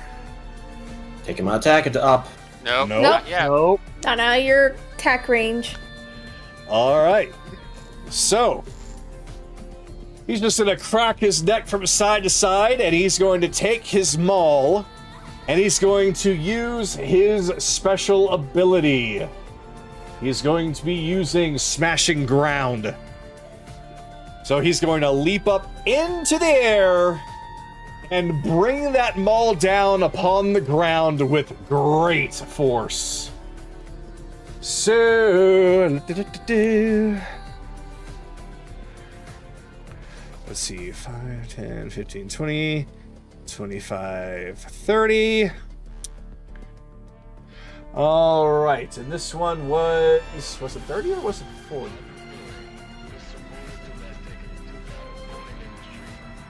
Wait, where are you? Oh, no, that's just the first half of it.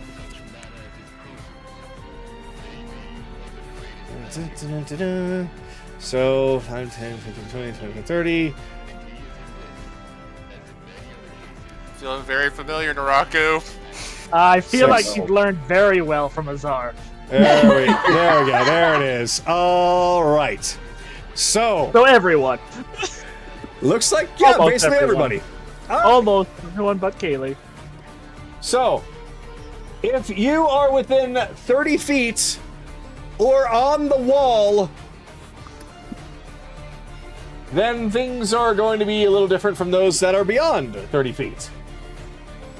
So, everyone within 30 feet or on the wall, please make a strength saving throw of 16 or higher. Let's see, just double checking. I thought I was. 21. 11. Oh, nope, that is a fail on both parts. Okay. All right. So, unfortunately, the warg is now dead. So, I will go ahead and kill him. So, we will begin with what happens to those within the first 30 feet, and then we will go on to the next group. So, if you passed, you do not take but half damage. If you failed, you take the whole damage. Either way, you are knocked back 10 feet. So, Okay. What's the So- damage? so that is going to be, let's see, 3, 3, 4, 5. That is going to be 29 bludgeoning. Okay. So 29 bludgeoning, and you are sent back 10 feet. If you succeeded, you do not take but half the damage, making that into, let's see, 14 bludgeoning damage. If you had succeeded, I'm sorry, if you had failed and you were on top of the wall, which is now starting to crumble down, you are now prone as you are watching the wall actually fall upon you. Well, So how much- shouldn't I have gotten knocked back 10 feet so I wouldn't be on the wall anymore? You are knocked back 10 feet, so you're not on the wall anymore. That's correct. Yep, so I'm going to reaction parachute cloak, fall safely. Ah, okay. So you fall safely. So if that's the case, you are not prone as the wall is about to fall on you. So you actually get a new saving throw. This is going to be dexterity saving throw of 14 or higher. For what now? The wall is falling on you. Oh, it's not just crumbling straight down, it's falling. Okay. Yeah, it got knocked over. It is falling down. Well, shit. All right. So What was the half damage, Kaga? that is for those that were within 30 feet that Yeah, what passed was the it? saving throw. What It was was it? 14 damage. 14. Okay. Okay. So that's 11 damage I take then. Thank you. So, Chase, you watch as this wall starts tipping over, and before you're able to dodge out of the way, it hits you. And this does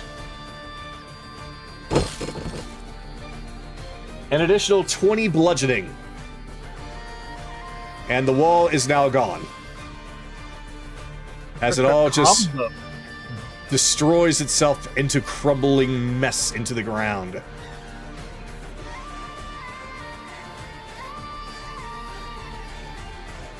All right. Now, for those of you that are further than 30 feet away, you are essentially not taking any damage, but you are just knocked away 10 feet from the impact zone. So, 10 feet away from where Godfrey is standing right now. However, that is actually, no, I'm sorry. That's based off a dex saving throw. So if you fail it, you get knocked back 10 feet. If you pass it, you do not move anywhere. So dexterity of 16 or higher from all those that are 30 feet or further away. Which includes the war. Which includes the warg. You're not taking any damage, though. Just shockwave. Let's see. Warg, dexterity. As a teacher, I am proud. All right. So the warg passes, so he stays put. That's a 20 for me. You stay put. And I'm gonna roll for my golem because taking a last concentration, so he's gone. Oh, he's gone. Okay. My concentration rolls aren't doing good tonight. And I think Kaylee was completely out of the splash zone.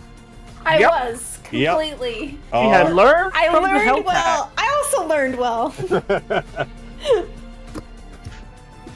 All Stay right. the fuck away from the boss. All right. It is now the Shield Guardian's turn, who, by the way, is actually looking a little rough. Move me 10 feet, please. Oh, sure. So, 5, 10. There we go. All right. So, he was looking a little rough, but then he healed up a little bit. So now he's not looking as rough, but he's still looking kind of messed up. So you guys are doing a pretty good beating on him. All right. So what can he do from that far away? Let's find out. He's going to pick up a rock and throw it at Kaylee. So what can he do from that far away? Oh, I'm hearing a echo from somebody. It's because Akira's watching the stream, so Oh, that's why. Okay. All right. So he's going to reach down and lift up a big-ass rock from the ground. You have no idea how he managed to get this thing. All you know is that it's being hurled at you at full speed, and that is going to be I have evasion? I think I have evasion. That is...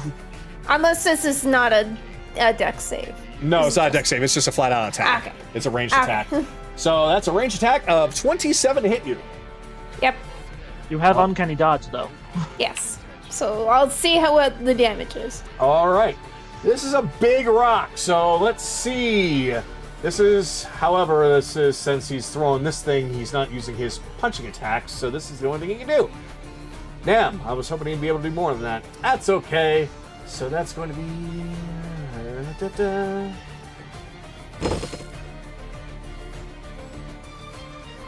All right. That is 24 bludgeoning. I'll uncanny dodge for 12. All right. So you dip out of the way and you just get clipped for 12. Boulder just kind of bounces and crashes into the wall behind you, making a lot of the audience people start to scream and scatter a little bit, then go back to their seats and keep watching. And it is going to start moving back towards Godfrey. Yes! Get closer! But not by much. Just enough. All right. Akira, you're up.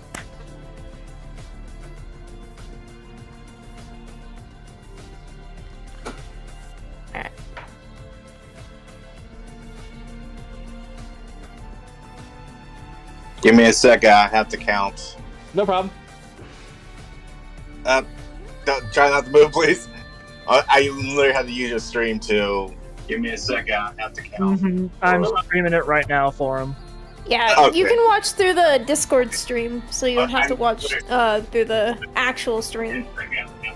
Okay, I can go up to the Shield Guardian, so I'll go up to them. 5, 10, 15, 20, 25, 30. Yeah, but I should have enough feet. You move You more are than 30 10 feet? away. Yeah, but no, because I'm going diagonal the entire time, or did I miscounted? I counted 6 spaces. Okay, well. Okay, okay. Well, I guess I'll just do Eldritch Blast then. 6 spaces. Yep, you are within 10 feet, so you do get the benefit. Yeah.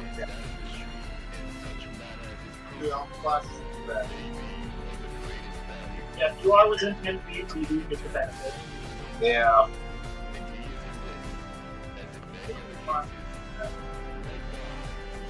Yep, you are within 10 feet. 24, That will hit. 30, 20. That will... Yes, that will hit. Yeah. 30, 40. Yes, that hits.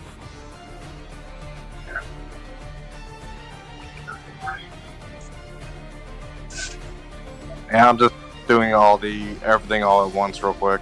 Okay.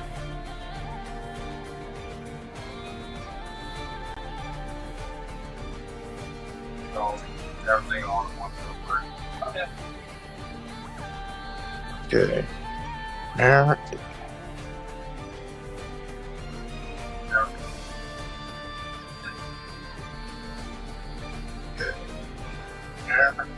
This really sucks doing on the phone.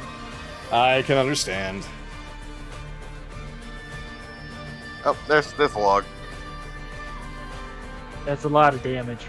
43. It is 19, 30, 43 damage in total. 43! And he loses 10 feet of movement and cannot heal. Until the end of his next turn? Yes. Yes. Okay. Which sucks because he heals at the start of his turn. Okay. Yes. Okay. Yep. Yep. That will end my turn there. All right. Kaylee. A boulder got thrown at you. What you gonna do?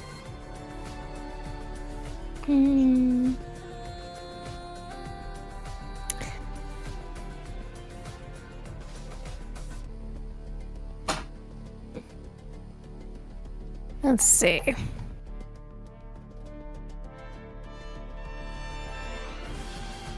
Oh no, that's not gonna be enough. That's fine.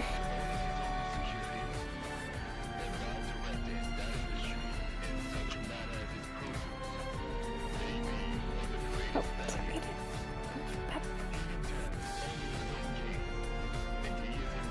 Alright. I'm just gonna steady aim, shoot at the Guardian again. Okay.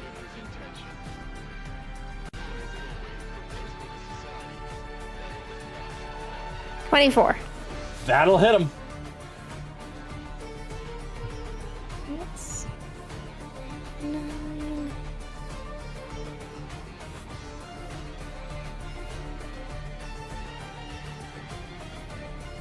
So 25 damage. 25 damage. Ugh. Alright. Yep, it's looking rough now.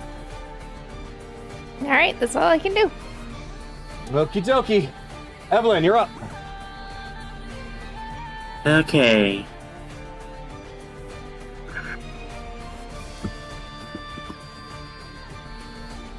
Oh, that's the wrong thing. Even range.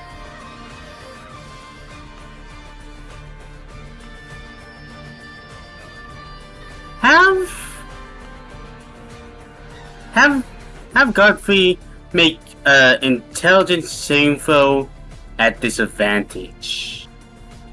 An intelligence saving throw at disadvantage. What is this? Well, man, psychic spear, but I'm using one of my magic heightened spell, which allow me to spend 3 sorcery points to give one target of my other spell disadvantage. Ooh, okay, got it. That's 13. He fails. So he taking 27 psychic damage. So, is this like directly on him, or is it in his area? Directly on him. Directly on him, okay. So that's 27, and then, whoops, that's too much. That's 277. All right, 27, and then, let's see, 26, that's 13, so he gets 13 back, and the Shield Guardian takes 13. Don't forget the other effect of it, Charles. Oh yeah. And since he fell, he's also incapacitated until the start of my next turn.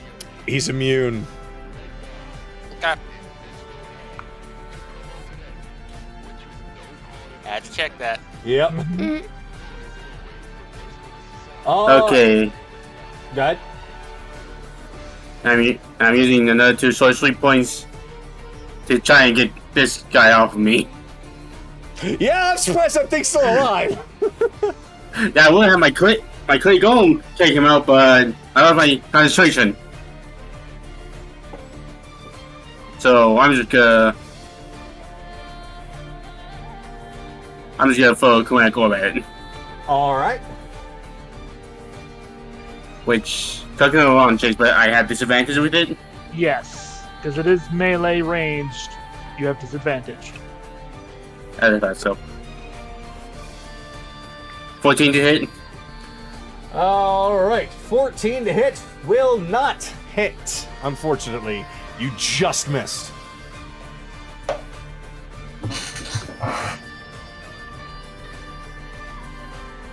Okay. That's all I can technically do right now. Alright. Careless. You just watched a lot of destruction happen around you. Several people have taken some damage. What are you gonna do? They can take care of themselves. I can't really help everybody, so I'll get back up to Godfrey to at least keep his attention somewhat on me. swinging the lightning blade. I hate my luck tonight. That's an 11. Yep. He just bats that away with his hand. He's not even looking at you right now. He's just staring directly at Chase. Once more. 16. What is with my rolls tonight? He just glances at you. Why don't you go home to the Warriors Guild where you belong, little kid? The adults are fighting. Oh, now you just made me pop it. Action surge. 21 to hit. So he watches as you are bringing this sword around, and once you feel like your sword is about to hit him, the Shield Guardian uses its reaction and punches the ground, forming a pillar of stone right underneath Godfrey, sending him up 20 feet. So, Okay.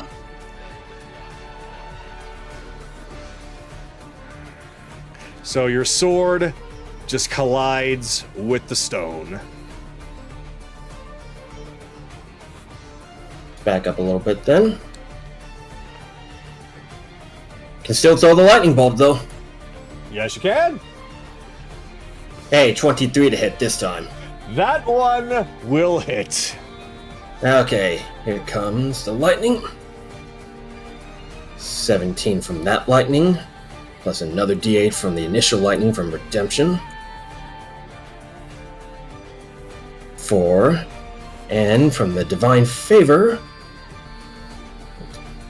where is it? 1d4.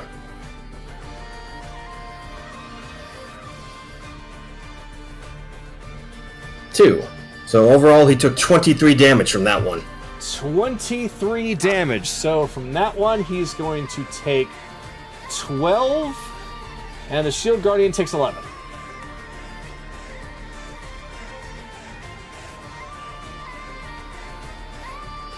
Alright, I don't have really any witty retort here, so I will have to end. All right, and with that, the pillar retracts. Not all at once, it just kind of like an elevator goes down quickly, so no fall damage for him. All right, Anoran. Well, I'm gonna pop a potion. A potion, they say. Raider healing for 4d4 plus 4. Okay, so for 13. That's good. That'll work. That'll work just fine. 5, 10, 15, 20, 25, 30. Tickle, tickle! All What? 3 attacks from the rod. Do I have anything that actually attacks at +9? I'm mad that's tickle tickle. No, I don't. Alright, so 2d20 at advantage. Oh yeah. 21 on the first.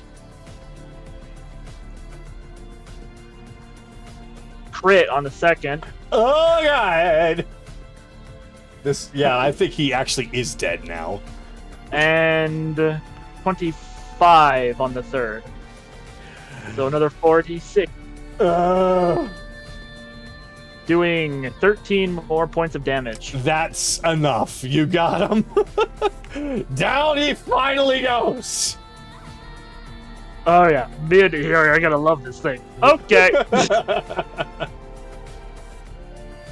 I'll just yell out, "The wargs are dead." Pinata time. Oh, now you've gone and killed all of my pets. I'm not happy about that. All right. And I'll use my last 5 feet of movement to move here. And that's it. Okay. Chase, you are up. All right, first bonus action, taking a swig of alcohol. Yes, let the booze flow. 12 points. starting to see why Ryuta likes this shit. Drinking on the job?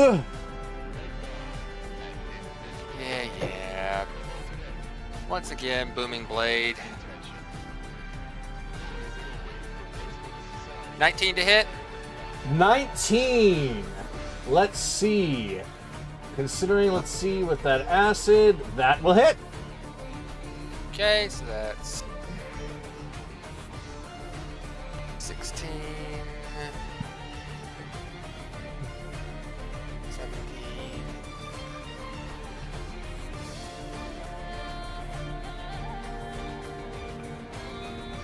So 19 points of damage total. All right, so that's going to be 10 to him and 9 to the Guardian. Okay. So she's just going to move to here because she cannot attack because Chase didn't order her to. And that's going to be it for my turn. All right. And yep, they're all dead, so that is the end of you. Make your initiative 0. In fact, make sure all of you... Yep. All right. So it is now Godfrey's turn. And now, seeing that all of his pets are now dead, kind of cracks his neck from side to side, reaches around, grabs his cape, and just throws it aside. All right, then. Let's get serious. Then looks over at Sue. You modeled her after that girl. Be a shame if you were to watch her die again. I'm gonna need Sue to choose either acrobatics or athletics and roll one of them. So that's gonna be strength for her. So that's not it. So she'll do athletics. So that's a 16. All right. That, unfortunately, comparing to his roll of a 20, she fails. Godfrey grabs her and throws her as hard as he can towards the Shield Guardian, who immediately catches her, and she is now grappled by it. Okay. After that was one grab, one throw, so that was 2 actions. What else can he do right now? He can do 1 attack. So that is Careless is within range. Actually, he can still move. Wait, no, that was Booming Blade. But Careless is still within range. So he's going to let that maul slide down to the tip and just whip it around, smacking Careless in the skull. Well, here's the question. Does Godfrey know what that was? Because Booming Blade is technically a melee attack. That is a very good point. Technically speaking, he wouldn't. I was going to have him move. So, yeah, he's going to move. Okay, that's another 2d8 thunder. 2d8 thunder. All right, go for it. 13. 13. So as he takes the step, he just feels the residual effect from something earlier just exploding all around him. Gah! What the hell was that? No moving. So let's see, 13, so that's going to be 6 and 7. So Godfrey takes the 7, and the Guardian takes the 6. So either way, he will take his maul and try and crack a Careless in the skull. That's a crit. It's Negate. It's automatically negated. Yeah, and I know. I'm just... But it hits. Yeah, it hits. So, that is going to be a 30 to hit. A 30 to hit, you said? A 30 to hit, yes. Yeah, that hits. If that didn't, I'd be damn surprised. Well, here's the thing. The adamantine negates the critical damage, but it's automatic. The automatic hit still happens, no matter what, if it's a natural 20. Oh, I didn't know that. Yes. Understood. All right, so either way, that is going to be... 86. 4, 9, 7. That is 16 bludgeoning. Okay, so 13 damage. Let me make that con save to see if Divine Savior still stays. Just barely. Just barely. All right. Oh, I gotta roll for something too. Oh, Kagado, I will say. Yep.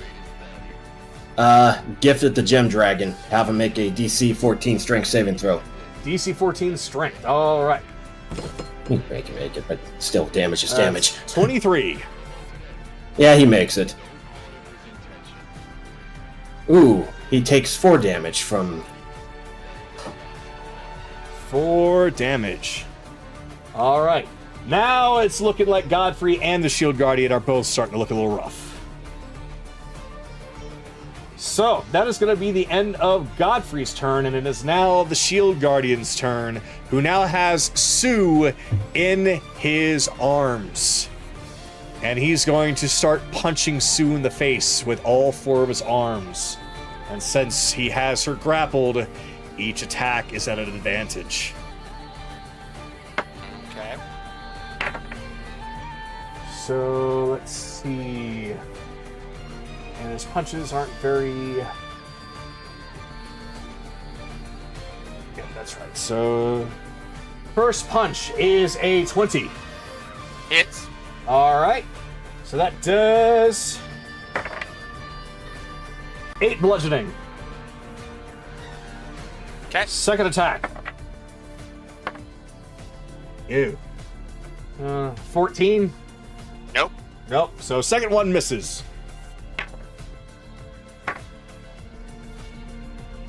21. That'll hit. All right. That does 11 bludgeoning. All right. And finally, 7. Oh, 20. Crit. Natural 20. Natural 20. Let's see. I think he's in range. I'm out of it. Let me check. I haven't used it in so long. Yeah, he has silvery barbs. Don't you even try, you asshole. So yeah, he just stops the mid-swing and just stares over at you. And then just looks back at Sue and swings again. 17. That matches. Alright, so that's gonna do 7 bludgeoning. The armor is still holding. Yep. But he's still got Sue in his clutches, though whenever she moves, she can try and get out, of course. Or somebody can use their turn to try and save her. Either way. So that's the end of the Shield Guardian's turn. Akira, we are on to you. Oh yeah, and it also didn't heal because of Akira, so meh. Well, that's going to be an issue since Akira's the bastard that's going to keep doing that. Found the issue of my computer right now. Yeah. Cool. Going up to the Shield Guardian and swinging. All right, I'll move you up there.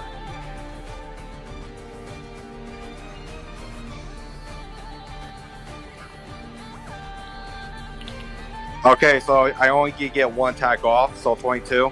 Yep, that will hit. Chase, you owed me for this.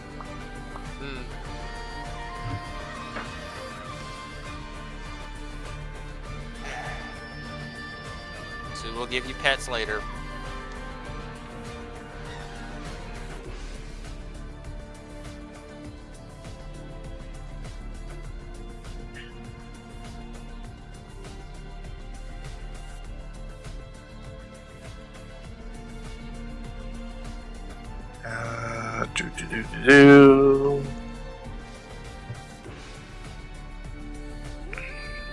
And now 1, can't see, 2, 3, 4, 5, 6.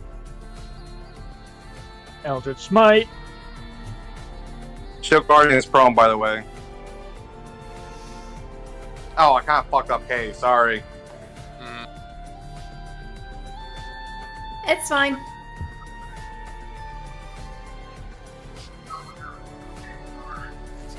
How much damage total? I'm trying to figure that out. It's kind of hard. So 8, 14, 52, 63. Yeah. I heard him scream. 63 damage. This thing falls to one knee. It's still got Sue in its grasp, but it's starting to fade in and out of existence. Well, I mean, it's prone right now. Oh, it's prone. Yeah, I forced it down to prone. Oh! It's prone now and fading in and out of existence. I forced it down to prone. Yep. And I'm gonna give Godfrey my curse, my Hex Raid's curse. All right. And that'll end my turn. All right, Kaylee, you're up. Okay. Let's see how far I get. 30. Is it 30 away? Ah!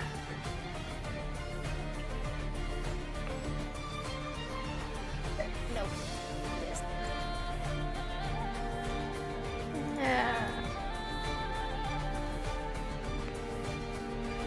Can move up here. And since it's prone, Yep. I get advantage for 25. Uh-huh.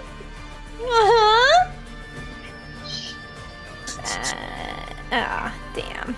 Lame. 18. Kaylee, how do you want to do this to the Guardian?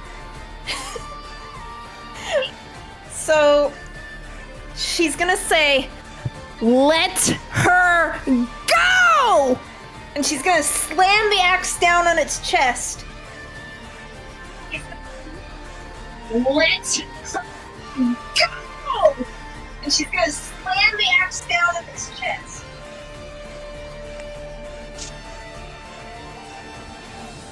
Kagado? You made it sound like you were going to do more than just the slamming down on the chest. Like, I was waiting for you to say what more that you were going to do.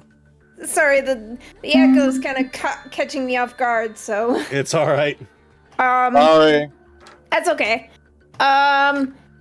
Basically, it technically doesn't do any, like, physical damage to the Guardian, but since it's so painful, it forces it to let go, and it makes it feel like his chest is bursting open. So basically, because it's psychic, it's a magical kind of effect to it. So Yeah. the axe cuts into it, but instead of like a physical gash, it starts to explode from the inside out. As you can see, different blasts of light coming out from every single wound that you all had inflicted on it. And then suddenly, with a big bright light, it bursts into several different pieces that flies all over the arena. And they all disappear one by one into a puff of electric smoke. Sue is dropped and safely on the ground, leaving Godfrey by himself. 15, 20, 25, 40. Alright. And that's it. You destroyed my guardian. And I stole your gold too! You're not gonna make a fool of me now. Legendary action. He is going to leap up in the air and use his recharged ability of shattering ground. Or smashing ground, rather. He's going to do it right here. Uh-oh. You can't run from this one, Kaylee. Well, that's right near me then. Oh, hey, I'm just outrange. All right. So that's 12. So we'll do what is. Yeah, do the 30 first. All right. So Careless, Akira, Sue, Kaylee. Damn. All of you, please make a strength saving throw of 16 or better. 10.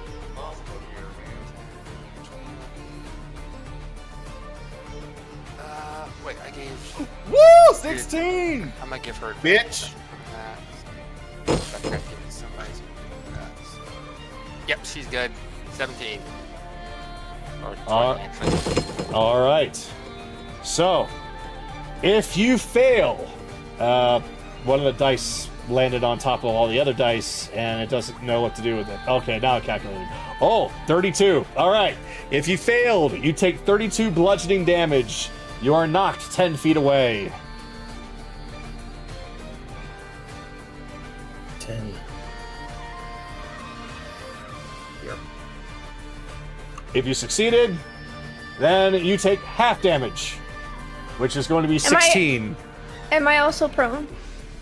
And yes, you are prone if you failed. Oh. If you passed, you are still knocked 10 feet away, you take 16 damage, and you are not prone. Okay.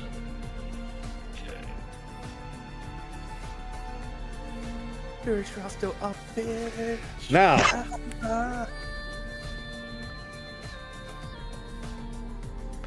so all that's left is basically just Chase. So Chase, that's going to be a dex saving throw of 16 or higher. Nope. All right. You are knocked away 10 feet. All right. So he just used all of his legendary actions to do that one move. Evelyn, you're up.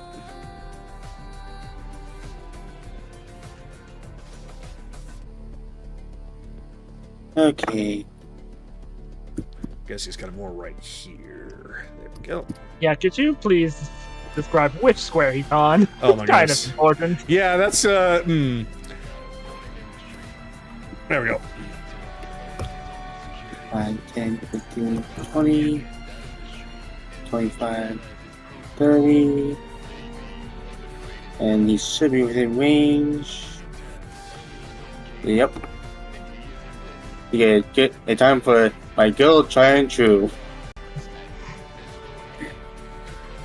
Chromatic Orb. Chromatic Orb, okay. That's a 28. Good grief, yes, that hits.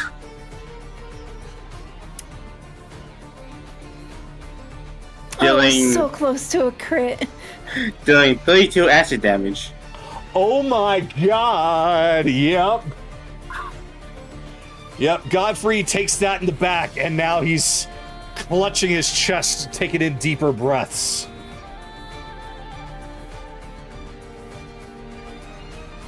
And I'm gonna use a greater potion of healing.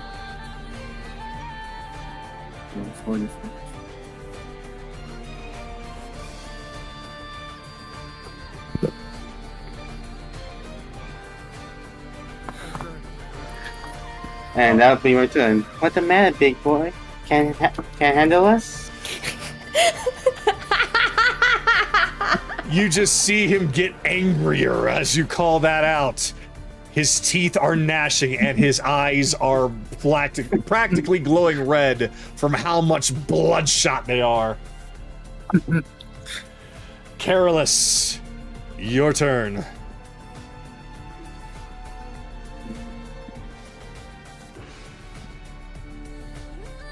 What space are you on? Yeah, which space are you on? You're muted. I'm right here. Sorry. I did not know I was muted. I thought I was not. Getting back up, drinking a potion. I need it. Real bad.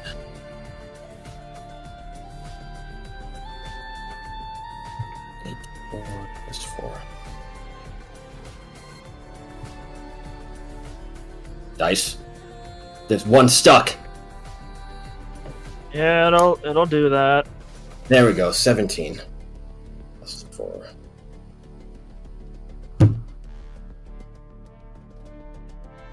Okay, so we're not completely... Not 17, Yeah. 26. Oh. 25, sorry.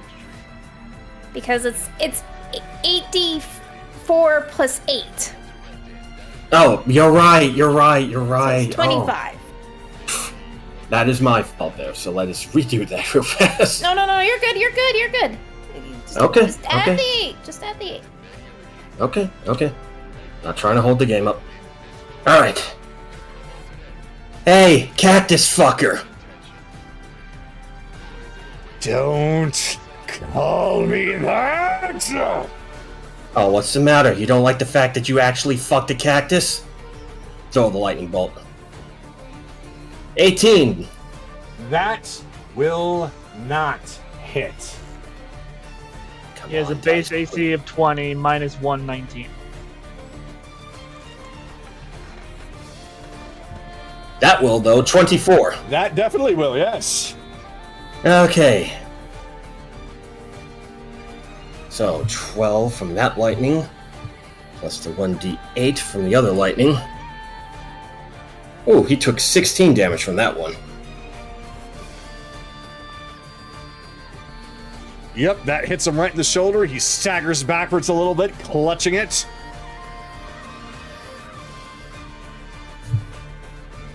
What's the matter? Running out of juice? I don't care who you are, but I'm going to put such a dent in that skull of yours that you are going to be forced to eat nothing but mush for the rest of your life. Tough talk from a guy who looks half dead already. Why don't you keep getting angry? Come on, asshole. You want me to be angry? I'll be angry. Good. And you're up. Wait.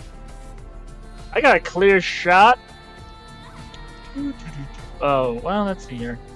50. Oh, yeah, he's still in range. 5th level guiding bolt. See if this one hits.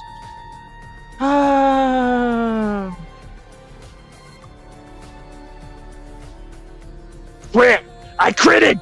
Oh no! 16d8. I'm sorry, 16d6. Oh, God. Doing 59 points of radiant damage. Oh no! God. And the next attack against him has advantage. Assuming he's still alive. He is still up, but now he's coughing up blood. Perfect. 5, 10, 15, 20, 25, 30, 35. Bonus action 5, 10, 15, 20. I think he can only go as far as 20 feet. Yep, 20 feet. Just outside of range. All Oh right. well.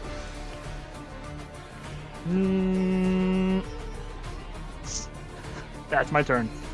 All right. Chase, your turn. Finish him, Chase. Now, first bonus action, Sue's gonna take her shot.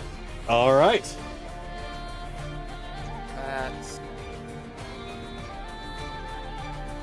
That was almost a crit. 22. Yep, that'll hit. That taking with advantage. Oh, well, that's fine. We'll do it again. Nah, yeah, it would still hit, but still wouldn't do that. Okay. So still 6. Still six force. Mm. Feline agility. Chase is getting in his face. 3rd level inflict wounds. 3rd level inflict wounds. Oh Add boy. advantage. That was almost a crit. That was a 19. 27 to hit. That will hit. Come on, big numbers. That is 32 points of necrotic damage. Reaction. Unyielding rage. So, that's how much? 32. All right. So 32. All right. So you see Godfrey absolutely lose it when you, Chase, run up to him and do that inflict wounds upon him. He takes it's in the form of an uppercut. Yep, he takes that shot to the chin, and from his absolute insane rage that he has right now, he loses all focus and gets tunnel vision on you. He has healed up some of that damage, and he is going to unleash everything now on you. Let's go. All right. So, it is now his turn. His eyes are practically bleeding. He doesn't see anything else, but he's looking right at you. Yes! He dashes and tackles you to the ground. Or at least attempts to. So, this is gonna be a grapple situation. Choose athletics or choose acrobatics. For Chase, it's going to be acrobatics. Yeah, I figured. I get advantage on mine. All right, that is a 25. Yeah, I can't beat that. All right. So basically, this is what happens. He runs full tilt, tackles you, and starts pushing you back 30 feet. So 5, 10, 15, 20, 25, 30. All right. Reaction, Steve's going to take her shot in the back. All right.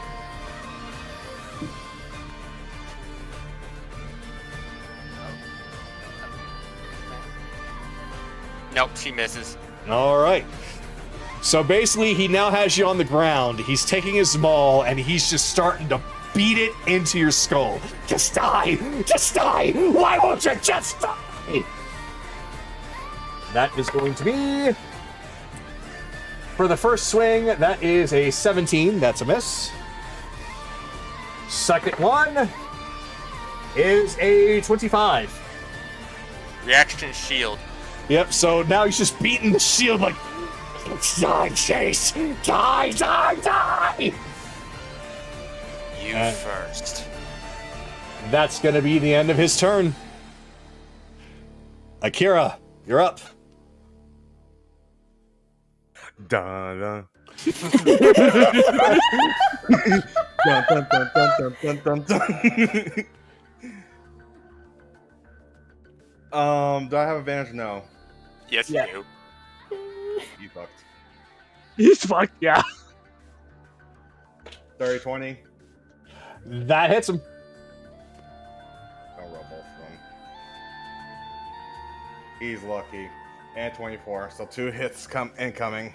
Okay.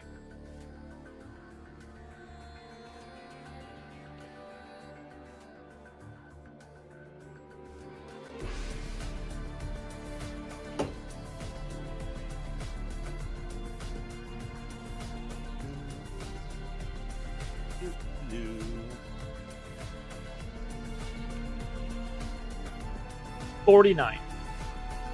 Plus the count up 49 plus 54. Should be a grand total of 49 damage. It's 57. 57? Yes, curse. Yep. Oh, that's right. Never mind. All right. No heals and lose 10 feet of movements. Yep. So, yep, you come up and you slash him good. He actually coughs up a good amount of blood that lands right next to Chase's head. But he is still mounted him and trying to pummel away at him.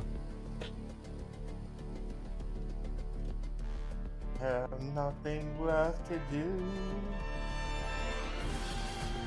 Nope, can't do it anymore. All right. Legendary action. He's going to try and attack Chase again. That is almost a crit. Okay. That is 29. That hits. Yep. But you can feel that there's some weakness in his swings now. His strength seems to be fading. It doesn't hurt you nearly as much as you thought it was going to. It only does 5 damage. Gem's out of power. Kaylee, you're up.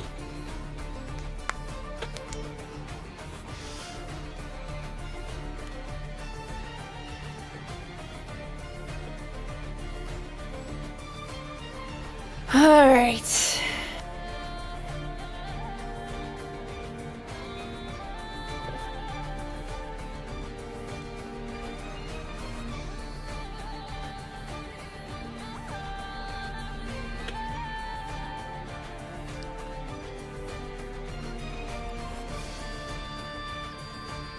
Let's end this.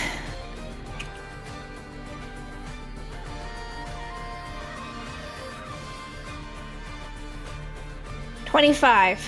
That will hit.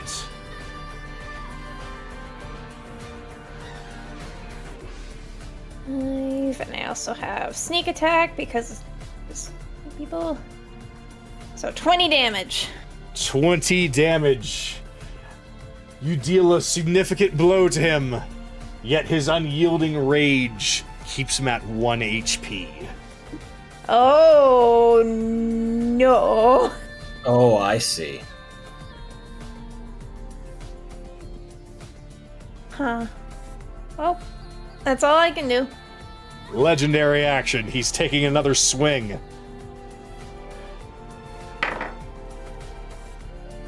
That is a 24. That misses. Just beating on that shield. Evelyn, you're up.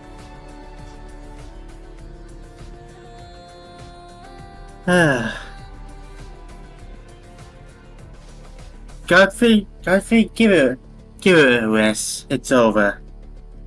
As I cast another 1 second lance at him. Intelligence save. Intelligence save. At disadvantage. At disadvantage. That is a 15. He fails.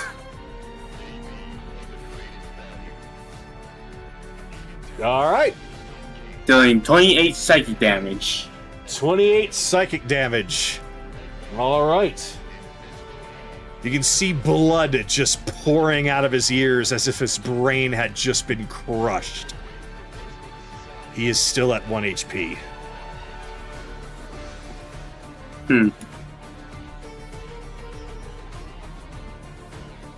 Well, I guess I'll go by inspiration to kill us then. All right. Legendary action. He's taking another swing at Chase, though it's looking significantly weaker than before. Almost as if every single swing he takes just gets weaker and weaker and weaker.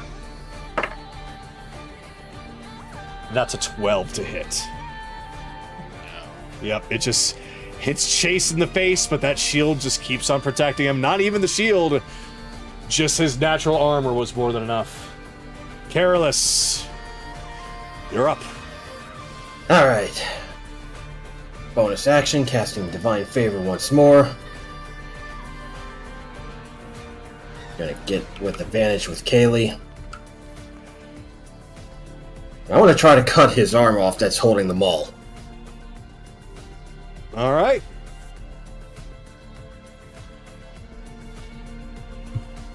$17, but let's add that D6 now, please. That hits. Oh, it hits. Okay. Okay. Here comes the lightning from 1. 12. That's another D8. 6. And from Divine Favor, 1. So that's 19 damage on the first swing. All right. Does that cut into his arm a little bit? Yes, you see that it cuts an enormous gash into his arm. Good. Swinging. Oh, fuck. Let me reroll that.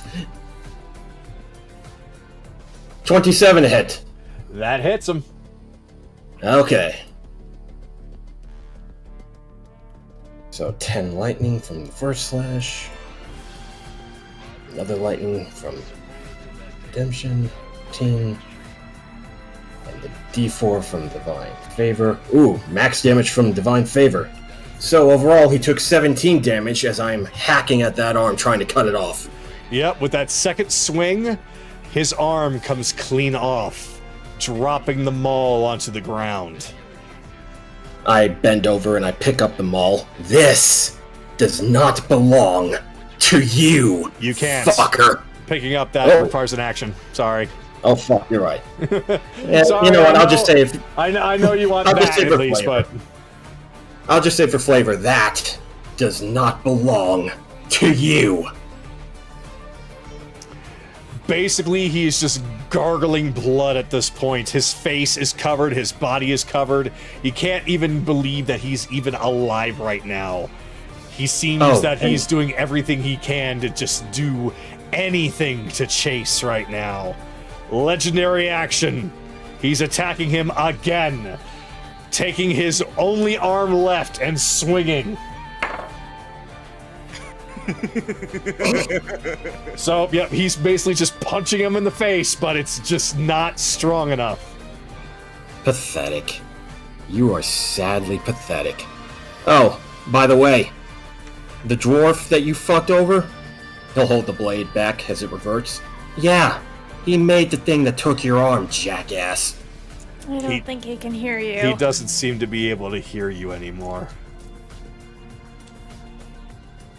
Anaran. So, Anaran just walks around. Ladies and gentlemen, lords and lasses, girls and boys of all ages, I don't believe you want him, pointing over to Godfrey, to rule you when he is just such a barbarian. And as for his father, as he kind of turns over, what's the scenario like going on with Zeid and all that? As soon as you say, as far as his father, yeah, the Shield Guardian's down and Galen is halfway into his mouth. He's about to be Hydra food. She's just screaming. Lords and ladies, if I may suggest an alternative. The man that's been keeping you safe the entire time, or at least been trying, Lord Grey.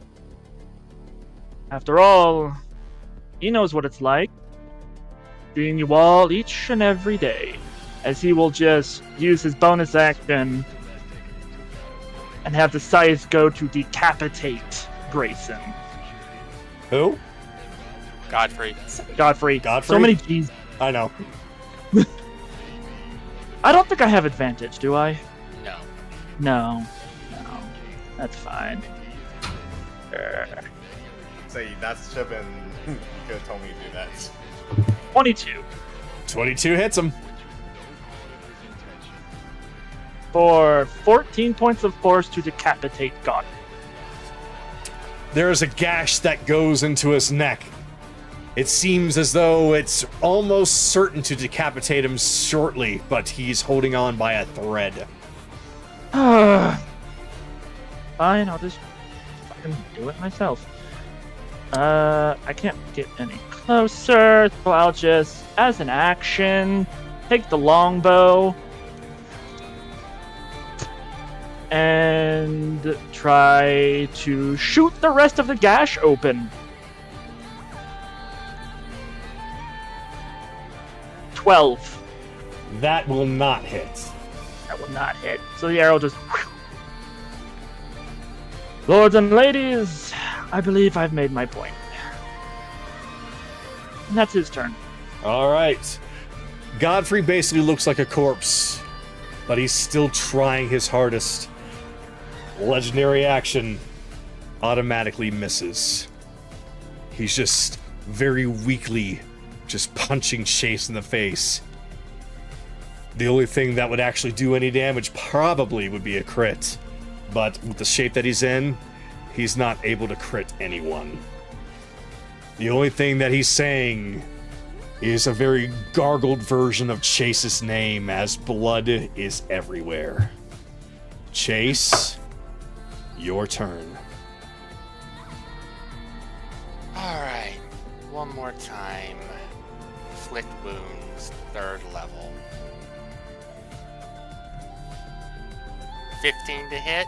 That will hit. 29 points of necrotic damage. His unyielding rage finally comes to an end. Chase, how do you want to finish off Godfrey? Sensing that it's about to happen, he's like, alright, Mom, Dad, let's do this. Jumps back 10 feet, runs up, uppercuts him. Then just sends him flying high into the air. Chase then, using feline agility, bounces back and forth between his parents to get above Godfrey, doing a diving kick. Driving him to the ground. He's still alive. Chase starts to walk away. Team Domino wins again as Sue comes down and just stomps his head, crushing it. Fatality.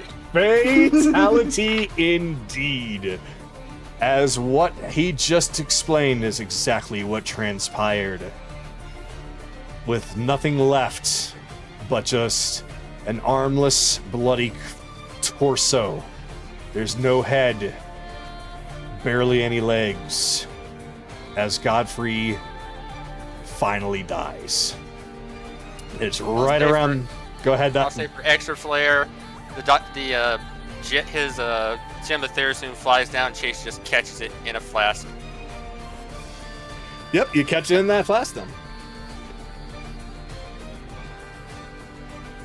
And just as you do that, the sounds and screams of Galen as he's desperately trying to call for help seem to fall on deaf ears as he slides further into the Hydra's mouth, and then further, and then further, and then snap! The mouth closes. And he's no more. We're gonna need you to regurgitate him, buddy. Wait, what? But I just... Spit it out. Spit out the gem. Spit out the gem. Oh, right. Gem.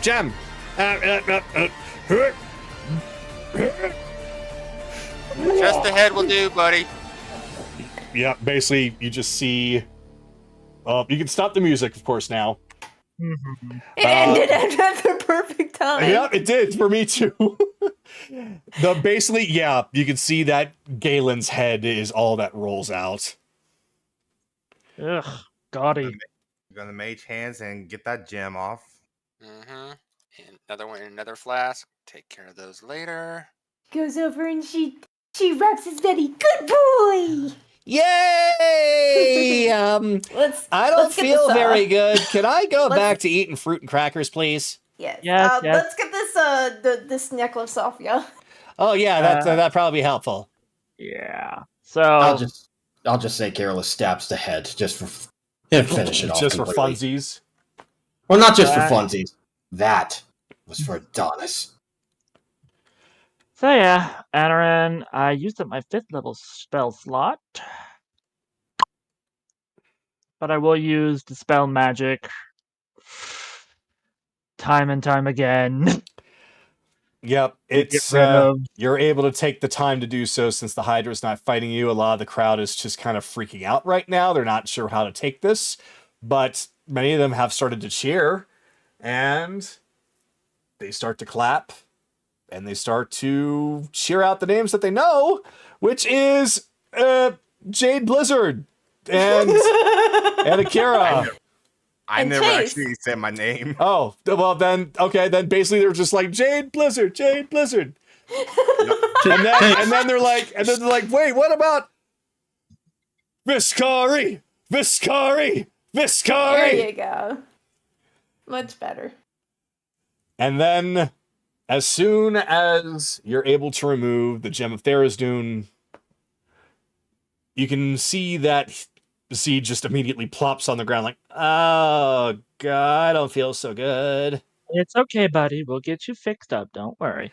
Can somebody take out that last one, please? I'm working on it. Give us a second, okay, buddy? I don't have remove curse today, because Bell, but I'll just keep using dispel magic. That's more than enough.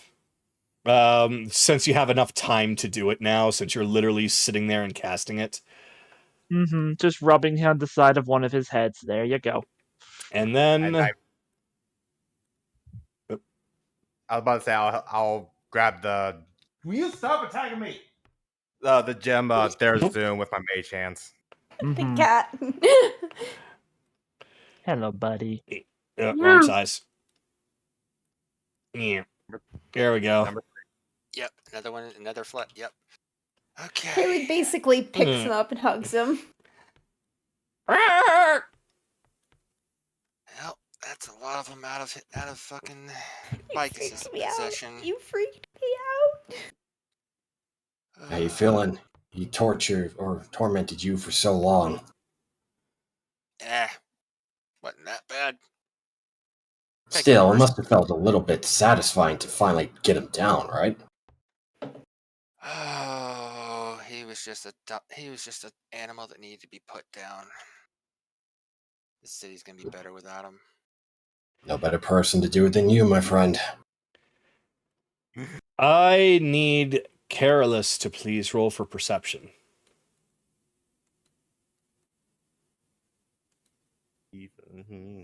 Why? Why is my roll so low? That's a 6.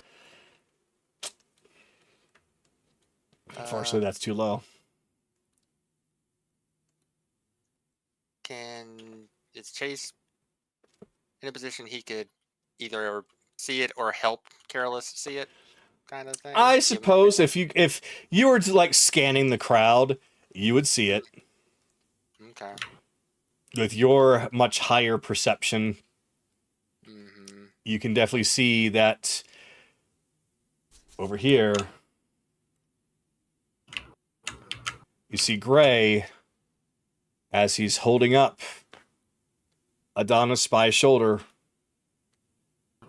and Lorelei is right next to him.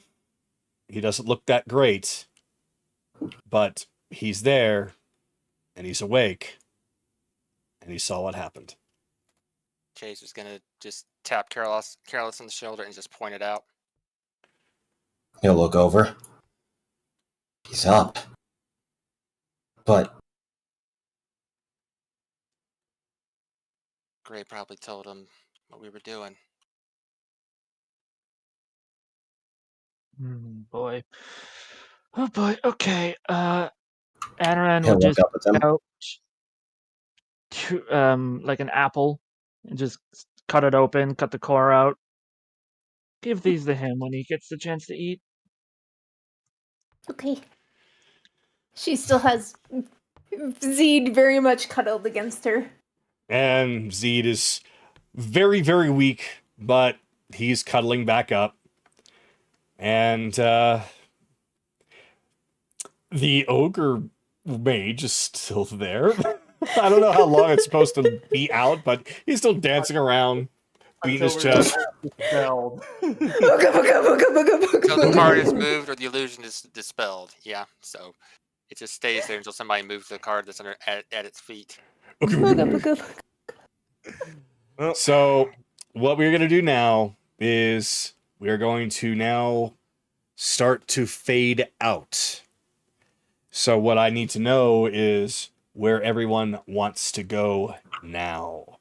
I think we have a clear path. Yeah, I think Carolus needs to take care of some business. Yeah. I'm Chicago, can I ask a question real fast? Uh-huh. Is he well enough to at least speak on his own? Adonis, I mean. You don't know that. You haven't spoken to him yet. Okay. Double checking, just making sure. Didn't want to overstep. I will say, though, that Gray does take them and leads them back downstairs.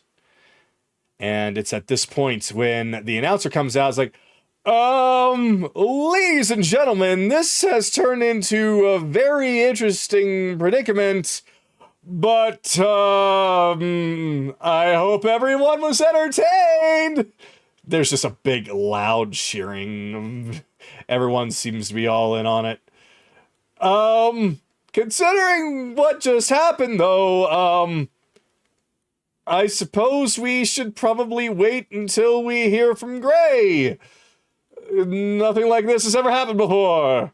So, I suppose just, everyone clear out and, you'll be hearing from him soon, I suppose. Right? Ladies and gentlemen, lords and lasses, the water for the oasis will be returned shortly. Give us about a day. Oh, that's fantastic. Wait, it was gone? That's why, ladies and gentlemen, the mystery of the dried up oasis has been solved. Just a big cheer from the crowd. Alright, yep, let's go take care of the more depressing matter. Yep. Everybody is essentially starting to clear out now, though the door over here opens up, and you're able to go through. Can I get control of Zeid so I can carry him? I will let you have control of Zeid, yes. You have to teleport. Oh, yeah, no, you have to just drag yourself in there. Player permission, button, there you go. She does have her non-battle figure now, by the way, Kagado. Yep, there it is. Yep, I already have it. Alright, so I think this probably is better.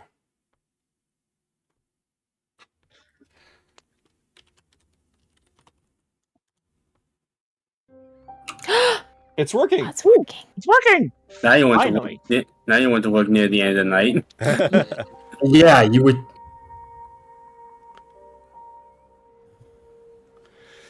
All right. So, this is a little bit better than what we had before. It actually looks like it's, made to take care of people. So, you come in, and Gray greets you all. I have a lot to say, but now's not the time to do it. I thought it was best that he got at least a chance to see the end, because of the importance of it. The importance of you. And Thank you for that. And he was looking around for Chase. Over here in the corner, Gray. Chase is kind of working on his armor, trying to repair it. All right. On the Sue's armor.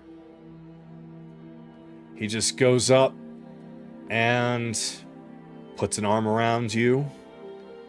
And for the first time in a while, probably the first time since you were kids, you see Gray as his eyes kind of cloud over, and he begins to sob heavily into your shoulder.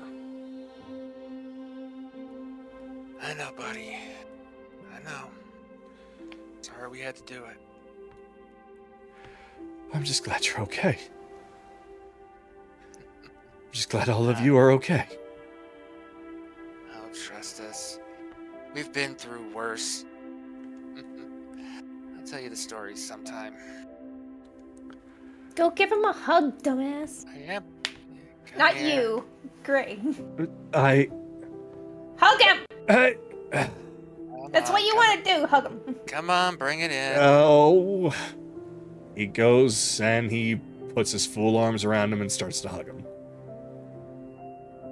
Hey, you may have lost some shitty blood, but you still got family.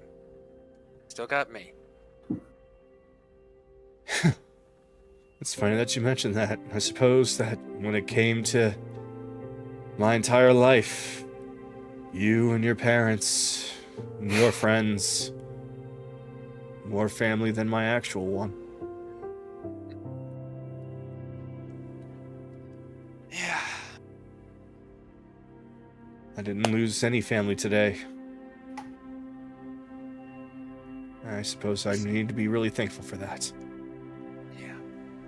All you did was lose a lot of rot, and that'll help you get better. Exactly. Thank you, Chase.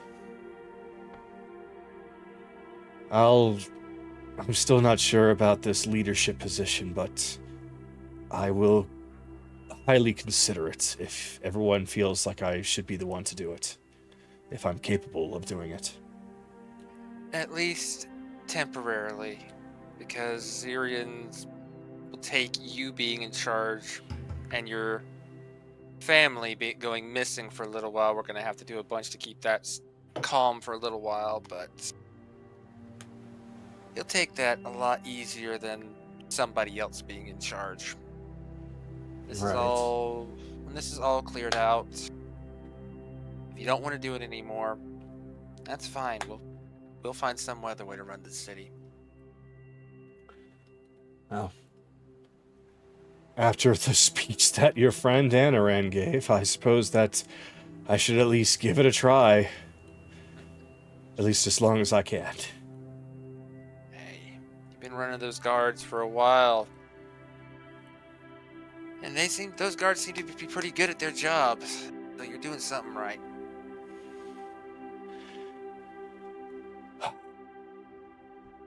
Just finally lets go and takes a step back, dries his eyes a bit. Alright. But, I don't know where to start, but I'll see what I can do. Wait, I know where to start. I need to start with the Oasis. That's what I really need to start with. Get the people's water back. Yeah, Chase is just gonna hand over the pellets of the dust of dryness. Yeah, thought about shoving them in Godfrey's mouth, but nah, that would have been a waste of water. He's had more than enough to drink for the longest time. Go on, go. Do right about this city. Yeah, the sooner I do this, the better. If you all need me again, just contact me or find me at the barracks. And he turns and leaves. Meanwhile, as we turn over towards Adonis and Lorelei, Adonis is laying back down. He's awake, and he starts to cough.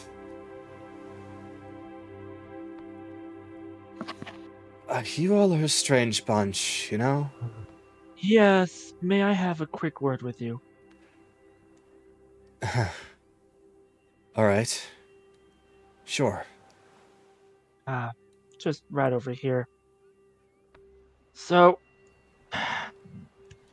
I do have, well, besides the obvious good news of what happened out there, those fuckers can't fuck with you anymore. However, I don't have any more good news than that. We found out that your husband, the bite from the Hydra, was enhanced through some kind of drug, and the drug was not named. So,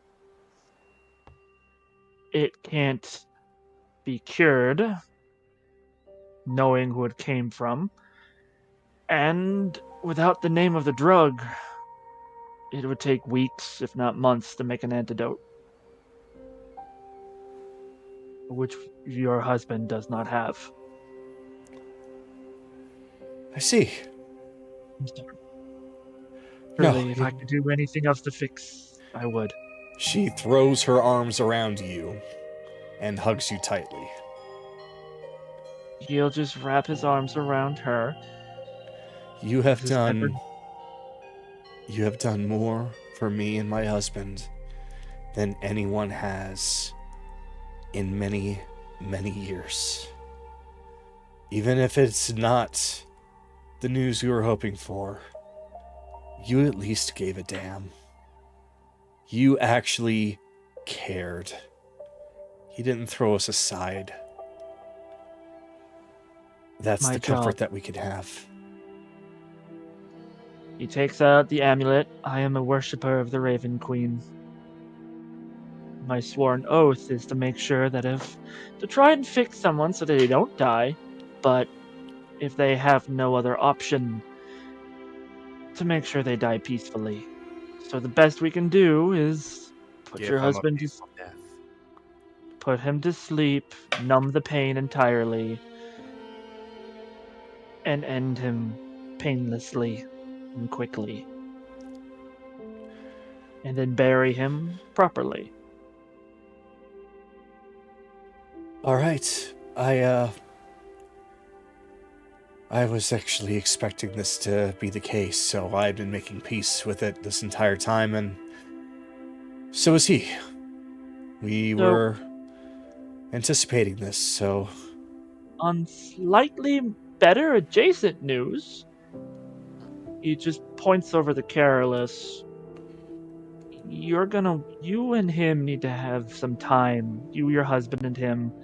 I'll give you about until your husband starts to look worse in condition. Just talk. Not everything is lost.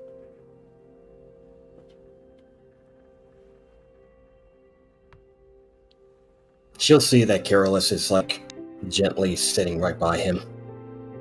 Hey, there's a lot to explain to you, isn't there, old man? Wait. Mm-hmm. Oh. Yep. Oh, my word. Yep.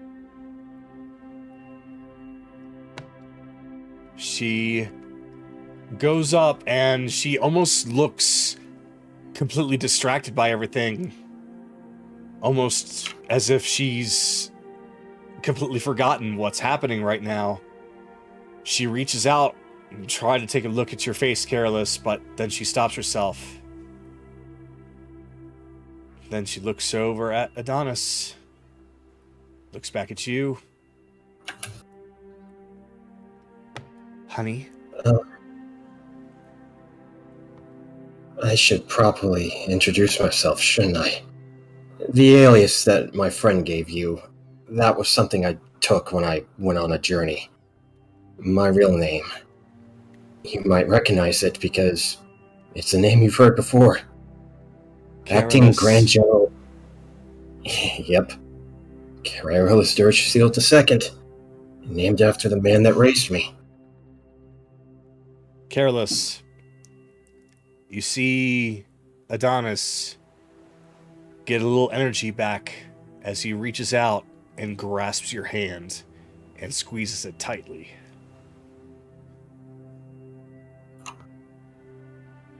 I know I promised that we would find a way to help you, old man, but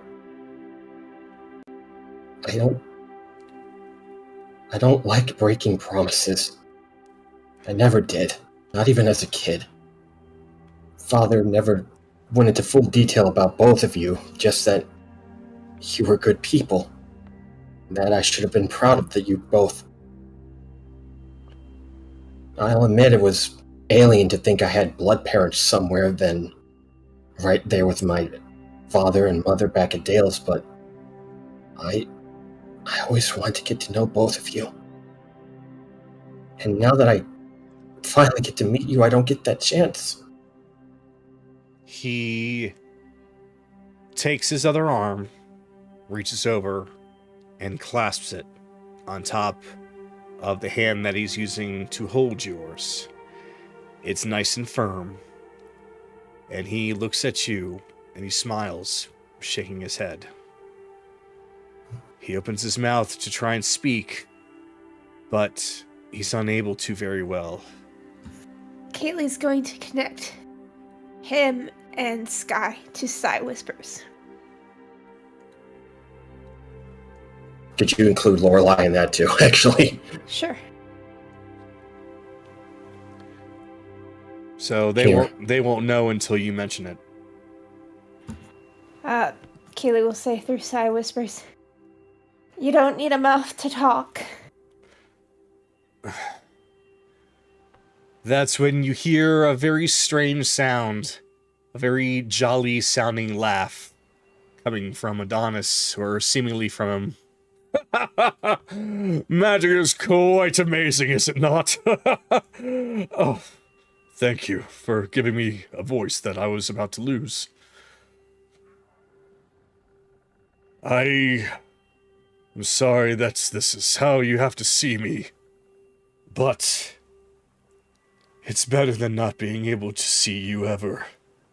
I thought that day that we gave you to Carolus Sr., that would be the last we'd see of you. Children that are born in the arena don't tend to last very long, so everyone has made it a point to give up their children whenever there is one here. That is why we had to give you up.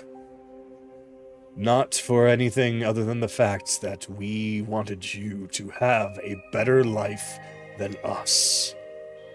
A child has no place fighting in the arena. A child has their place out in the world, learning new things, seeing new things, growing up, growing old, having a life. We wanted you to have that. You gave me a wonderful... Oh, go ahead. Oh, he was just going to say, by the looks of it, it looks like Lorelei and I succeeded. More shades than you know, Adonis. I grew up among the warriors of Dales. I wanted to be a fighter, just like my father. Just like you, I guess. It's just that... I'm sorry. I can't fix you or save you.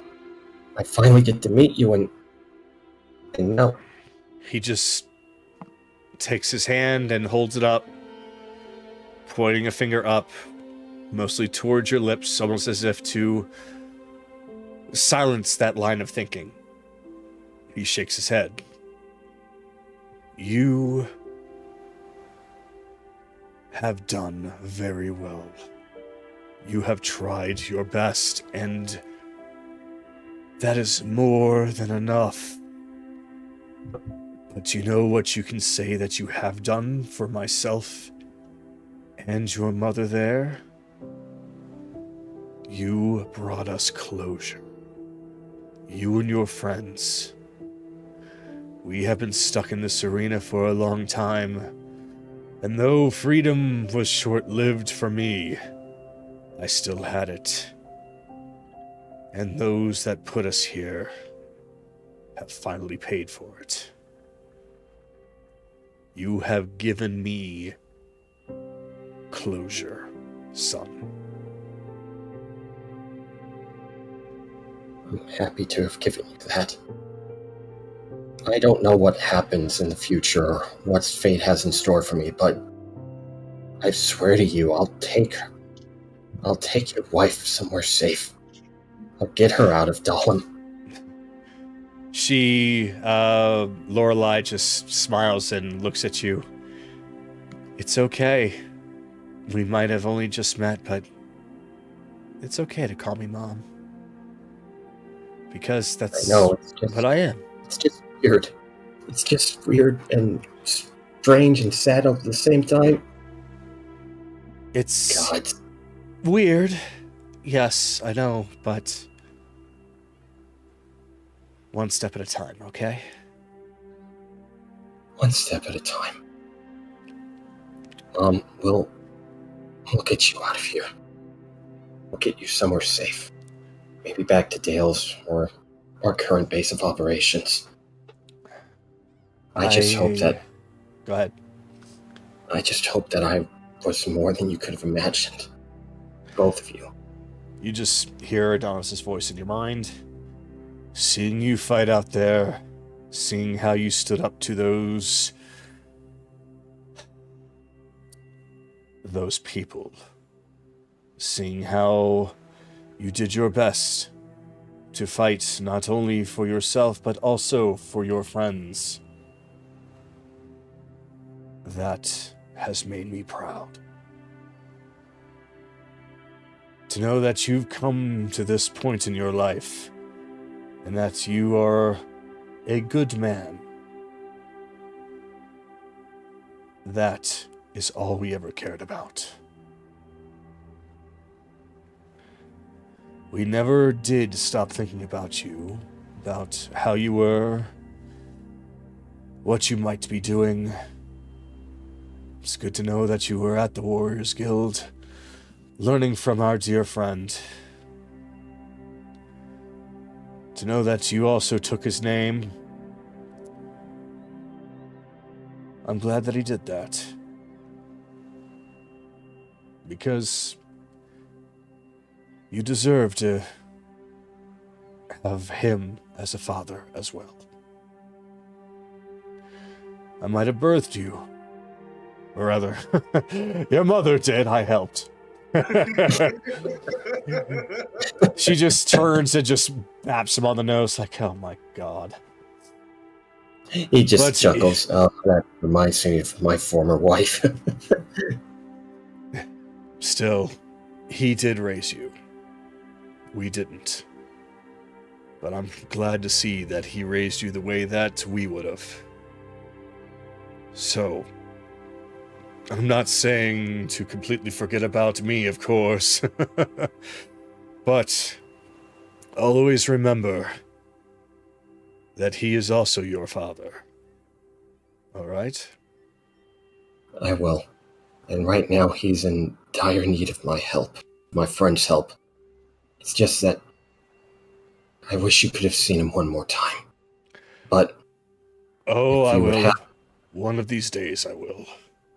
If you would have it, I would like to carry on your spirit and your memory through me so that he can see that I'm not just an iron blade, but also a dirt shield as well. Lorelei, could you give it to him, please?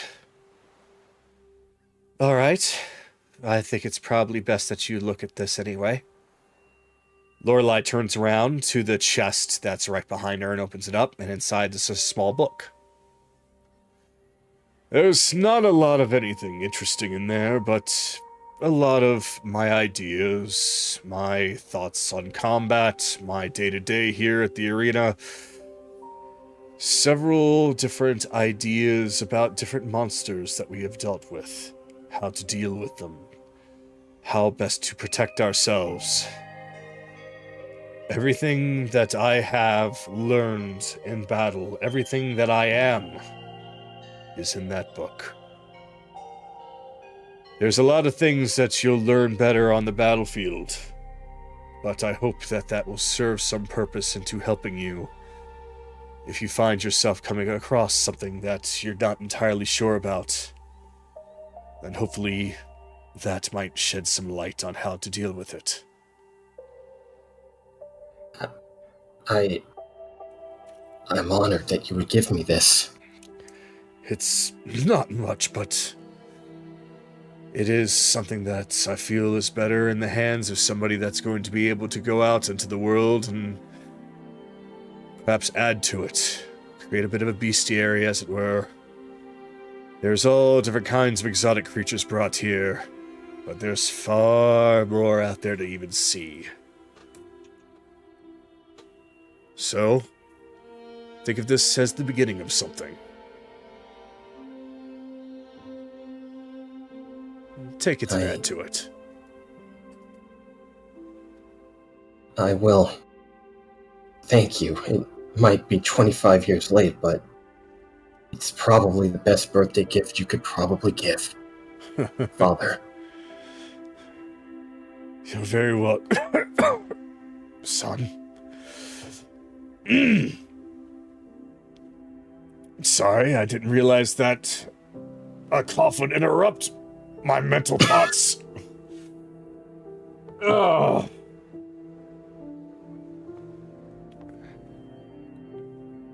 How do you feel? I feel better than I have been in the past several days.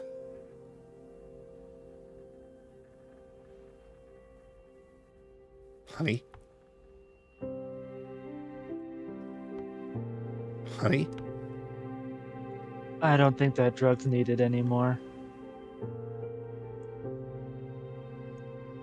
Oh dear. So Carolus has his head hung low. Go in peace. Adonis Iron Blade. Iron Blade. Your legend, may your battles be enough proof you're given granted peace of mind and mercy. I'll take care of everything here.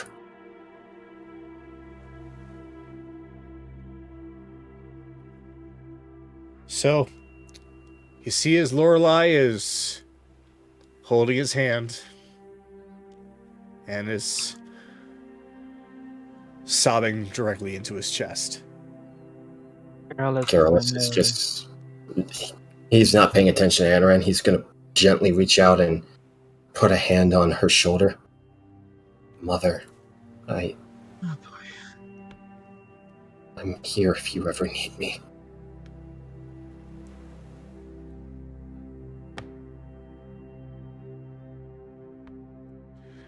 She still has Adonis's hand in hers, but then she takes yours and then clasps them together with theirs, forming one handheld unit.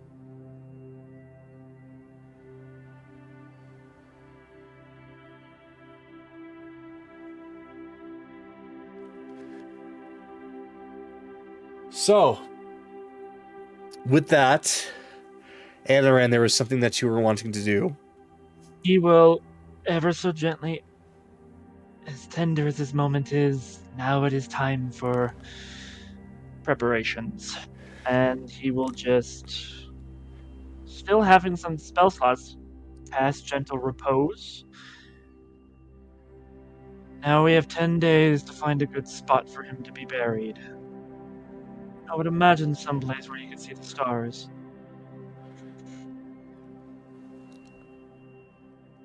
Literally anywhere outside of Dahlim, I think would be best. Because that's all he ever wanted, was to finally be free of this place. It would be cruel to bury him in this place. I agree. We'll find his perfect spot. Is there any place that you know that might be very green, very quiet, very just beautiful? Actually, we do. Once the wilds return, the oasis is a lovely place. Bury him just beside it. The oasis. I think that'd be very nice.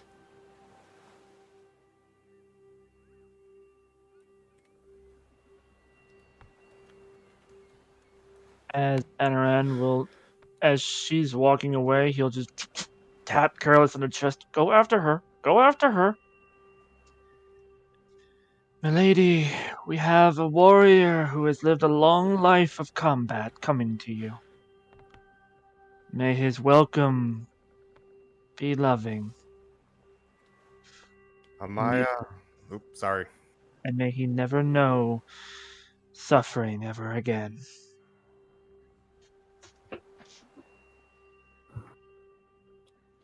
Good? Yep, go ahead. Amaya, guide his spirits to the Raven Queen. Allow him to have the rest and the peaceful afterlife that he deserves. Protect him at all costs.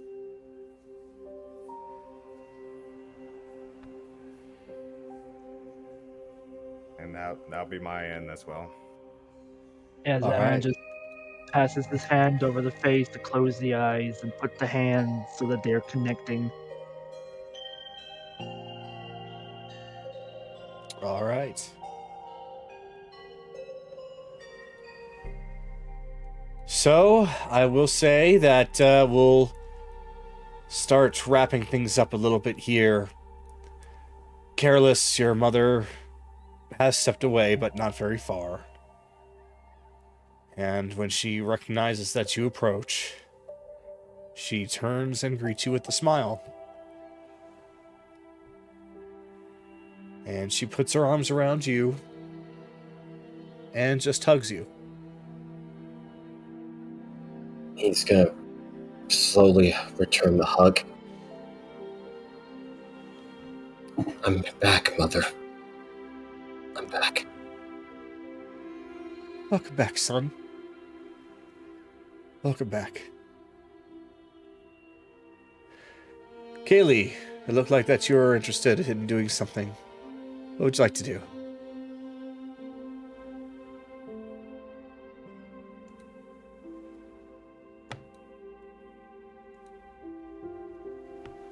Kaylee's just going up. Kaylee's just gonna approach. She still has Zeid in her arms.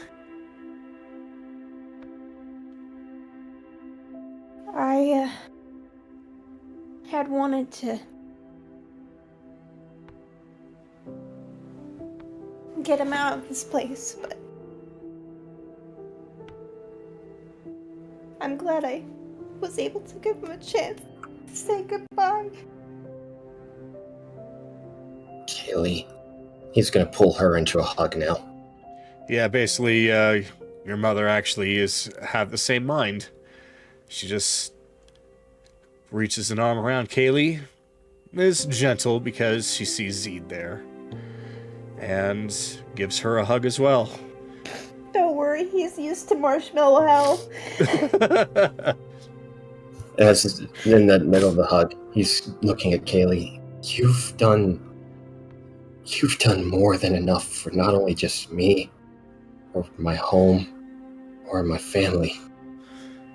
You've done more than enough. You don't have to continue to try to do more.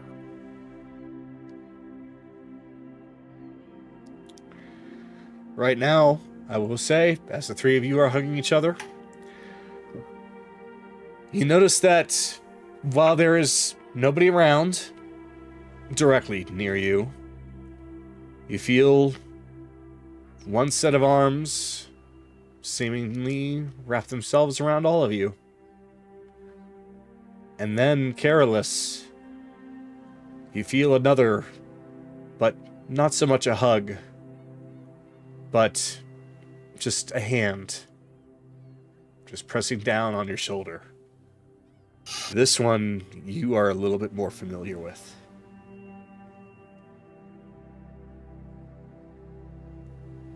It doesn't last very long and disappears. And then the two arms that you all feel hugging around all of you, they all eventually disappear as well.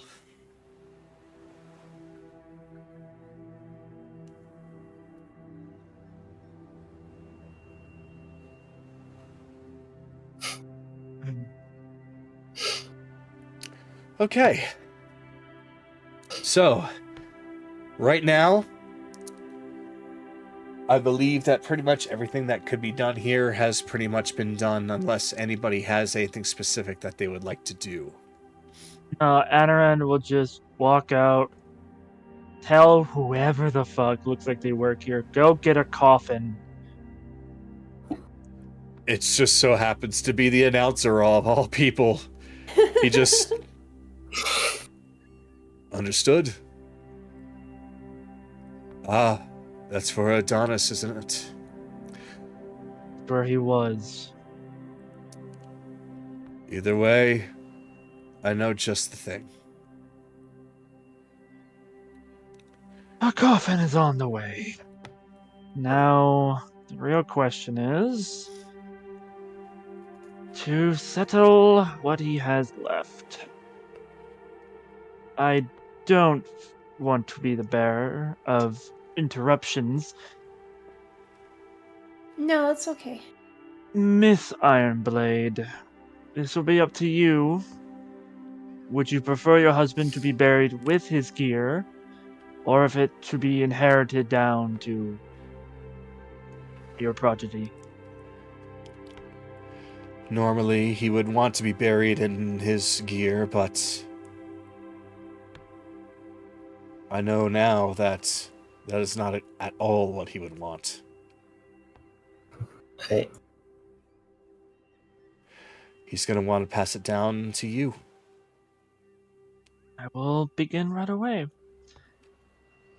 Alright. And Adaran will just spend the rest of this carefully removing each and every piece of equipment, making sure it's the same condition as always been, and without damaging the body.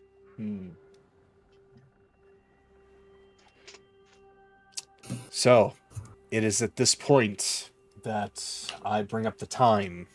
It is almost 12:30 a.m. for myself and Bun, almost 2:30 a.m. for everyone else. Would you all prefer if things ended here?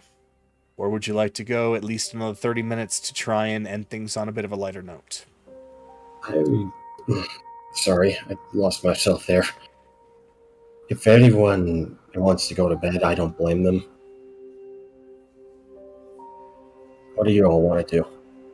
It's a fucking holiday tomorrow. I got nothing going on.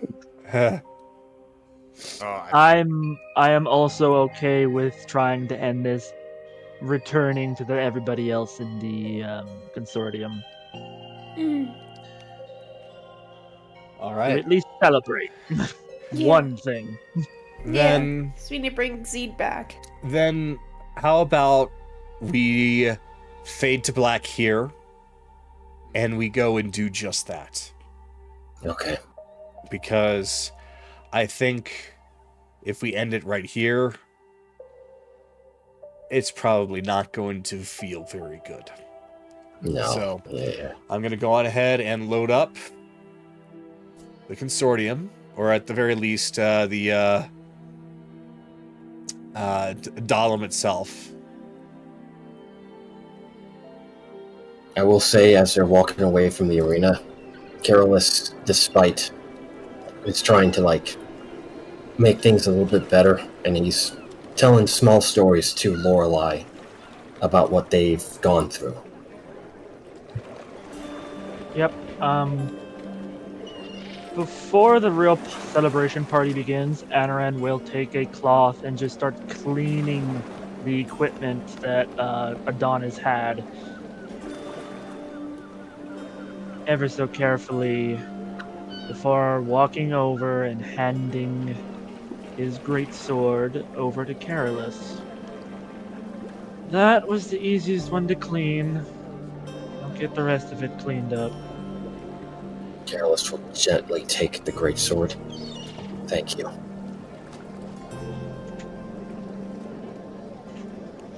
All right, let me get you all in here.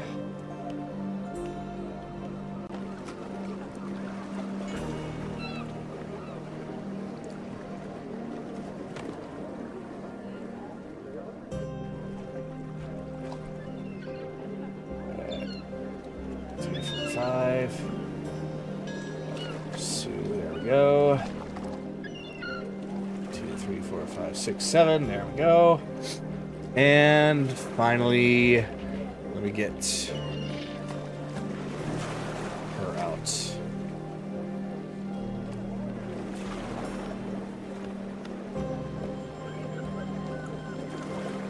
Oh god, I was actually getting really teary-eyed. I'm the one that's basically presenting this stuff, and I'm making myself cry.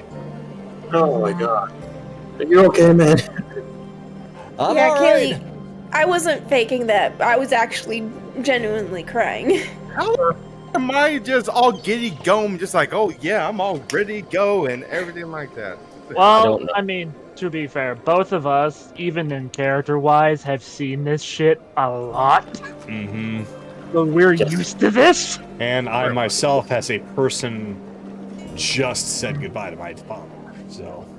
So that's still a raw wound in him. Actually, I didn't say goodbye to him. I didn't get a chance. Nope. So yeah, it's still a bit of an open wound for me. That's why I was asking if you were okay. I'm okay. Anyway.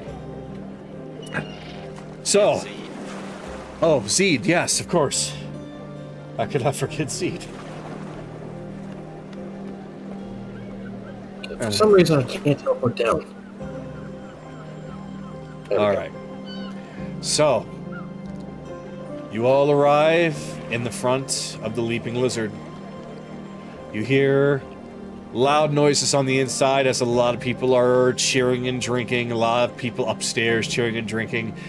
There's lots of murmurs about what had just happened and transpired in the arena today, about how Galen and Godfrey had both met their end at the same time. One to a Hydra, the other to a Viscari. And how amazing the battle was. How strange things are going to be now. But how nice it is to know the truth. That it was them that was oppressing the town with the whole water situation. And who knows what.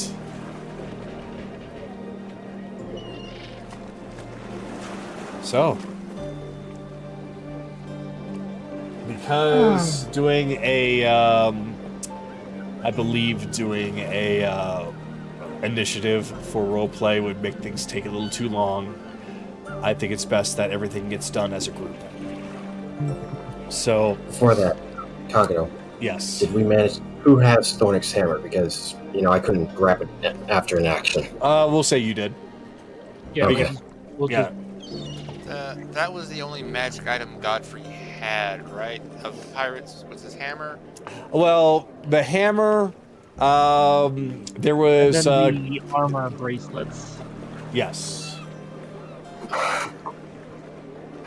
We'll reclaim all the magic items. So. Okay. Yeah. And the bracers of defense, that's right. Okay. Alright. Geralt So- is just walking beside his mother. This is where we've been kind of doing our base of operations here in Dahlim. You can see that her... I'm sorry. That in my house. Either way, Lorelei is looking around, and despite everything, she's trying to walk with a bit of positivity, mostly as she's looking around like, this is the first time I've seen any of this in years. I think I'm inspired. Mom, take your time. It's Don't need to alright. rush it. Oh, I'm not rushing anything. Besides, I'm a fighter too. I'm not gonna go and trip over myself. And since the figure is here, we're just gonna plop Bill right back here. Kaylee still has Zeid. Yes, let me go on ahead and give you back control. There you go. One. Fluffy marshmallow hell. Come on. Why don't you show me your base of operations then? It's not really mine, but you'll see. You'll see. There's a lot to tell you, actually.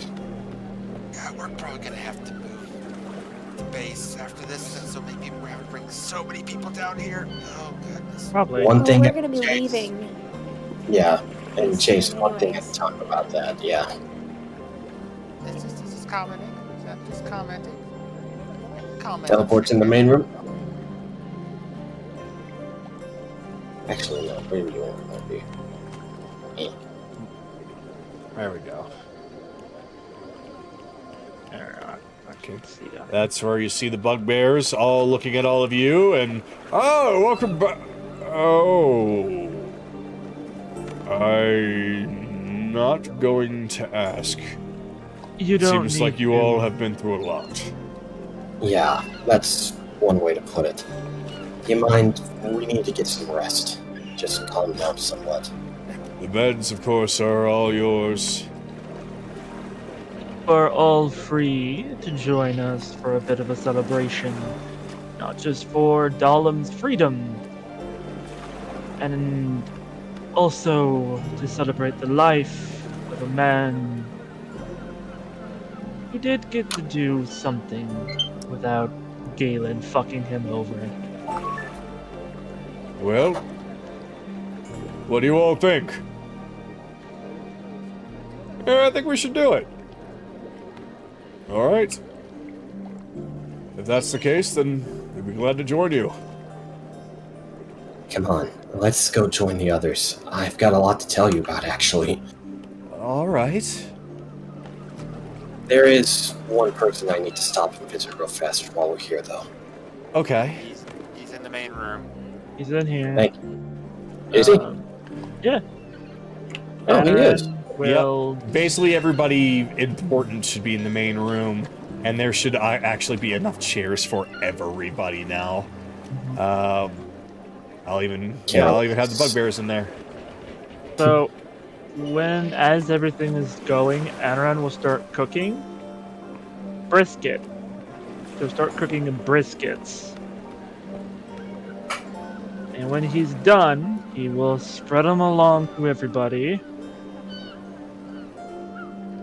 This I like to call Iron Blades brisket. Careless will just kind of sniff hearing that. Thanks. That means a lot. Oh, yes. Anyway, Nehiri, how did you think about everything? Nehiri, at first, she wants to say something, but the first thing that she does is she just hugs you tightly, and when you are suffocated. Yes. Oh, okay. Like, suffocation hug. And then she lets go and goes up to Careless's mother. I'm sorry, or wrong person to shake. As she is then brought into a big hug. Nehiri, please. This She is just- my please. fiancée, Nehiri. She loves to do hugs. She just runs up to Careless, hugs him too, He'll give her a hug back. runs up to Kaylee and Zeid, hugs them both. Just, yeah. And she's basically ping-ponging around, hugging everyone. Hugging to Kira, running over, practically leaping over the chair to get in front of Chase so she can hug him too. Yeah. That's one of our friends. We came to save her, but not only just her. Well, over there at the end of the other table. My master in smithing, actually.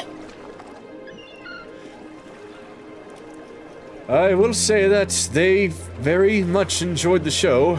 Well, I know that Nehiri did. And she's like, yeah, it was fun. That whole thing where that wall fell, I was so afraid, but then he just shrugged it off, and then that shot that he took, oh man, that was great. And then that weapon that you got, the new one, the tentacles, oh wow, that was cool. And oh my god, Akira, the amount of freaking damage that you did, he must have been shitting his pants. And Kaylee, you were all running around and just you took down that big guy, and she's just going all over the place, just gushing about how well everybody did. Yeah, you'll get used to that real quick, Mom. I see. Well, she's a lively one. Yeah.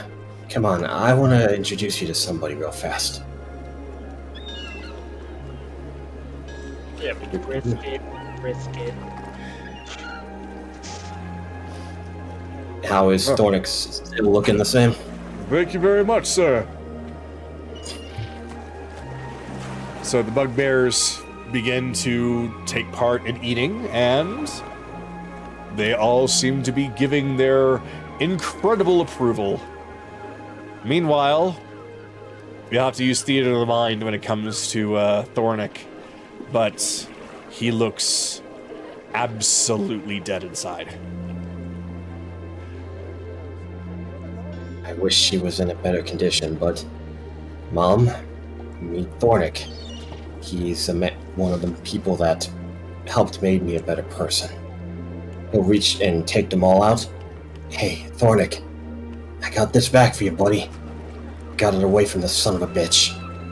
When you come back to us, it's waiting for you, alright? As you set it down on the table in front of him, You wait, but still nothing. Zeid is trying to get Thornik's attention. Still nothing. Zeid, it's gonna take some time for him to be open with us again, but he's safe now at least. For the time being, can you and Nehiri keep an eye on this mall for him? Oh, of course we'll take care of him and all of his stuff. What we Zeid? Zeid just turns and just nods his head. And just, perches on top of the mall itself. Thanks for that. But enough sad stuff. Yeah, we came to celebrate, right? The Iron Blade brisket, you called it? Yep. Well, it seems like my friends here are all enjoying it very well.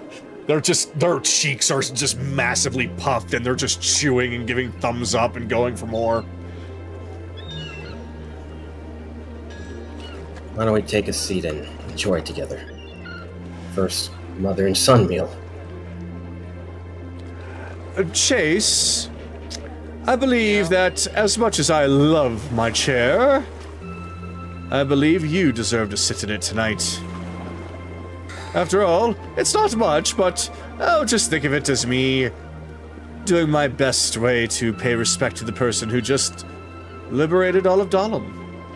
Not to say that the rest of you didn't, but I saw what he had to endure there. That was a lot of punches to the face. Yeah. All hail King Chase. No. King Vescari. King Vescari.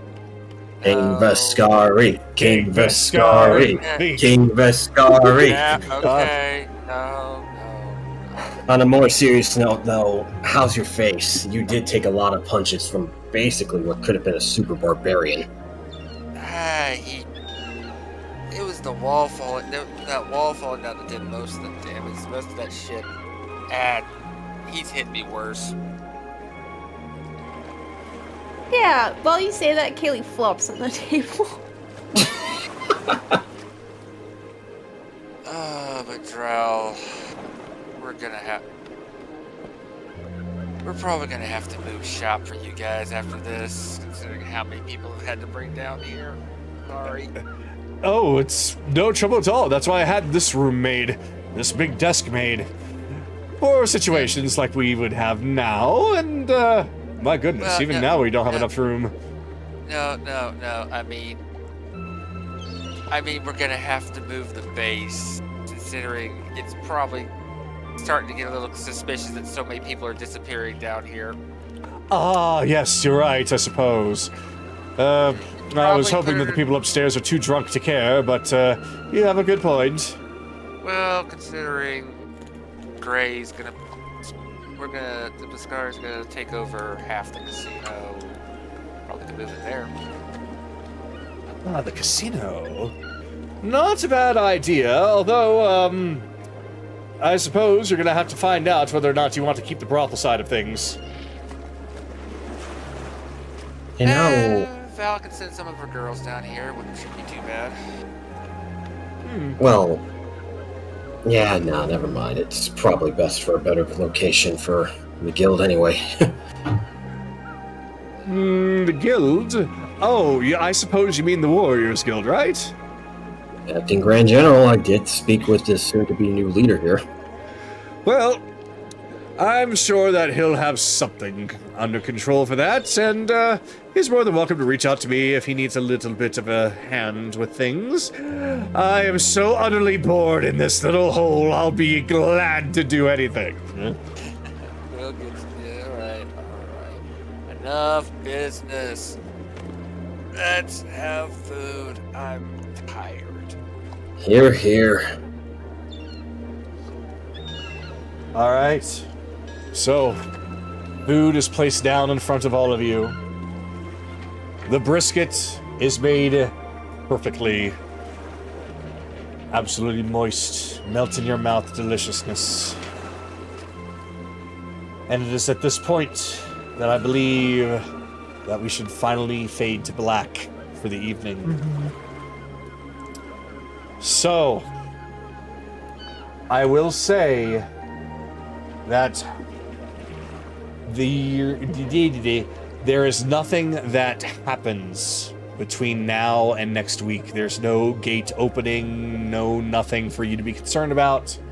This should be a week for when it comes to the roleplay of a bit more relaxation, just a little bit more character development if need be. Maybe discussing the things that you've learned. But no matter what, you now know that Dahlim is safe. Godfrey and Galen are both dead.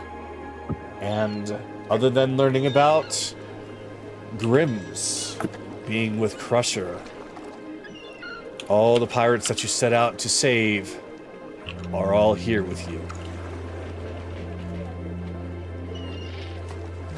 This is where we spend a week inside because Twizzle, There's nothing. There's. What you said for the next week? I'm sure that you'll be just perfectly fine and comfortable. But I believe that unless there's anything that anybody would like to say or do that's very specific to everything happening right now, that we should fade to black.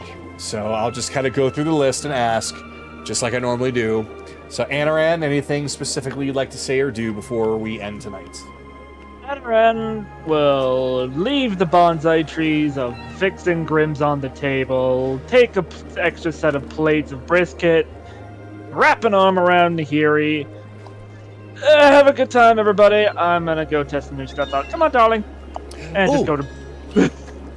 Ooh, the tentacles cat of nine tails, right. Surprised he didn't mention Dork. It ends. He's not going to get to use that for much longer.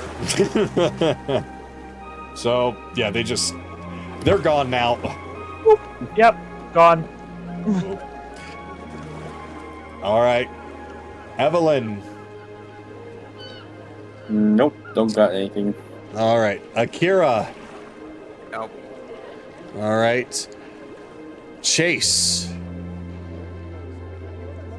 Honestly, just after finishing the meal, he's just gonna nod his head on his shoulder and just pass out in the chair. All right. Carolus. He's just reading the book that Adonis left behind, and he's making small talk with Lorelei, getting to know her and telling her about how he grew up and how he got married and what's going on in his life. All right. Then we'll have you two essentially kind of doing a fade to black catching up talk. And we'll just say that it goes well into the night as everyone else kind of falls asleep around you.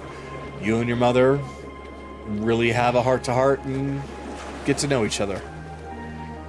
And then with that, we come to Kaylee and Zeid. Zeid pretty much has kind of passed out as well. Oh, Kaylee has him back in her arms again. And is just muttering to him, trying to get him back. Alright? We're gonna get him back. All of them. Come back. You can feel him kind of stretch his wings a little bit and give a bit of a flutter and rub his beak up against you. Very, very intelligent bird. Knows exactly what you're saying. Knows exactly how you're feeling. She kisses his head. You're my last connection to him, so we stay close, okay? He just flutters his wings once more. And then gets himself comfortable. And now Kaylee will pass out on it. Funk! Dunk. Alright. Then with that, we have officially reached the end of the episode. Congratulations, everyone. The plan went well, and you dealt with Godfrey and Galen. Damn right. I wasn't able to keep a concentration for any of my spells. Yeah, well, unfortunately, that's gonna happen sometime when there's lots of AoE shit going on. That's good. It wasn't even the AoE stuff that would screw me over. Just the one warg. Yeah. Shit happens sometimes. I'm gonna go downstairs. So. I'm going to tell everyone in the chat, thank you very much for coming tonight, and we will see you all next time. Good night. Good Bye-bye.